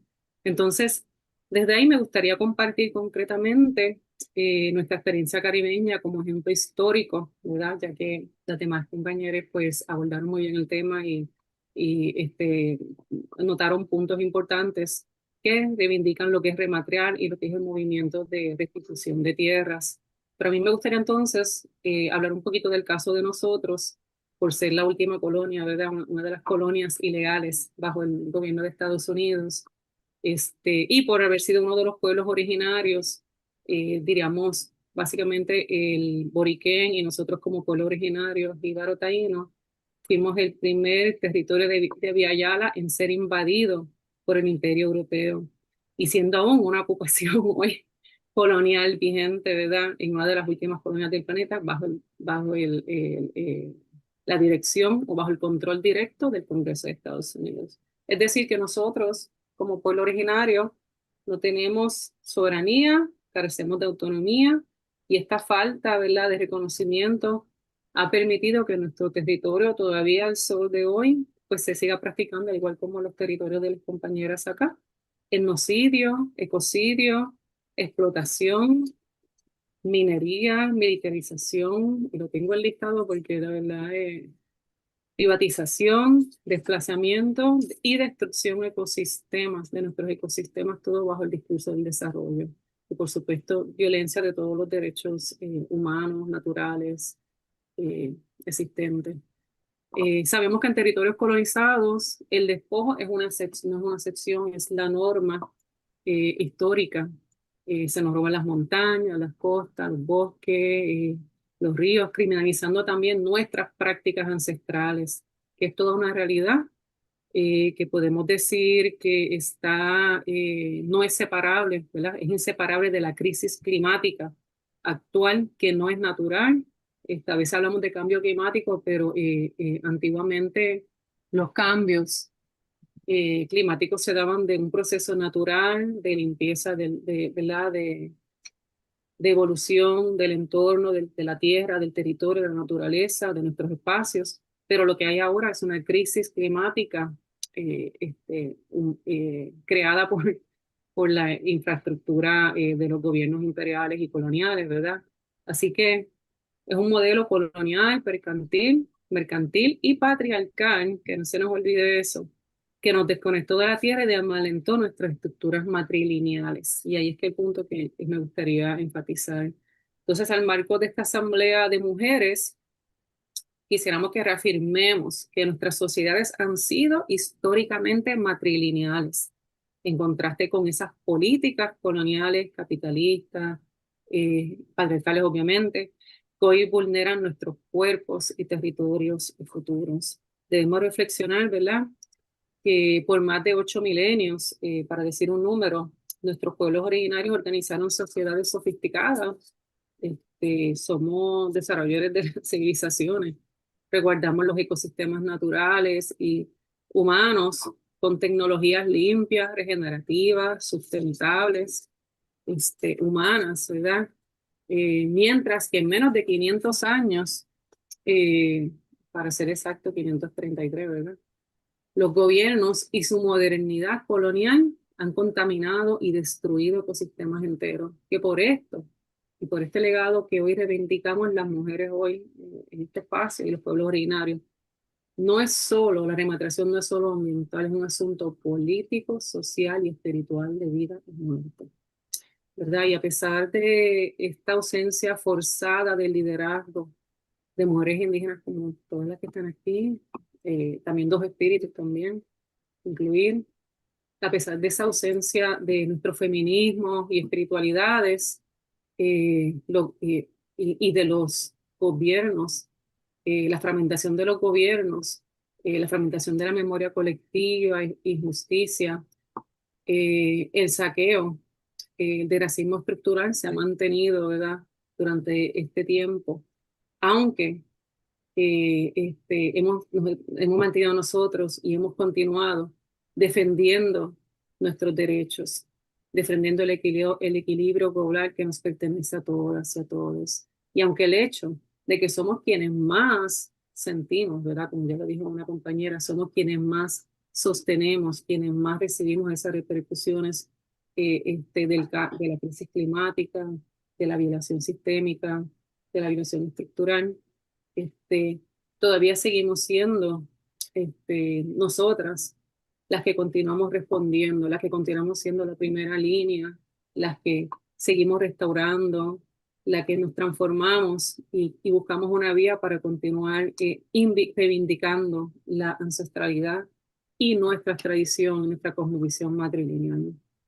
Es por eso, ¿verdad?, y además, desde este cuerpo, ¿verdad?, reconociendo que nuestro cuerpo es el primer territorio que defendemos como mujeres, es el primer cuerpo que pasa por ese extractivismo colonial. Sigo haciendo referencia a nuestro territorio. Hacemos un llamado asumiendo nuestro rol de liderazgo y no solo en nuestros entornos comunitario y social, sino en los escaños políticos decisionales de los territorios. Es importante que vayamos ocupando todas esas posiciones políticas para poder reivindicar y traer, ¿verdad?, nuestra cosmovisión matrilineal y poder defender la tierra y el territorio. Restaurar los sistemas matrilineales es una urgencia política, es ambiental, es civilizatoria, incluso civilizatoria, porque lo que está en juego no es solo el futuro de nuestro pueblo, sino el de toda la humanidad, y eso lo reconocemos nosotros como pueblos. Entonces, a la luz, ¿verdad?, de todo esto que hemos conversado y para no repetir varias de las cosas que han dicho las compañeras acá, me gustaría celebrar y terminar, ¿verdad?, mi participación con invitarles a celebrar y compartirles una gran victoria desde este territorio en disputa, ¿verdad?, desde Borica en Puerto Rico, donde hemos, ¿verdad?, reivindicado el principio ancestral y político de repatriación y impulsando desde adentro un acto de autodeterminación y soberanía. Entonces les cuento que el pasado, apenas este sábado, ¿verdad?, que pasó ahora, el pasado 21 de junio, durante el solsticio de verano, marcamos un precedente histórico, rematriando más de 306 acres de tierra ancestral, 306 acres. Una acción liderada por una alianza de mujeres, la Alianza de Pueblos Originarios de Boriqué, conformada por 4 organizaciones, de las cuales yo formo parte de ella, volviendo a reivindicar, ¿verdad?, que somos las mujeres quienes llevamos este liderato y quienes debemos mantener ese liderato. Claro, porque sabemos atender estos procesos desde la equidad, desde la sostenibilidad y de la igualdad. Ese mismo día que anunciamos esta rematriación de tierras para nuestro pueblo boricua, jíbaro, taíno, ancestral, establecimos también el primer fideicomiso de tierras indígenas, agrícolas y comunitarias de la nación boricua. Una herramienta legal y espiritual para proteger, sanar y devolver las tierras a quienes pertenecen. Esto no fue un gesto simbólico, es bueno, ¿verdad?, remarcar esto. Es un territorio recuperado, es una soberanía ejercida y autodeterminación puesta en práctica frente a un sistema que históricamente nos ha negado todo. Entonces, por eso decimos que hoy venimos por todo. Con esto, pues queremos reivindicar, ¿verdad?, desde nuestro pueblo indígena, jíbaro, taíno, boricua, que nuestra solidaridad siempre está y estará con la lucha por la soberanía de todos los territorios y pueblos oprimidos, mirando a la creación de alianzas de hermandad y liberación. Con eso dicho, llamamos a las ancestras y que sigan viviendo las mujeres y los pueblos indígenas, los espíritus y afroindígenas del mundo. Gracias.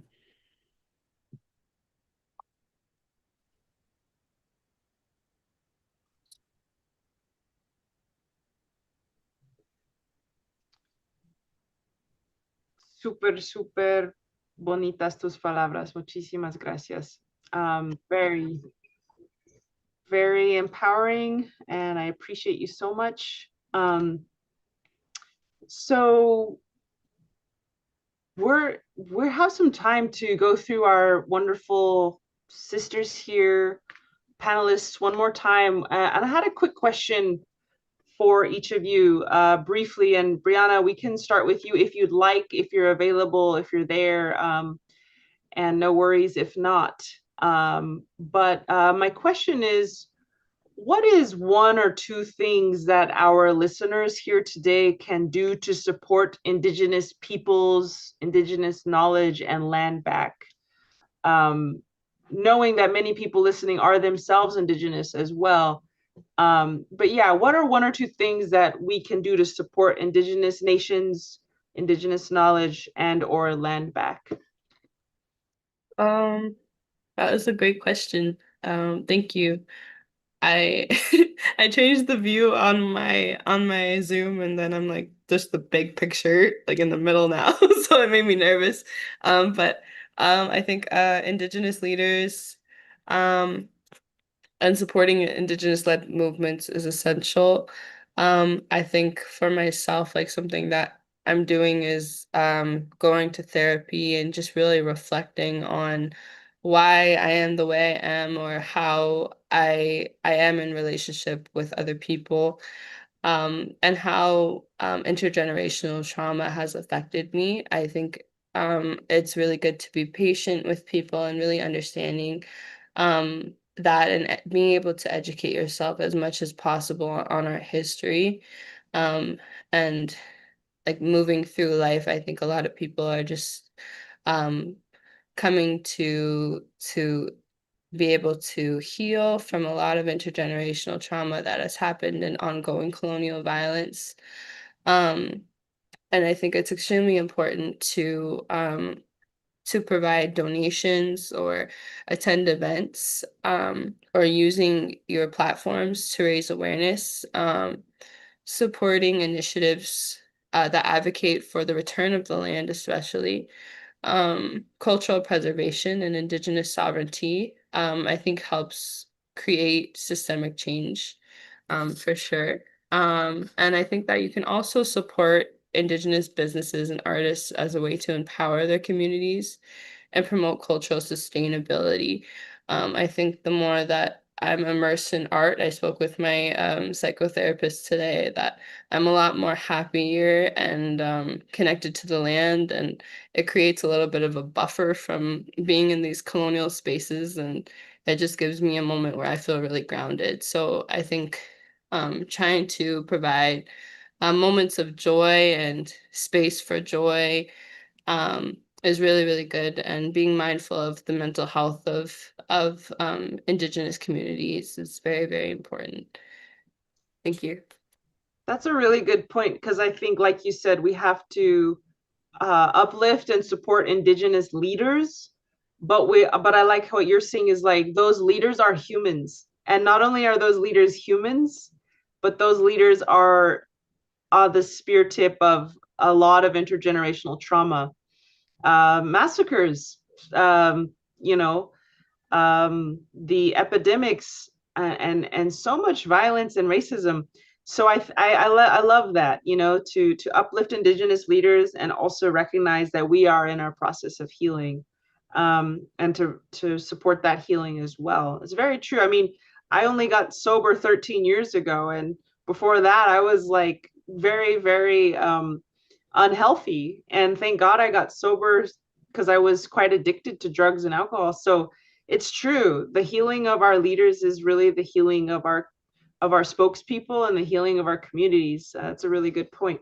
I'm going to ask the same question to you, Janine. What is one or two things all our listeners can do to support Indigenous peoples, Indigenous knowledge, and or land back? I'm gonna think of it both in a negative and a positive way, like negative being like defense. Be wary of false solutions and of having your energy directed to things that reinforce colonial institutions instead of dismantling them.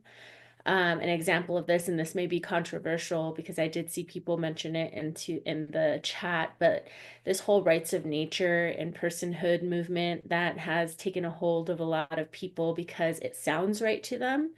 Like, we have rights under these colonial institutions. There are human rights under these colonial institutions. There are international laws against genocide under these colonial institutions. And so I ask people to reflect on that before we think that a pathway for personhood and rights of nature is a solution. I joke sometimes, I'm like, they're willing to give everything else rights before they honor the rights of Indigenous peoples. But it's true. And then the other thing, and on a more positive way, be fierce and unapologetic and committed to demanding the protection of Indigenous people's rights and exercising those rights. Our inherent collective and unique rights come not just because states honor them, they come because we continue to exercise them. They come because we continue to learn our language, we continue to work on the land, we continue to have ceremony, we continue to pray with one another, we continue to have babies and have joy and create art and create music and evolve in our traditions and in our skills. And so when you think of it that way, and this came from ceremony too, like it may feel like we lose a lot and that we've lost a lot of battles, but the reality is that every time we speak our language, every time we engage in ceremony, every time we do these things that make us our who we are, we win. And when you add that up, we've won a whole lot more than we've lost. And we will continue to do that. No matter how dark the world may seem or how hard things may get, we will continue to have those tools, those skills, those gifts, that medicine that is desperately needed by everyone else. So be unapologetic in exercising that. Yes, Janine was one of the first people to educate me about how nature-based solutions can be a false solution as well, because we have Shell Oil Corporation having its whole nature-based solutions program where they're planting a couple mangroves and then saying, well, we're offsetting decades of, exploitation of earth and people because we have a program now. And it's like sort of sanitizing and greenwashing and yeah, the rights of nature under colonial legal institutions still enforces colonial legal institutions. So thinking about who's giving nature rights and under which umbrella, and are the indigenous peoples who protect those rivers concurrently being given rights to protect their rivers in their ancestral ways, etc. So thank you for sharing that. So we're going on to Taili Terena. What are some ways our listeners, one or two things our listeners can do to support Indigenous peoples, land back, and Indigenous knowledge? Okay, I will do in English because I know when I speak Portuguese, I speak really fast. Sorry, translators again for that. Is I think the emotions. But I want to bring three things. One, to people blow your bubble of relationships and stories and what are you hearing and getting to know. Because and so in this regard, like follow and support indigenous initiatives and indigenous peoples that are using social media, that are writing books, like and educate a brother and a sister, a friend, a family relative, uh, conscious of consumption. It's what Janine also said regarding with false solutions, because if our territory is being threatened, it's because of those companies that are still investing and exploring nature. So it's about mining, it's about agribusiness again. So don't think you're small to make a difference. What we consume, what we use, it's what feeds this system. So be conscious of that and learn about the story that wasn't told, like decolonize your mind. Our stories are our lives, our peoples are our lives. So don't think the story it's over. Don't think the colonizer win. We can still make a difference. So do that. Small steps will make a difference for the planet. Yeah. Thank you for breaking it down, sister. And Pluma, do you want to give this question a go? What can our listeners do to support Indigenous nations, knowledge, and land back? Sí. Me gustaría más que nada puntualizar que los derechos humanos ancestrales no son negociables. Que a pesar de que estamos haciendo un ejercicio, ¿verdad? Y en práctica y no simbólico, sino real, de rematriar tierras y territorios. Eso es tan solo una mínima acción que pudiera equiparar toda la explotación y el saqueo por 533 años. Es decir, no hay forma que los gobiernos, los estados o cualquier imperio pueda retribuir a todo el daño histórico hecho. Entonces, eso es importante no olvidarlo, ¿verdad? Y ante eso, siguiendo la línea de la compañera, el primer proceso a quienes escuchan y que son aliados de los pueblos indígenas o de los, ¿verdad? es importante, el primer paso es la descolonización mental, porque todos hemos pasado por un proceso de invasión, por un proceso de violencia histórica, y decolonizar nuestra mente es el primer paso para poder ejercer cualquier otra acción. Incluso nosotros como pueblos indígenas aún batallamos y aún hacemos el ejercicio de colonial mental para que nuestras acciones no continúen recolonizando procesos. Y haría un llamado también a quienes escuchan que pueden aportar.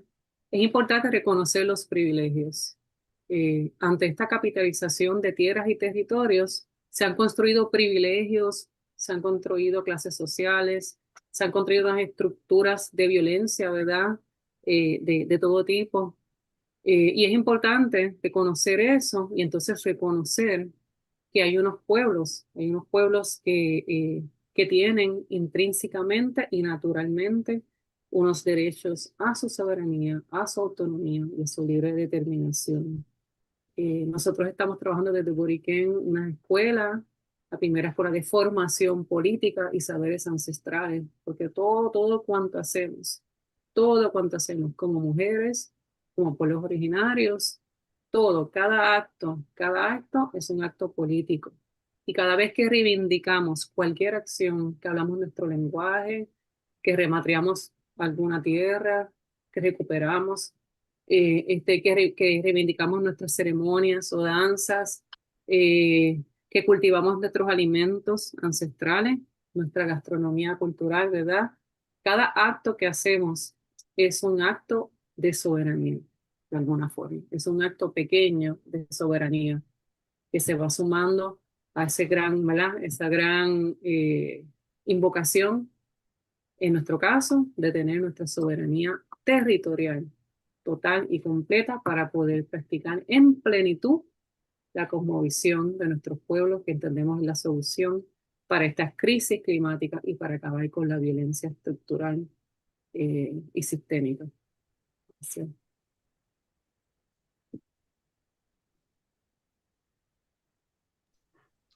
Thank you so much. I want to also answer that too. And thank you, Pluma, for your words. I have three-step kind of process. And I'll put it in the chat. It's sort of like a homework for everyone here. And it has to do with, you know, I'll just try to see if I can. Oh yeah, everyone. Okay, cool. So the first one is like, who are the local indigenous peoples of the land you're standing on? Is it the Dene? Is it the Welsh? Is it the Terena? Is it the Karen, Mardusa, etc.? What is an indigenous-led initiative in their community, whether they're still home or in a diasporic place? Like, for example, a lot of people in Texas are like, well, all the native people are gone, so I can't help. You know, it's like, no, actually, they're still here. They're just in Oklahoma because they were pushed there on a death march called the Trail of Tears. So you could still support them even if they're in a diasporic place. And then three is like, what is one thing that this initiative would like help with when you ask them, if anything? Sometimes they don't even want help, but really getting local and thinking about the local people around you, I think is really important, because I would dare to say, this might be the wrong way to say it, but I would dare to try to say something like, I think we come to belong in a place when and if we stand behind the indigenous peoples of that place. That's how we come to belong, in my view, and to stand not just behind them in our words, but in our deeds, and to be of service to them in a way that they prescribe, not in a way that we think they need help. Any other last words, my sisters? We have 2 minutes. Otherwise, we will wrap up early. I'm just so grateful to Brianna Brown, to Janine Yazi, Taili Terena and Pluma, Barbara Moreno Torres. You know, thank you guys. Thank you all so much for being here today. Looks like we're all good. We're all talked out. Okay, now let's go do stuff. All right, my prayers are with you. Have a great day, everyone, and thanks so much for allowing our circle to be here. Vocaciones ancestrales. Ay, no, pues ya, pues, thank you. Thank you. Bye. Thank you so much to Brianna, Janine, Tylee, Pluma, Dr. Lila June. What an amazing group of speakers, Indigenous women leaders. Great moderation, Lila. Really appreciate it and really moved by all the wisdom and leadership that we're hearing from these Indigenous women leaders and really taking to heart their call to be lifted up as leaders, supported and centered in this discussion. And I couldn't agree more. So really powerful way to end our second day. And thank you all who are in our audience for joining us today, the second of 6 days of the Global Women's Assembly for Climate Justice, Path to COP30 and beyond. Please be welcome to participate with us over the next 4 days. And just a friendly reminder of a few things as we close out our day. WeCan is also launching a WhatsApp networking platform so that conversations generated at this assembly can carry on into action going forward. The WhatsApp group is a place where you can connect with each other and share your climate justice related work, your research, projects, campaigns, and also find collaboration partners. And the link for that group is in the chat. And also letting folks know that as an organization, you can sign the Assembly's call to action that we're delivering to governments and financial institutions and that we will be bringing to COP30. So please also see that link in the chat. So with that, thank you for joining us today. And we also welcome you actually to stay on after we close from the live stream, but we will keep this Zoom room open for a little bit. Please join us. We'll have some closing music as we finish out our conversations in the chat.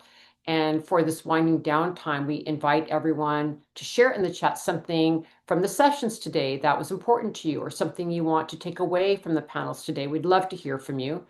And yeah, so we'll leave the chat open for a little bit before we close the Zoom room. And we're signing off from the live stream now, and we'll see you tomorrow. Thank you. We can stop the recording.